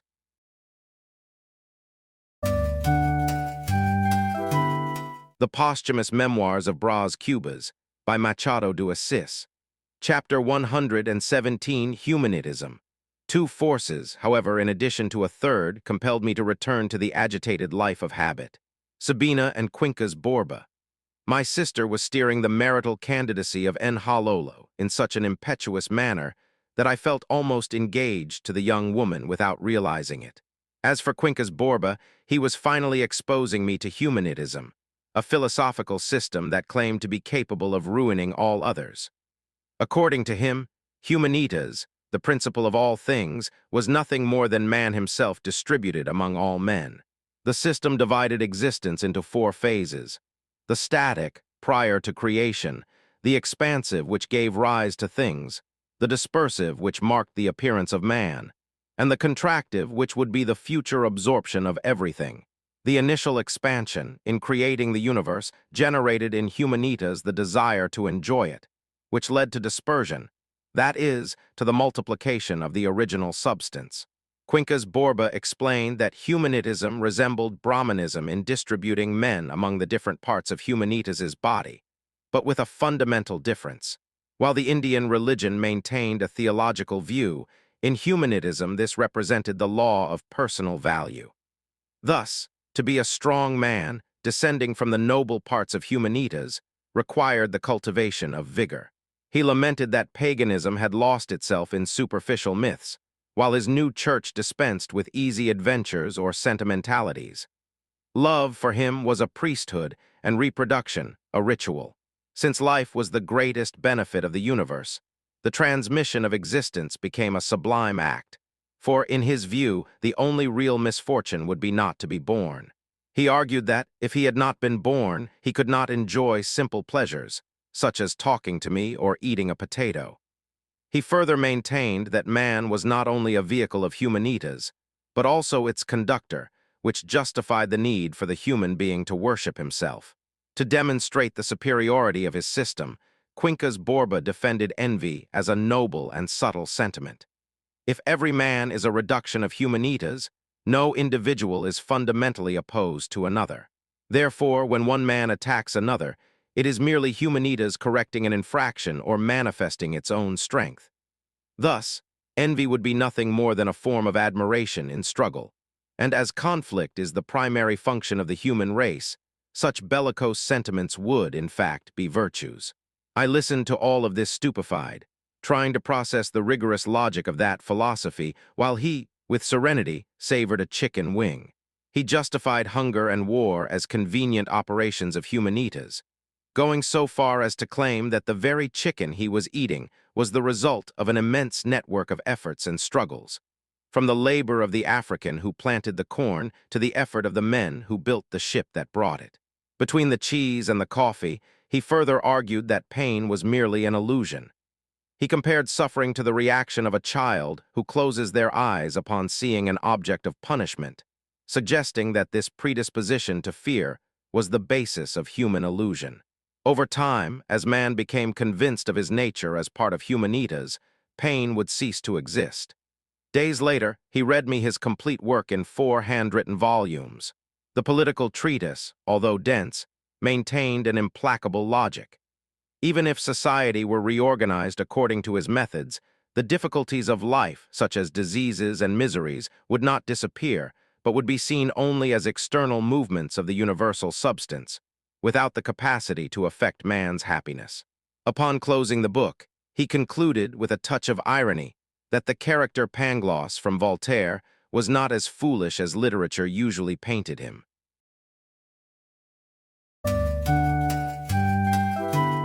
The Posthumous Memoirs of Brás Cubas, by Machado de Assis. Chapter 118, The Third Force. That third force which dragged me back to the incessant movement of life was, above all, my impatience to shine and my absolute inability to endure solitude. The crowd exerted a magnetic fascination over me, while applause seduced me like a constant courtship. The glitter of appearances, the noise of the streets, and the public agitation composed an irresistible scenery for my restless spirit. I reflected, with the distance that death confers upon me, that if the idea for my plaster had emerged during that period, perhaps destiny would have taken another turn. Who knows if I might not have died so soon and achieved the much-longed-for celebrity. However, the plaster did not come. What dominated me was merely an urgent desire to stir myself in something, for something, and with something. I then remembered La Bruyère's maxim, which stated that all our evil derives from the inability to be alone. I always found that sentence a great piece of nonsense. To me, sociability occupies the position of the first virtue of men, followed by curiosity, punctuality in payments, military valor, and so many other qualities that make up the gears of our existence. Solitude, far from being the source of all our evils, seemed to me merely a void that I, in my eagerness to be noticed, never knew how to fill.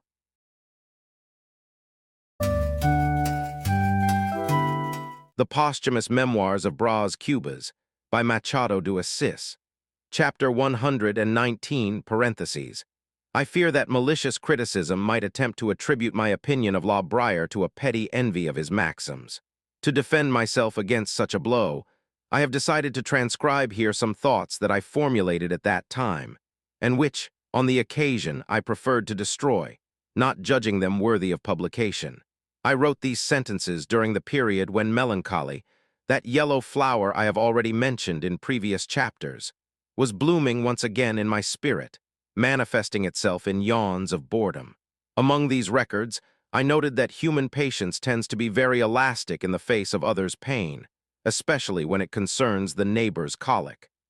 I also reflected on our vain attempt to kill time, ignoring that in the end, it is time that inevitably buries us. I remember a philosopher coachman who, with his rustic wisdom, observed how the taste for a carriage would lose all its charm if everyone had the privilege of riding in them. In my notes, I advised believing in oneself, but without ever losing the habit of doubting, at times, others. With the cynicism typical of a jeweler, I found it strange that an indigenous person would pierce his own lip just to adorn it with a piece of wood, as if the value of things depended solely on the gaze of those who judge them. Finally, I recommended not getting irritated if a benefit were poorly rewarded. For, on the scale of misfortunes, it is always preferable to fall from the clouds than from a third floor.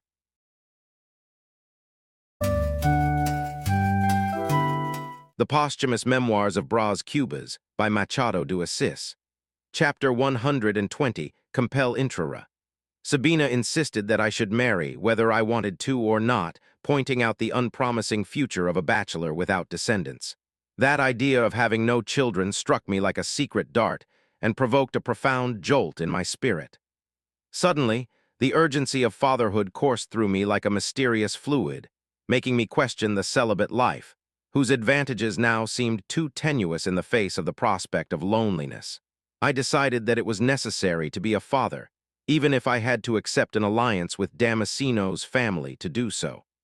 As I already nurtured great confidence in the ideas of Quincas Borba, I sought out the philosopher to express my feelings about fatherhood. He listened to me with an enthusiastic stir, declaring that Humanitas herself was stirring within me. Quincas Borba encouraged me to marry, arguing that new children would merely be more guests knocking at the door of existence. He cited the evangelical passage about forcing them to come in, the compel intrara, to support his point of view.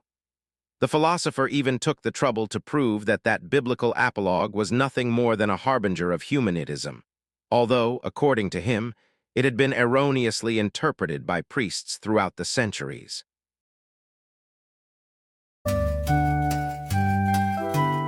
The Posthumous Memoirs of Brás Cubas by Machado de Assis.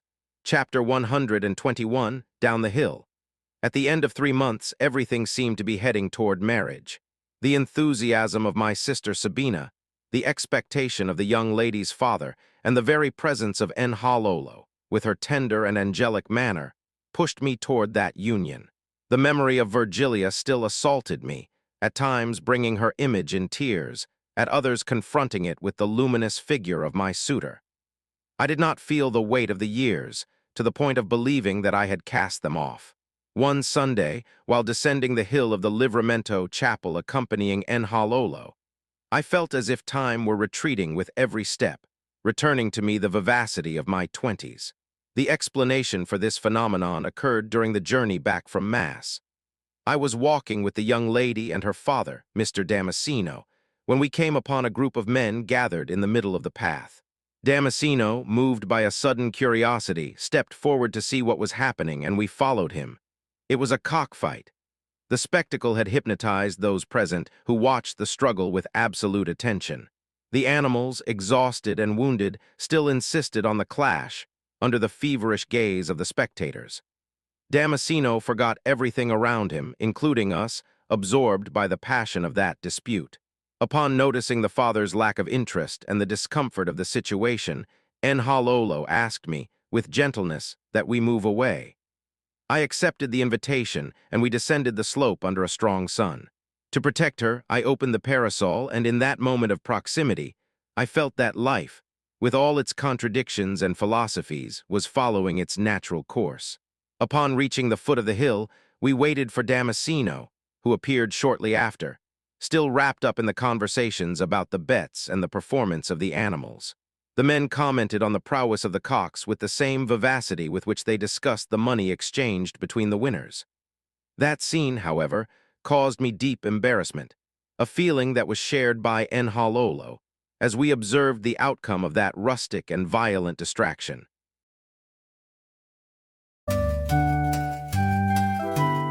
The Posthumous Memoirs of Brás Cubas by Machado de Assis. Chapter 122, A Very Fine Intention. What troubled Nhalolo most was the figure of her father, the way he involved himself with gamblers, exposing habits and affinities that she considered incompatible with our circle, caused her a constant fear that I might judge him unworthy.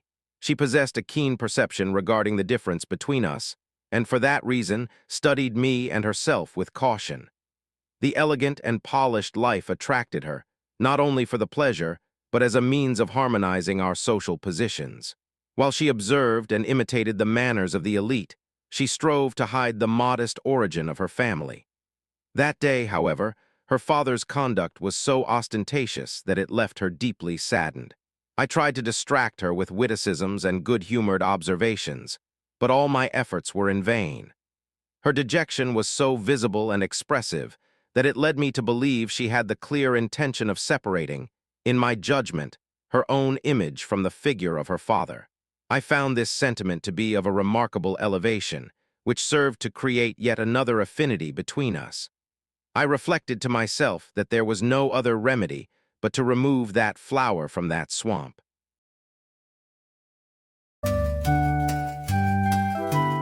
The Posthumous Memoirs of Brás Cubas by Machado de Assis. Chapter 123, The True Cottrim.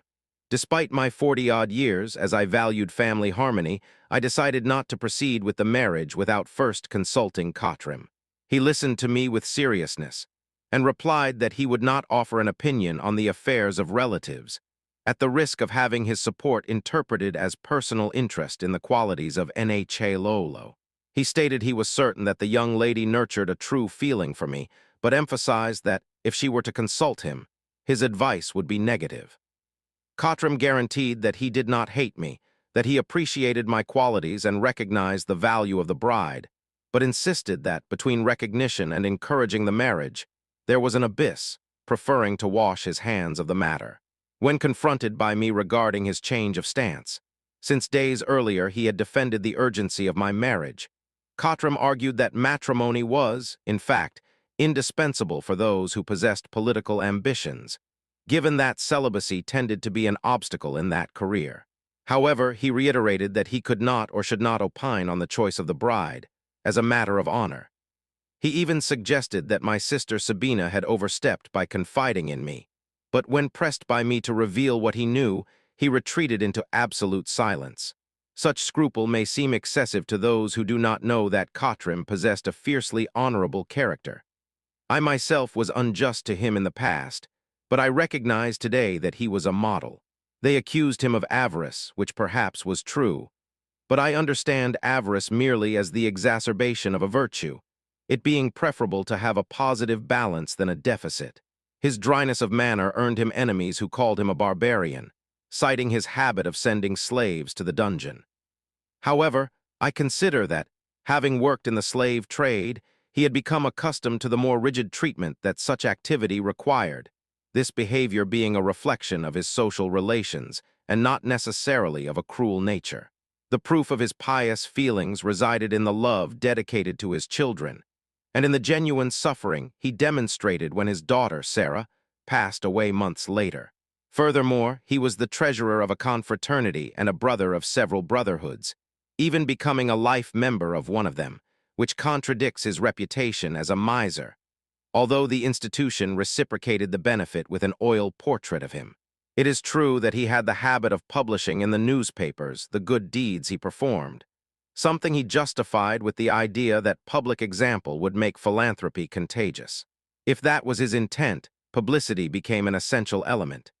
In short, Cottrim might have owed some social attentions, but as far as his obligations were concerned, he never owed a real to anyone.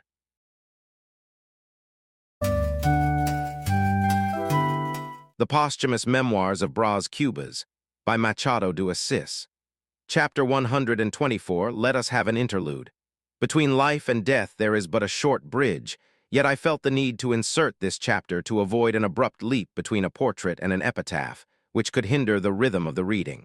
The reader seeks in books a refuge from reality, and although the idea is not mine, the way I present it possesses a certain originality. To illustrate this transition, I recall an episode from my time as a parliamentarian. We were 5 men gathered, discussing varied themes, until the subject drifted to the affairs of the Rio de la Plata. One of those present stated that the government should remember that money is the sinew of war, to which I countered that the true sinew of war would be good soldiers. At that moment, I noticed the disinterest of the others, who occupied themselves with scratching their noses, checking their watches, drumming their knees, or walking about the room, demonstrating evident boredom.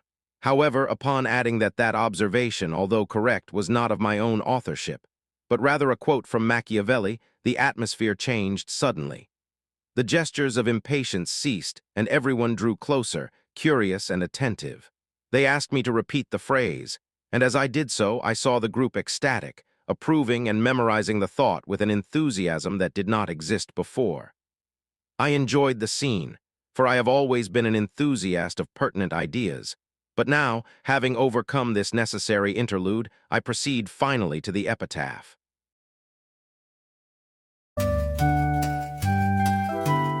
The Posthumous Memoirs of Brás Cubas, by Machado de Assis. Chapter 125, Epitaph. I arrive now at the final chapter, at the brief epitaph that closes the existence of Dona Eulalia Damascena de Brito. The cold marble records only that she departed at 19 years of age, leaving behind the echo of an interrupted youth. Upon reading those few words engraved in the stone, I feel the weight of human brevity and the silence that succeeds life. The request for prayer, carved there with simplicity, is the last breath of a memory that fades in time, inviting us all, living or dead, to a reflection on the finitude of every trajectory.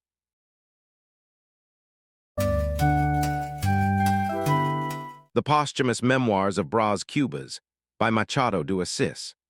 Chapter 126, Disconsolation. The epitaph I wrote says the essential, making it unnecessary to narrate in detail N.H.A. Lolo's illness, her passing, the family's despair, or the particulars of the funeral. It suffices to know that she departed during the first great onslaught of yellow fever. I accompanied the procession to the tomb and said my farewells with a contained sadness, but without tears, which led me to conclude that, perhaps, I did not truly love her. I reflected on how a simple fatality can lead to excesses of thought. The blindness of the epidemic, which mowed down lives without distinction, also took that young woman who was destined to be my wife, an event that seemed more absurd to me than any other loss.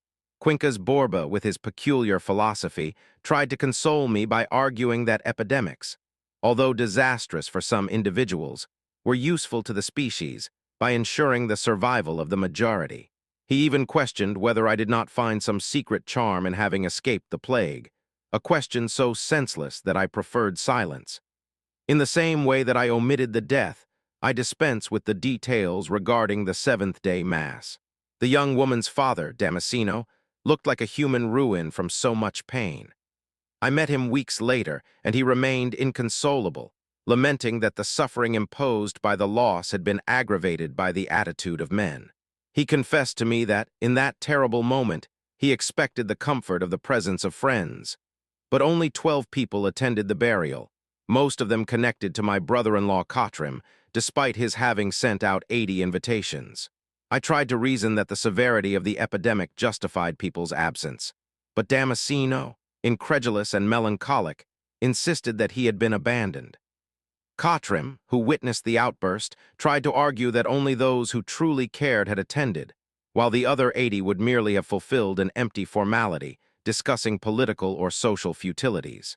Damasceno, however, only listened in silence, shaking his head with a deep sigh, lamenting that, even if it were for mere formality, he would have preferred that they had attended.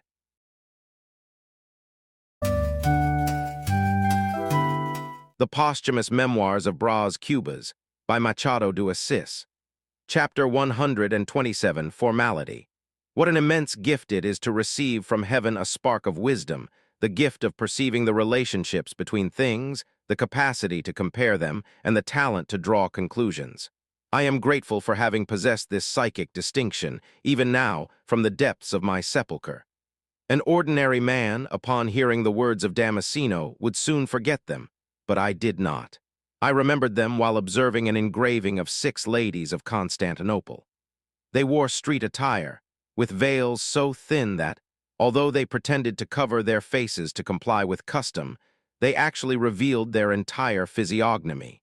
I found that cunning of Muslim vanity curious, which hides what should be concealed only in appearance, while exposing beauty to the world.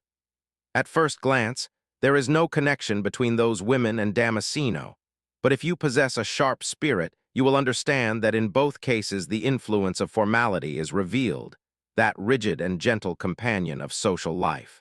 O amiable formality, you are the true support of existence, the balm of hearts, and the link between men. You have the power to dry a father's tears and to soften the severity of a prophet. If pain is quieted and conscience is accommodated, it is to you that we owe this benefit. The esteem that does not concern itself with conventions says little to the soul, but the indifference that dresses itself in courtesy leaves a pleasant impression. Contrary to what the old formula says, it is not the letter that kills, for the letter confers life. It is the spirit that generates controversies, doubts, and conflicts. Therefore, I pray that you continue to exist, amiable formality, for the tranquility of men, and for the glory of customs.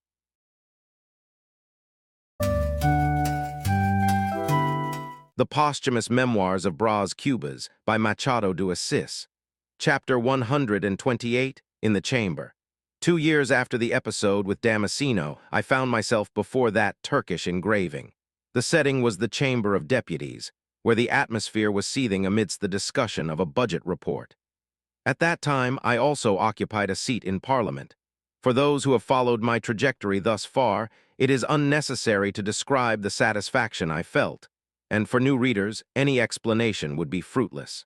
Leaning back in my armchair, I witnessed the scene while a colleague beside me narrated an anecdote and another sketched, with a pencil on the back of an envelope, the profile of the man who was speaking. The orator was Lobo Neves. The currents of existence had brought us to the same shore, like 2 bottles cast up by a shipwreck. He harbored his resentment, while I, for my part, was supposed to contain my remorse. I use a conditional tone here only to confess that, in truth, I contained nothing but the ambition to become a minister.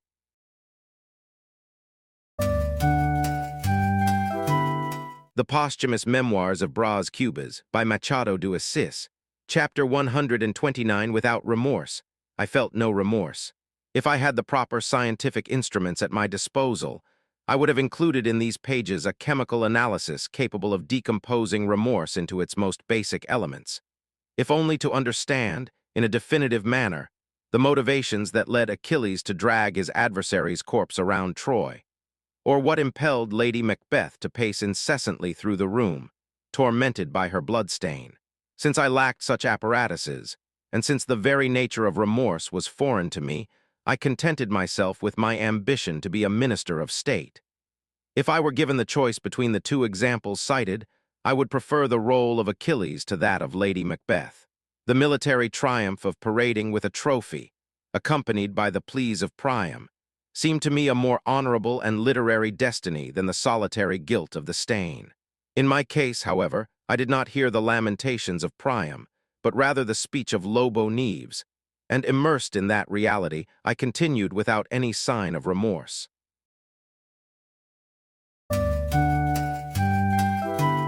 The Posthumous Memoirs of Brás Cubas by Machado de Assis.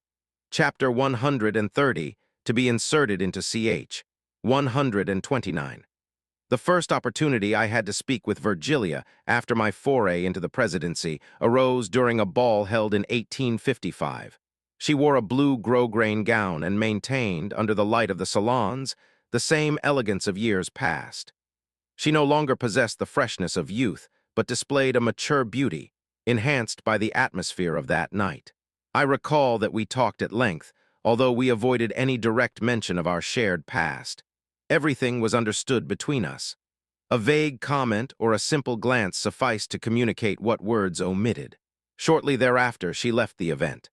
I accompanied her descent down the stairs, and seized by a strange phenomenon of mental reflection, I murmured to myself, with a feeling deeply turned toward what had been left behind, that she remained magnificent.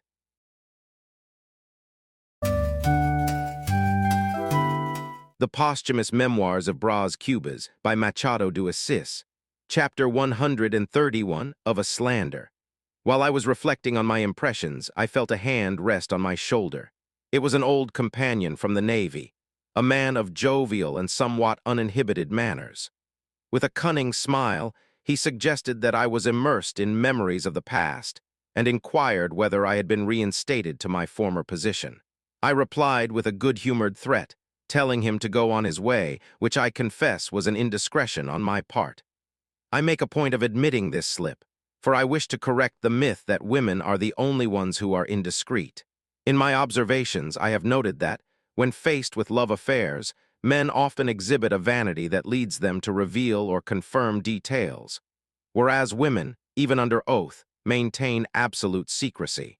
I believe that while a woman surrenders to feeling and must resort to dissimulation to protect her conduct, a man, driven by the conquest, ends up displaying a vain pride that betrays him. Be that as it may, I record for posterity that the reputation of women as chatterboxes is nothing more than a male invention. In love, they are true tombs. If they end up discovered, it is not for lack of discretion, but out of pure restlessness or carelessness. For, as the Queen of Navarre has already observed, there is no love secret so well guarded that, sooner or later, it does not end up revealing its bark.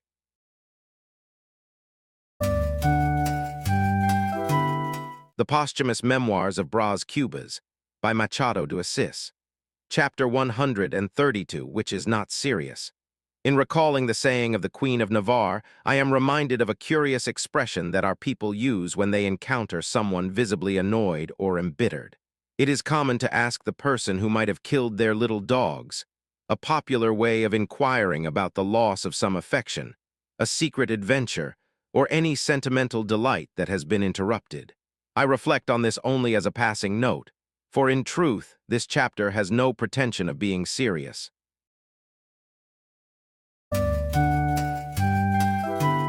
The Posthumous Memoirs of Brás Cubas by Machado de Assis, Chapter 133, The Principle of Helvetius. We were at the moment when the naval officer wrung from me the confession regarding my former love for Virgilia.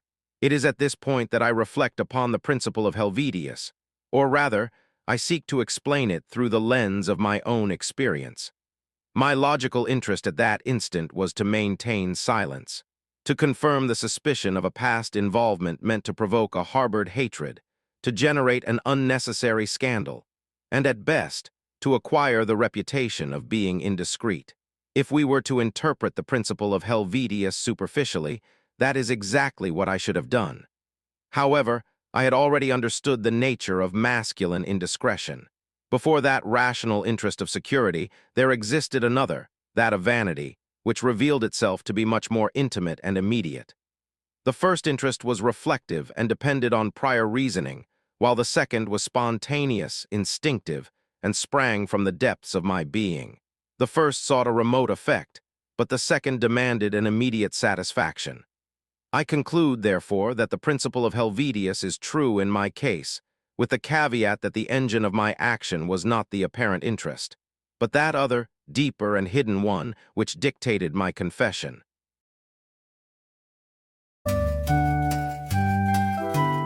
The Posthumous Memoirs of Brás Cubas by Machado de Assis, Chapter 134, 50 Years.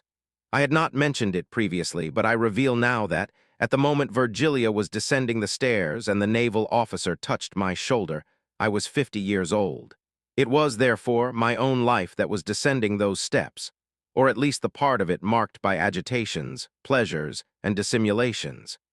If we were to use a more elevated language, we could say that the best of my existence was yet to come, as I shall have the opportunity to set forth in the final pages of this account.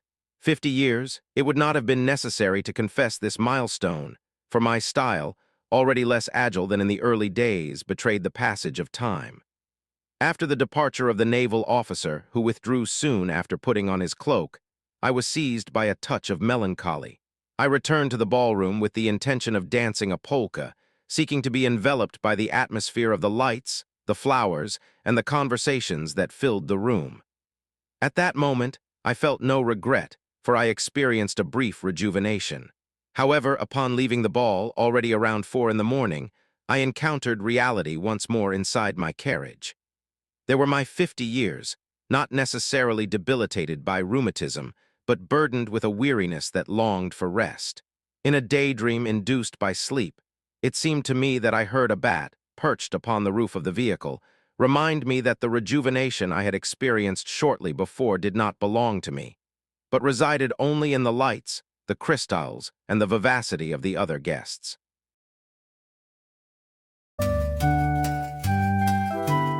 The Posthumous Memoirs of Brás Cubas by Machado de Assis.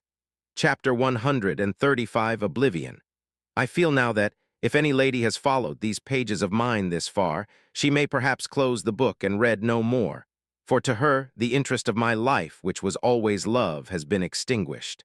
50 years do not represent absolute invalidity, but they are certainly no longer the freshness of youth.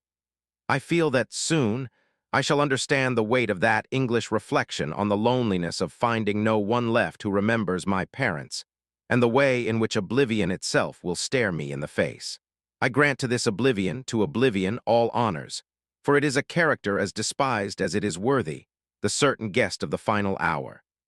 The lady who shone at the dawn of this reign knows this feeling well, and even more painfully the one who flaunted her youth under the ministry of Paraná, who now finds herself closer to the end of her triumph and realizes that others have taken her place. If she is worthy of herself, she will not insist on awakening a dead memory, nor will she seek in today's gaze the same greeting of yore, when others were beginning the journey of life with a joyful soul and a light step. Times change, and she will understand that this whirlwind of existence carries away the leaves and the rags along the path without exception or pity.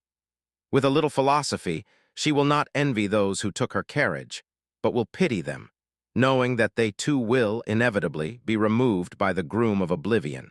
It is a spectacle whose end seems to be merely to amuse the planet Saturn, which, by all indications, is quite bored.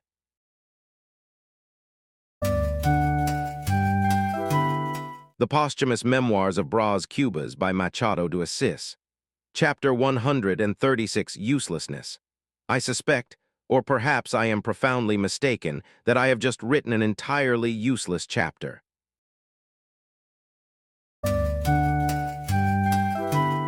The Posthumous Memoirs of Brás Cubas by Machado de Assis.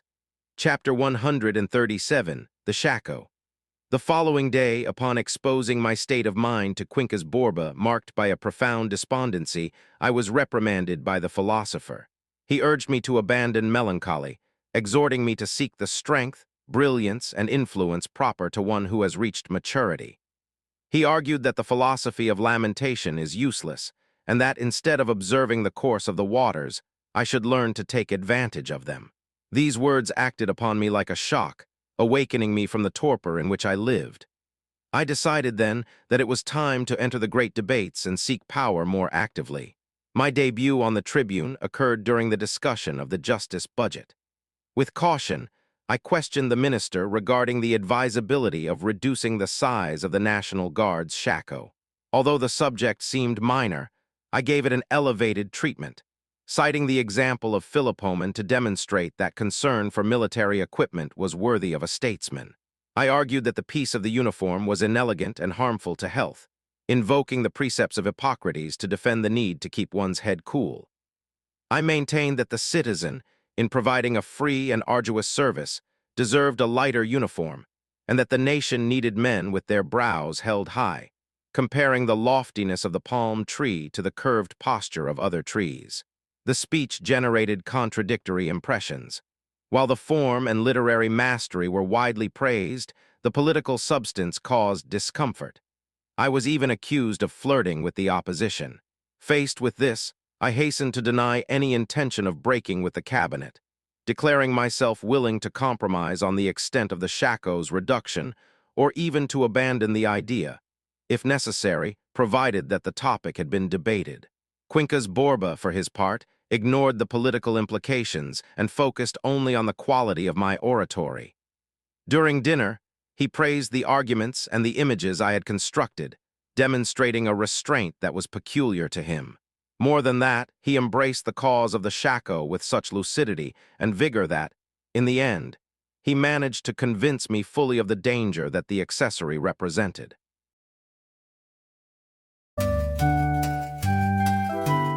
The Posthumous Memoirs of Brás Cubas by Machado de Assis.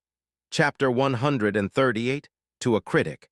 My dear critic, I ask that you accompany me in a brief reflection on the nature of this narrative. A few pages back, upon mentioning that I was 50 years old, I added that it was already noticeable that my style was not as agile as in the early days. Perhaps you consider this observation incomprehensible, given my current state as a deceased person. However, I call your attention to the subtlety of that thought.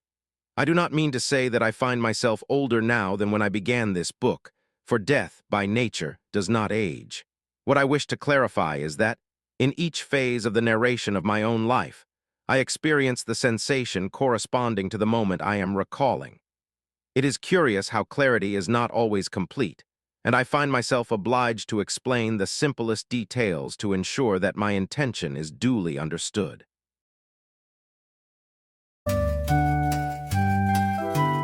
The Posthumous Memoirs of Brás Cubas by Machado de Assis.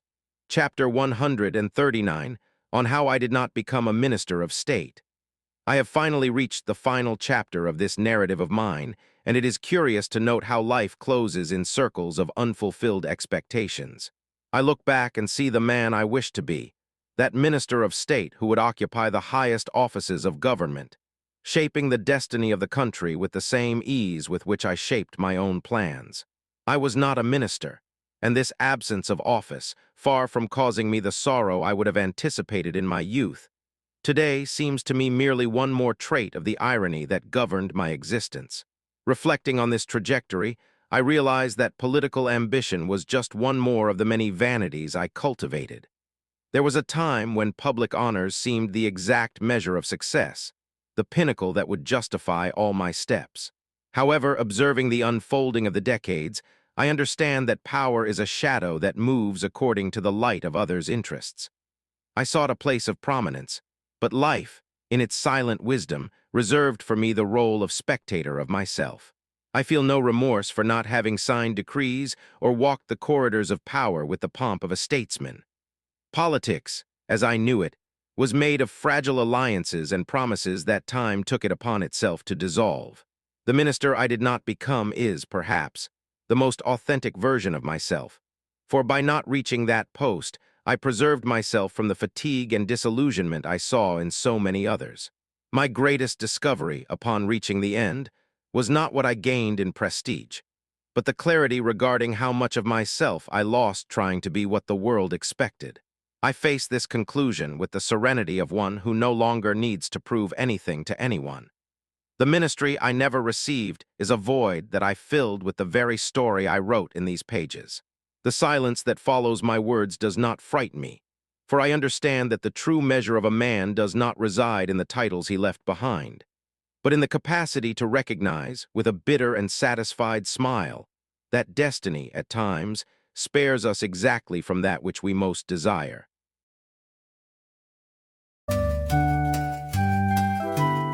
The Posthumous Memoirs of Brás Cubas by Machado de Assis.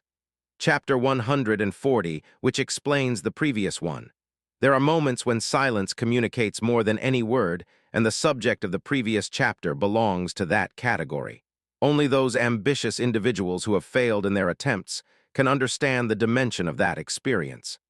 If the thirst for power is, as many claim, the most overwhelming of passions, it is possible to imagine the depth of my pain and dejection on the day I lost my seat in the Chamber of Deputies.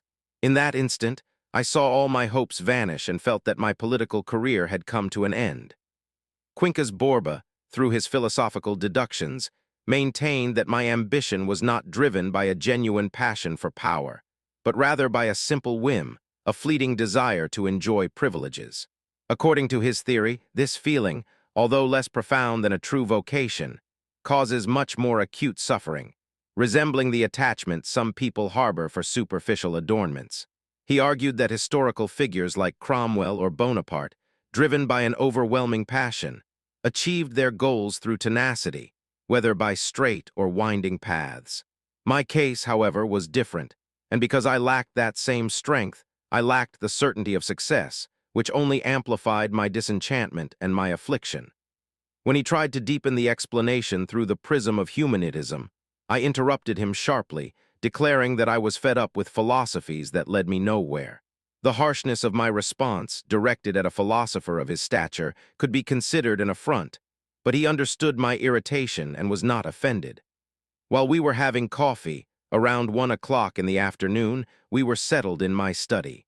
It was an elegant room, with a view of the back of the estate, filled with good books and art objects. Among them, a bronze bust of Voltaire stood out, which seemed to accentuate a sarcastic laugh as it watched me. Outside, the sun shone intensely, while a cool breeze blew under a clear blue sky. From the 3 windows hung cages with birds that sang their rustic melodies. There was, in that external harmony, something that seemed to me a conspiracy of nature against my melancholy. Although I was there, surrounded by my possessions, my son, and the tranquility of my refuge, none of this was enough to cure the longing for that other chair, the political one which, to my misfortune, never came to be mine.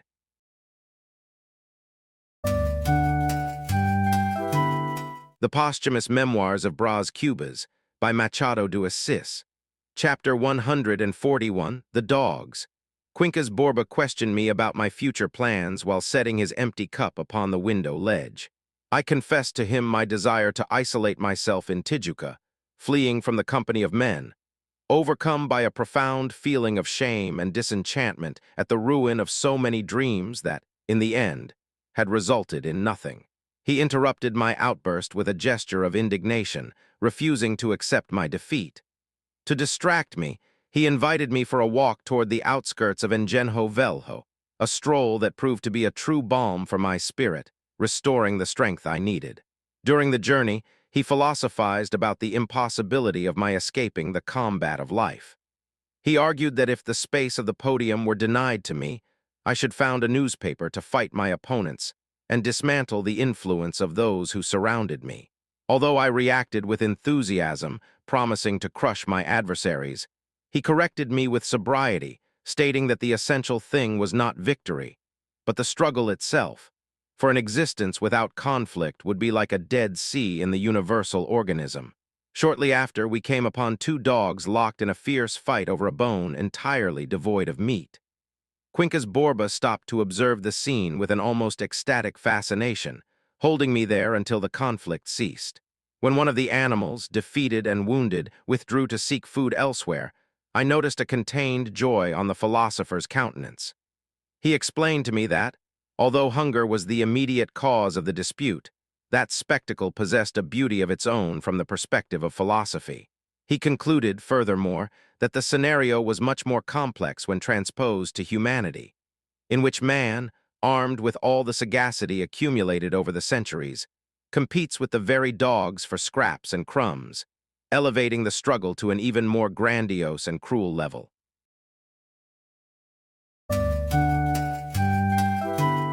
The Posthumous Memoirs of Brás Cubas, by Machado de Assis. Chapter 142, The Secret Request.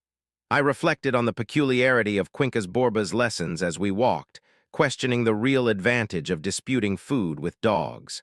He, maintaining his habitual gentleness, argued that the dispute between men was merely a matter of strength, while the clash with animals possessed a grandiose character. He compared the act to ascetic deprivations, suggesting that hunger, being as eternal as life and death, imposed a necessity more worthy of reflection than any fleeting religious exaltation. We arrived at my door and I received a letter sent by a lady. While I opened it, Quincas Borba, with the discretion of a philosopher, occupied himself with examining the books on the shelf. The letter was from Virgilia, communicating that Dona Placida was very ill and requesting my assistance to admit her to the Misericordia Hospital. I noticed that the handwriting did not possess Virgilia's customary elegance.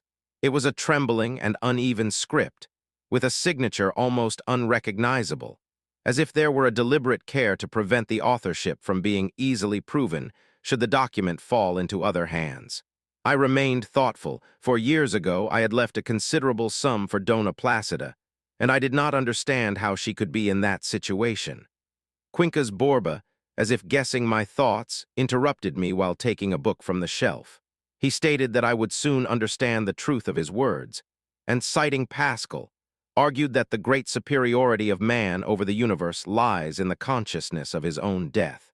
However, he insisted that his own thesis was superior. For him, what makes the human struggle grandiose is not only knowing that one dies, but knowing that one is hungry. While death is a final and brief limit, hunger returns constantly, prolonging the state of consciousness and becoming, in his view, the true engine of existence.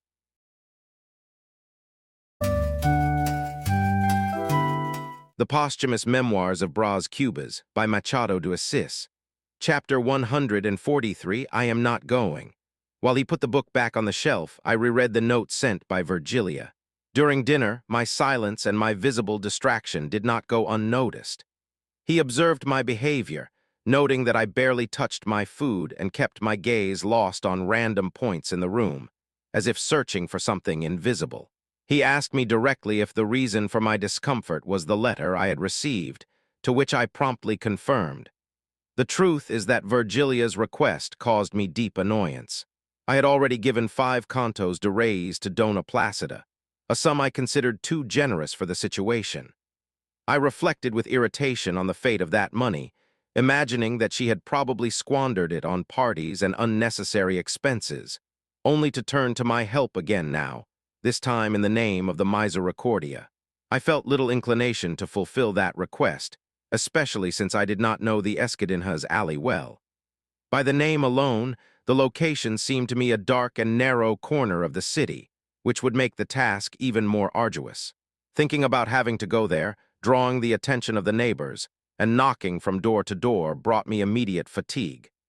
Faced with so many inconveniences and the disdain I felt for the situation, I made my final decision. I would not go.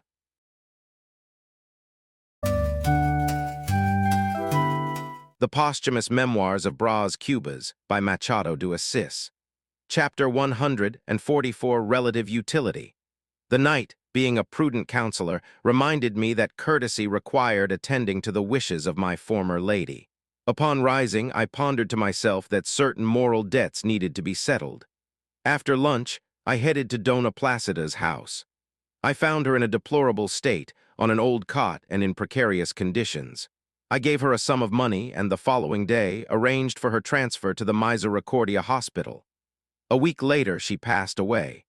In truth, she was found dead at dawn, leaving life with the same discretion with which she had entered it. I reflected once more on the purpose of that existence, questioning whether the birth of Dona Placida, the fruit of a fleeting encounter between the sacristan of the cathedral and a confectioner, could have had as its sole objective that lonely end. However, I readily acknowledged that, without her presence, my affair with Virgilia might have been interrupted or thwarted at its moment of greatest intensity. Therein lay the utility of that life, even if it were a relative utility. After all, I asked myself, what is there that is absolute in this world?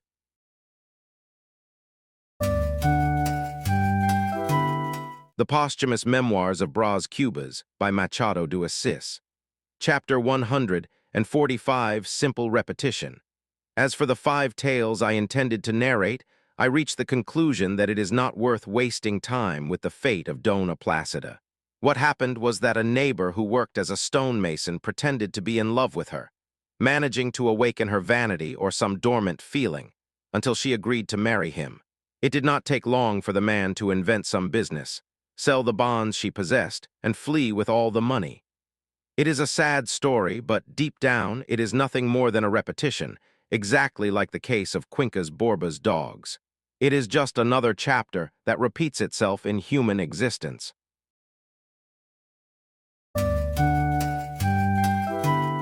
The Posthumous Memoirs of Brás Cubas by Machado de Assis. Chapter 146, The Program. The urgency to found the newspaper required the drafting of a program that would serve as a political application of humanism. As Quincas Borba had not yet published his book, which he was constantly perfecting, we decided not to make direct mention of the work, although he did demand a signed and confidential declaration that certain political principles contained therein derived from his unpublished writings. The final text of the program presented itself as a refined piece. It promised the sanitization of society, the combat against abuses, and the defense of the principles of liberty and conservation, directing appeals to commerce and agriculture. With citations of intellectuals such as Guizot and Ledru-Rollin, the document concluded with a direct threat to the fall of the current ministry. Although Quincas Borba considered such a conclusion petty and limited, I insisted that the ending was saturated with the purest humanism. I argued that, within our doctrine, both great wars and trivial contentions were manifestations of the same sublimity, for humanitas sought to replace itself for its own consolation. Convinced by my explanation, Quincas Borba manifested a feeling of tenderness that I had never witnessed in him before. He declared me his beloved disciple and his caliph, comparing his own conviction to that of Mohammed. He affirmed that, even if the sun and the moon were to rise against him, he would not retreat from his ideas, assuring me that this was the eternal truth, anterior to worlds and posterior to centuries.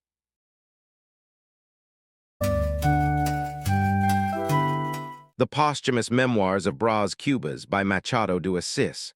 Chapter 147, The Folly. I sent a discreet note to the press, announcing the future launch of an opposition newspaper under my responsibility. Quincas Borba, upon learning of it, offered to add to my name, with his peculiar humanism, the title of one of the most glorious members of the past chamber. The following day, I received a visit from Cottrim. He appeared troubled, a state he tried to hide behind a mask of forced cheerfulness. He stated that, as a relative and friend, he felt it his duty to dissuade me from that idea, which he classified as a fatal error. He argued that such an attitude would close the doors of Parliament to me, and that the current ministry, besides being excellent, had a long life ahead of it. He further inquired what I would gain by setting myself against the power, reminding me that some ministers were fond of me, and that a political vacancy might arise soon. I interrupted his ponderings to declare that my decision was made, and that I would not retreat a single step. I even offered to read my political program, but he refused vehemently, stating that he did not wish to be complicit in that folly. He insisted that I reflect for a few more days before persisting in the error. The same reproach came from Sabina that evening at the theater. Leaving her daughter in the box, she called me to the corridor, distressed, questioning why I was provoking the government without need. I explained to her that I did not intend to beg for a seat in Parliament, and that my goal was to bring down the ministry, as I did not agree with its management, and was following a certain philosophical formula. I assured her that my language would always be courteous, though energetic, for violence was not to my liking. Sabina, gesturing with her fan, insisted on her arguments, alternating between pleas and threats, but I maintained my absolute refusal. Disillusioned, she accused me of preferring the advice of strangers and envious people to that of her and her husband. Finally, she declared that, having fulfilled her obligation to warn me, I could follow whatever path I pleased, and she withdrew back to the box.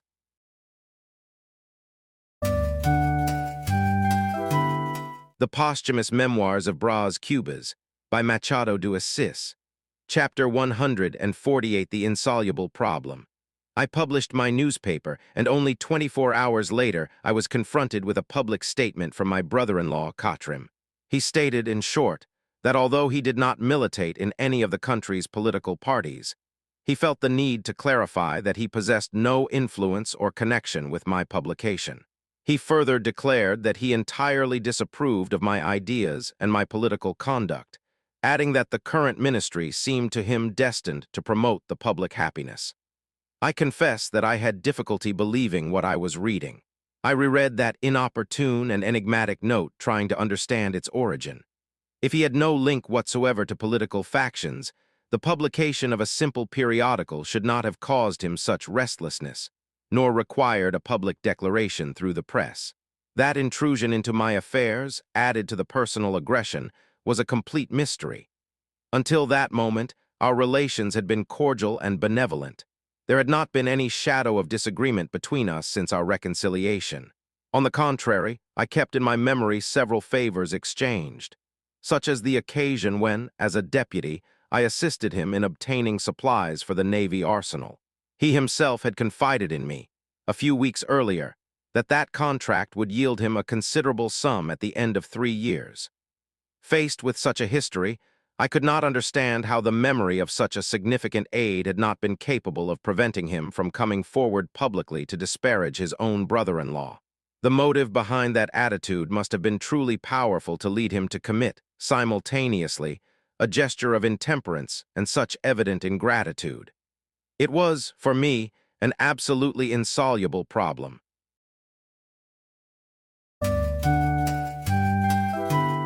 The Posthumous Memoirs of Brás Cubas, by Machado de Assis. Chapter 149, Theory of the Benefit. Quincas Borba, in his reflections, considered certain problems insoluble, eventually concluding that not all questions deserve even 5 minutes of attention. When confronted with the censure of ingratitude, he rejected it as an absurd concept, incompatible with the logic of his humanistic philosophy. To him, the pleasure of the one who bestows a benefit is intrinsically greater than that of the one who receives it. He explained that a benefit serves only to cease a deprivation, and as soon as equilibrium is restored, the organism returns to its original state of indifference, erasing the memory of the act. Memory, he said, does not survive in a vacuum, for it needs soil in which to take root. If by chance the memory of the favor persists, it is due only to the hope of further aid or to the memory of the pain itself that was relieved, with any other affection being merely an aberration without philosophical value. Upon questioning him as to why the benefactor would keep the memory of the favor, since the beneficiary tends toward oblivion, I received an explanation based on the very nature of the act. Quincas Borba argued that, by performing a good deed, the individual reaffirms the consciousness of his own capacity, and above all, consolidates a feeling of superiority in relation to the other, which he considered one of the most legitimate pleasures of the human organism. He resorted to the image used by Erasmus regarding mutual complacency, but went further by suggesting that he who bestows a benefit carries a special sign of satisfaction. He compared this consciousness to the gesture of a woman who observes herself in the mirror because she knows herself to be beautiful, thus ensuring a distinction over the others. To him, remorse would be merely the reflection of a conscience that perceives itself as hideous, while the benefit, being an irradiation of humanitas, would remain an admirable phenomenon from the perspective of his doctrine.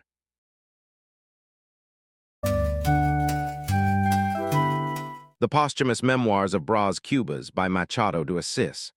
Chapter 150, Rotation and Translation.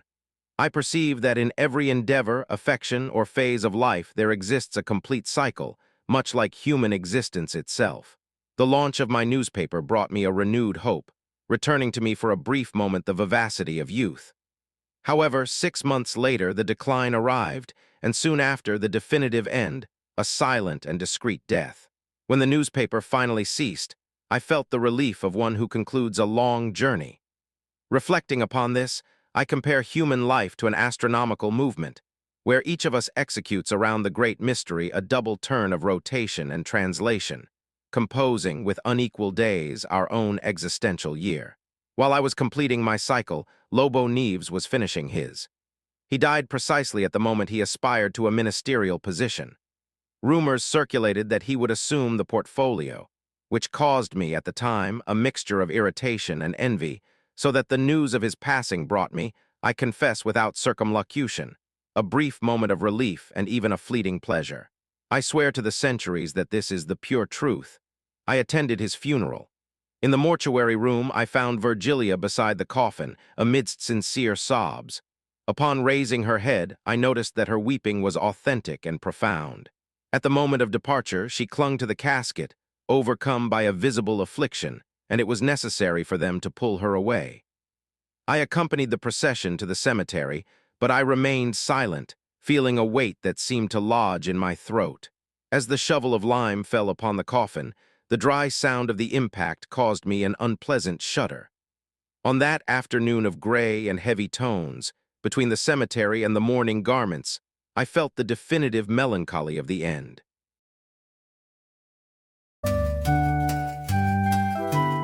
The Posthumous Memoirs of Brás Cubas by Machado de Assis.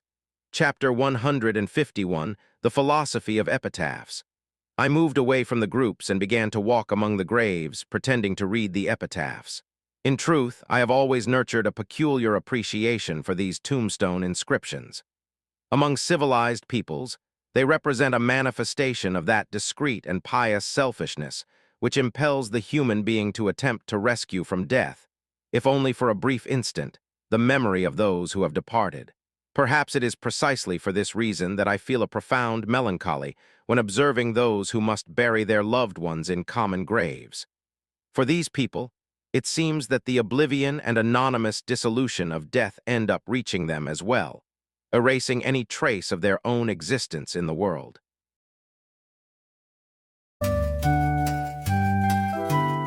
The Posthumous Memoirs of Brás Cubas by Machado de Assis. Chapter 152, Vespasian's Coin. Everyone had departed, and only my carriage remained there waiting. I lit a cigar and walked away from the cemetery, but I could not erase the funeral ceremony from my memory, nor could I banish the sobs of Virgilia from my ears. Those laments, in particular, held the vague and intriguing sound of an enigma. Virgilia had betrayed her husband with sincerity, and at that moment was mourning his loss with the same honesty. This combination of feelings seemed complex to me throughout the journey, but upon arriving home and stepping out of the vehicle, I realized that it was, in fact, possible and even trivial. Gentle nature, the tax of grief resembles Vespasian's coin, for it carries no odor of its origin, being collected from both evil and good alike. Morality may perhaps rebuke my former companion, but that matters little, as long as nature itself has received its tears punctually. 3 times gentle, always gentle is nature.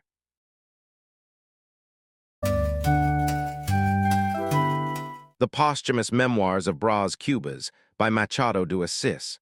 Chapter 153, The Alienist. I begin to feel pathetic and prefer sleep. In a dream, I went so far as to imagine myself a nabob, waking up with the persistent idea of being one. I enjoyed exercising these contrasts of social states and conditions. Days earlier, I had mused upon a radical revolution that would swap the Archbishop of Canterbury for a simple tax collector from Petropolis, calculating the possibilities of fusion or exclusion between these two very distinct figures. These were questions I deemed solvable, provided one considered the duality inherent in any man. I decided then that I would be a nabob. It was a simple jest, but upon sharing it with Quincas Borba, I received a look laden with caution and pity. The philosopher, in his kindness, informed me that I was mad. At first, I laughed, but my friend's conviction instilled in me a real fear. I tried to object that I did not feel crazy, however. I remembered that the insane themselves rarely possess the consciousness of their own madness, which invalidated my argument. To my surprise, the following day, Quincas Borba sent me an alienist. Upon recognizing him, I felt an immediate terror.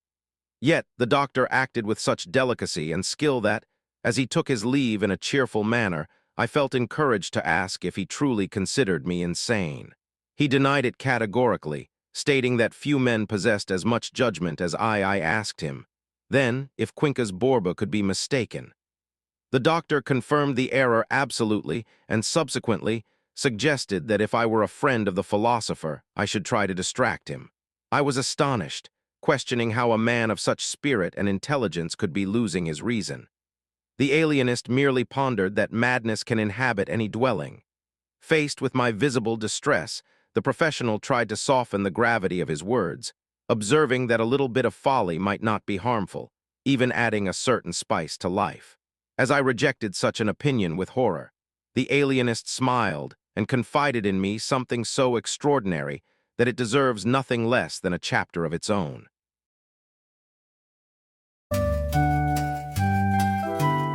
The Posthumous Memoirs of Brás Cubas, by Machado de Assis.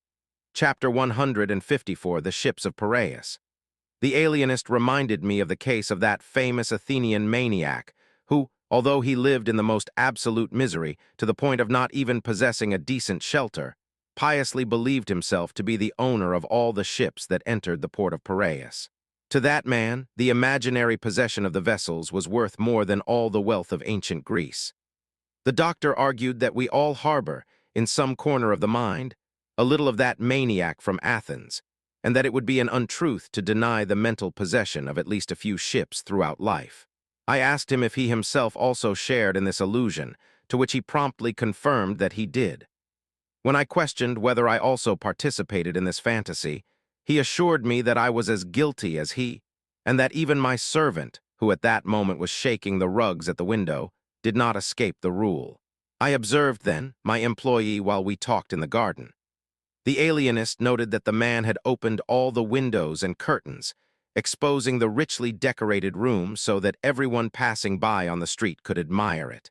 The doctor concluded that this gesture was proof of the Athenian's mania.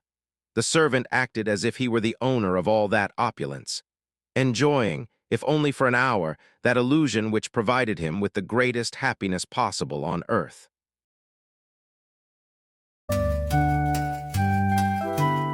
The Posthumous Memoirs of Brás Cubas, by Machado de Assis. Chapter 155, Cordial Reflection. I reflected within myself upon the sanity of Quincus Borba, pondering that, if the alienist were correct in his observations, there would be no great reason to lament my friend's condition, as it was merely a question of degree. Even so, I deemed it a duty on my part to look after him, striving to protect his mind and prevent the ideas of others or manias of different origins from finding shelter in his thoughts.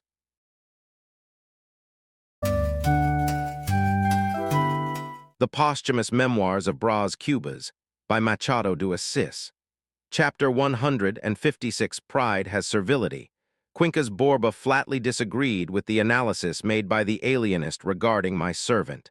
To him, attempting to classify the man's behavior as an Athenian mania was merely an exercise of imagination, devoid of any real observation of human nature. According to the perspective of humanitism, what I was witnessing was not a pathology, but rather a noble sentiment fully organized under its own laws. He called this phenomenon the pride of servility. In Quincus Borba's view, the intention of my servant in acting that way was to demonstrate, clearly, that he did not serve just anyone, but someone he considered worthy of his attention.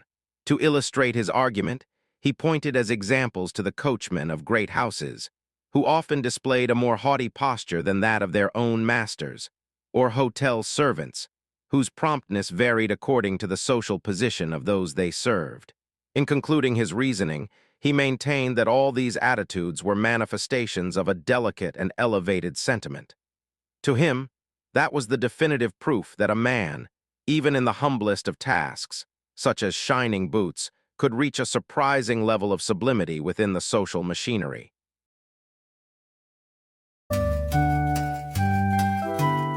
The Posthumous Memoirs of Brás Cubas, by Machado de Assis. Chapter 157, Brilliant Phase. I exclaimed that he was sublime while embracing him, for it seemed impossible to me that a mind so profound could have succumbed to dementia. I confessed to him, immediately after the gesture, that I suspected the alienist's intentions, which made him shudder and visibly turn pale. It was also during this period that I resumed my friendship with Cottram, without even recalling the reason for our previous disagreement. This reconciliation came at a good time, for loneliness weighed on me like remorse, and the lack of occupation made existence an unbearable fatigue. When he invited me to join a third order, I sought Quincus Borba's advice. He authorized me to accept, but only temporarily, revealing that he intended to integrate a dogmatic and liturgical strand into his own philosophy. Humanitism, according to him, should become the religion of the future, surpassing the vulgarity of Christianity and other beliefs, which he classified as mere weaknesses. While he discoursed on the final absorption and the reconstitution of substance, he reinforced that I should follow him as his faithful caliph. With the modesty peculiar to me, I joined the order and held various positions, living what I consider the most brilliant phase of my life. I prefer not to detail the services rendered to the poor and sick, nor the rewards I received for them. In order to maintain the silence I have imposed upon myself regarding that period. Although the analysis of the phenomena of consciousness was a tempting exercise, I prefer to omit the details so as not to turn my account into a treatise on psychology. What I can affirm is that, despite the melancholic monotony that surrounded the lives of the needy, the joy I brought to those sick and poor people was reflected back to me. This return, which provided me with an excellent image of myself, was what made that time the pinnacle of my trajectory.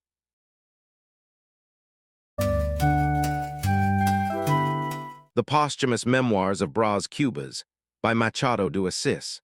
Chapter 158, Two Encounters. After some years of work, I felt exhausted by that occupation and decided to abandon it, although I left behind a generous contribution that guaranteed me the right to have my portrait displayed in the sacristy. However, I could not conclude this account without mentioning two encounters that marked that period indelibly. On the same day, I witnessed the end of Marcella's life at the order's hospital and reunited with Eugenia, the daughter of Dona Eusebia and Velasa, in a tenement where I was distributing alms. The young woman, who retained the same physical condition from her childhood and a melancholic countenance, recognized me promptly. Upon seeing me, she turned pale and lowered her gaze, but soon regained her composure and faced me with dignity. I realized immediately that she would not accept financial help from me, so I greeted her with the respect I would accord to any person of high social standing. She returned the gesture with courtesy and withdrew to her cubicle. I never had news again about her fate or the circumstances that led her to that situation of deprivation. Shortly after this reunion, I went to the hospital, where Marcella had been admitted the day before. I found her there, consumed by time and illness, and accompanied her last breaths only half an hour after my arrival.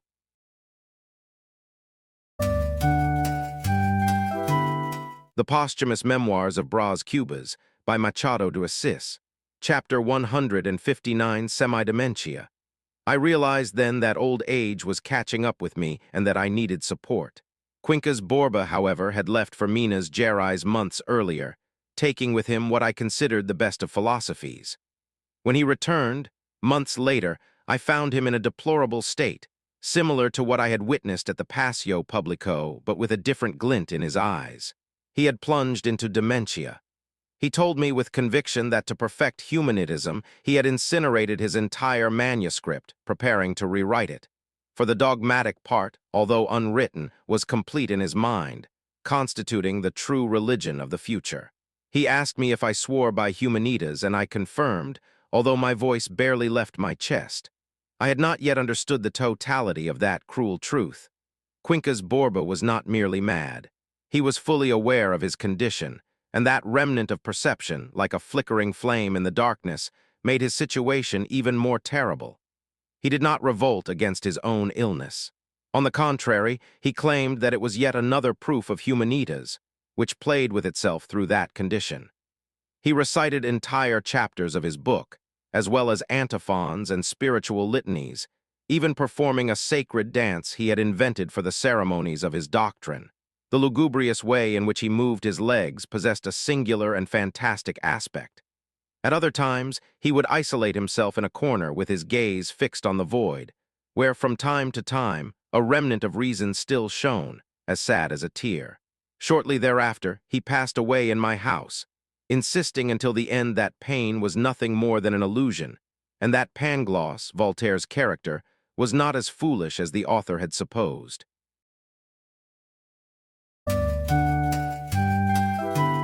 The Posthumous Memoirs of Brás Cubas by Machado de Assis. Chapter 160, of Negatives. Between the passing of Quincas Borba and my own, the events I have narrated throughout these pages unfolded.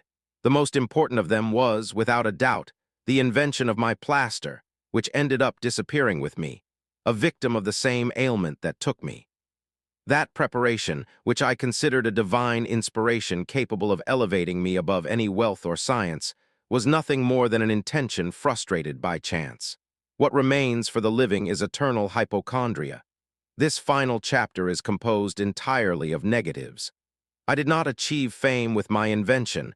I did not reach the ministry. I did not become a caliph, and I never knew the state of matrimony. On the other hand, I had the good fortune of not needing to earn my bread by the sweat of my brow. Nor did I have to endure the tragic fate of Dona Placida, or the mental instability that marked the days of Quincas Borba.